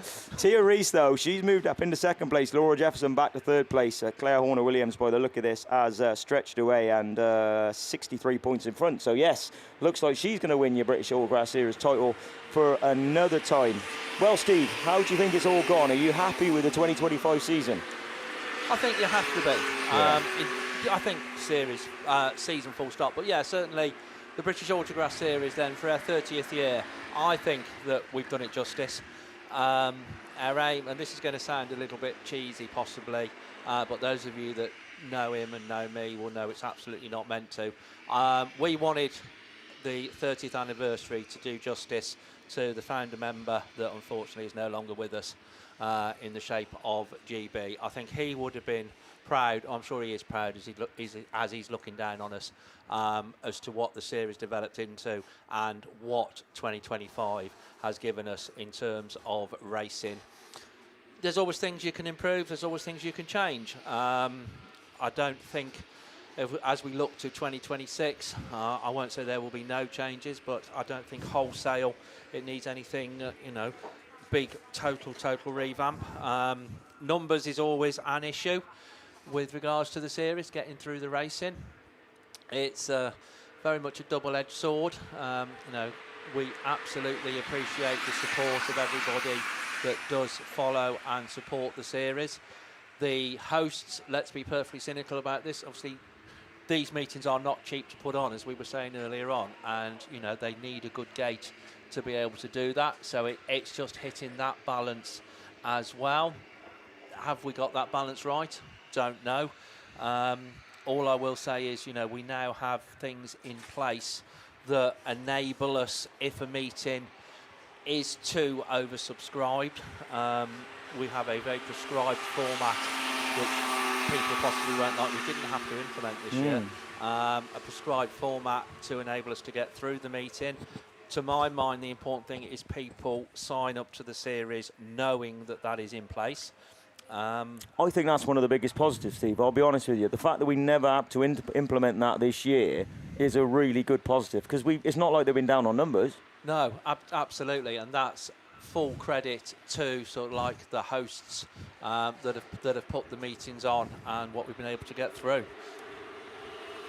You've got some more potential series winners, and they're much more important than you and I. I was waffling, yeah. We will waffle again a bit afterwards. 100%. So let's go through men's F600 then. Tony Wilson, even though he's just had an issue in that last one, 841 points. He's there in 4th place. Patrick Daly gets to take a 3rd place trophy home to Ireland in the British 2025 Championship. SC811, James Brown, he misses out on another title, but Bill Bradford doing it for the old boys. BC16 is your 2025 F600 British champion. Ladies F600 champion Rosemary Glover takes home the 4th place trophy. Lexi Hinton in 32F, she'll be happy to go and pick up a 3rd place trophy. Your national champion Karis Thomas, what a season she's had in that car, TA56, and Terry Mumford 161. As I say, pretty much unbeatable all year, I would suggest, other than the Nationals, which she's still kicking herself for. She is your 2025 British Autograss Series title. This one, I think, was done and dusted before the meeting had even started, as I saw on Facebook. But ladies class 7, Shamel Gasby, and I'll tell you what, good season for Shamel Gasby as well, your national champion. And didn't she drive well at Evesham a couple of weeks back now, a month or so ago now? She's got a 4th place British Championship trophy. Julie Hawthorne-Fernio, R176, you are 3rd place in your BASt 2025. Lindsay Allen, P37 EM, picks up a 2nd place trophy for this weekend. Ooh, actually, I don't think I got that right, Steve, have I? Have they got these in the wrong order? No, because with your doubles and everything, it's it ends up that way. No, it is right. It is right. So, Julie Hawthorne 33rd, Lindsay Allen 2nd, and Michaela Dance then is your British Series champion. Computer 1, Graham 0. Oh, listen. The end of this weekend, mate, I'm really not surprised. A couple more just to go, just very quickly. Nicola Jesse picks up 4th in Class 9. Sharon Barker picks up 3rd in Class 9. Heidi Dealey Seagraves picks up 2nd. Claire Horner-Williams didn't race the car this weekend in M62 because that's been now sold over to Ireland. She wins it on 1,061 points, but just on 4 rounds. So that's pretty good going, isn't it? And then we've just got Jill Grasby and Jodie Pascal with the only Class 10s this year. That's a class that definitely needs to be kicked into gear in ladies. I've got a few ideas about that I'm going to float about next year to make it interesting for these ladies. Or I'll tell you what, we'll have a quick discussion about it, Steve, see what you think.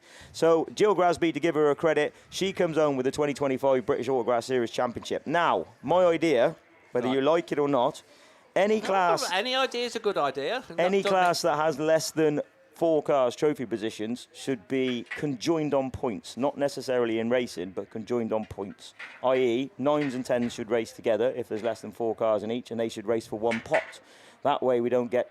I don't want to say trophy hunting, because that's the wrong thing to say, but that way I don't think we get you know, no disrespect to Jo Grasby, it's not her fault she's gone and won a British title. You know, there's nobody been really to race to. And the same with Claire Horner. But if we've got 9s and 10s and we put them out as, say, ladies class 14A or something like that, at least it gives them something to actually physically race for. Right, yeah, I can absolutely see where you're coming from. We've gone, and it is only a little bit that way in terms of, and you're giving away all the trophies, that we only issue end-of-season trophies. There is a sliding scale based on the number of signed on, how many trophies are in that class. That's only a small step towards what you're saying. So are you saying, let's use ladies 9s and 10s as an example, because I think it's a very good example. So are you saying that at a meeting they would race, I mean, we do tend to race them Race together, as one class. but they would race as one class? Yeah, 100%. Right, okay. What about staggering and things like that? Okay, so 9s and 10s, I mean, I don't do technical. I don't think there's too much between 9s and 10s. There's not. So that's fair enough. But unfortunately, it's the ladies' classes at the moment. 4s and stock hatches, they tend to always go out together. Now, if you had them as a combined class, and I'm certainly not dismissing what you're saying, I can absolutely No, I see think the merits in there's it. got to be a way around it. Like you said, I mean, we shouldn't be having staggered races at a British Championship, but it's got to be a route forward for it. I think something's got to be done because people don't want to see. They're not seeing single car races, obviously, or 2-car races. But also, you know, when you win a title, you want to know that you've won it. And I know for sure that Jo Grasby would have been happier to come first out of 7 cars than first out of 2 cars. Yeah, I don't disagree with that in any shape or form, I have to say. It's one that I think has some mileage in looking at, definitely. And well, I'd like to give you something to do over winter. Looking at things, we're looking at the line. The Class 8s have come back, so we're saved. Or I am. Well done, well done. Right then, let's go then, ladies, Class 8. I can see everybody filing out. Hopefully you've got this on BAStv or on your phones on the dash on the way. Not obviously you're watching it, but passengers have, that's the word. Right then, Laura Jefferson has a good start from the centre, but out on the outside, C10, Sandra Bagley, your winner of your BAS Round 4. Just missed out on a Class 5 title this weekend. She'll be looking to go through in Class 10 and take a big trophy home. Actually, she got the trophy in Class 5, didn't she? But not the overall. So C10 then, from M1, 74, IK65, 21 then. Bit wet there, T, just drops to the inside. She was away and gone, wasn't she, in that last run? But she's back there in 5th place points now. But it was mainly more important for her to go away from the British Series with a trophy in the top 4. And she's definitely going to do that, I would suggest. So, C10, Sandra Bagley. Not much catching Sandra Bagley when she's absolutely on fire like this, is there? M1, NYD74, IK65, 21, 51. And B14H just bringing up the rear. Down the back straight she goes. She is a good 4, 5, 6, 7, 8, probably 10 car lengths clear of M1, Claire Horner-Williams. Another lap completed. She is favouring that outside line right out on that grippy, finding some grip. And down the back straight she goes. Another lap completed. C10, M1, YD74. IK65, no change in the next either for P21, BAC21 and C51. Down the back straight they go. Another lap completed. They're going to be coming around now onto their last lap flag. We're going to see these cars go to completion. This is going to be us done and dusted, I think, for this year. And it is going to be C10 then Sandra Bagley, M1, YD74 Laura Jefferson. This is going to help her points haul for a top 4 place, which I'm sure will be hot off the press in a very, very quick time. Down the back straight, Sandra Bagley. Tell you what a wicked end to the season that lady's had. And she's constantly on what's happened here. Tyre Reese has just dropped back now as well. But checkered flag time, 2025 BAS Round 5 winner, C10, Sandra Bagley, M1, Sandra Jones, where did I get Bagley from? Sandra Jones, sorry, M1, Claire Horner-Williams in second. Then we got YD74, then IK65 Jade Russell, SC51 with a puncher, I think, on the back, or some certainly low prior pressures anyway. PAC21 Tyre, you've done yourself absolutely proud this year. Super proud of you myself. And I'm not no family or not even a team boss now anymore, but super, super proud of what you've done this year. Hopefully you picked up that trophy that you so richly deserve.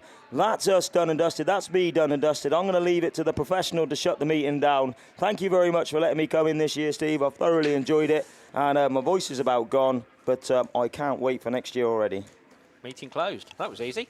On a serious note, big thank you to Graham and all my fellow commentators that have done such a cracking job this year in hopefully keeping you informed and indeed entertained throughout the 5 rounds of the series. keep saying it, but make no apologies. Big thank you to all the officials, the marshals now that are just walking off the track.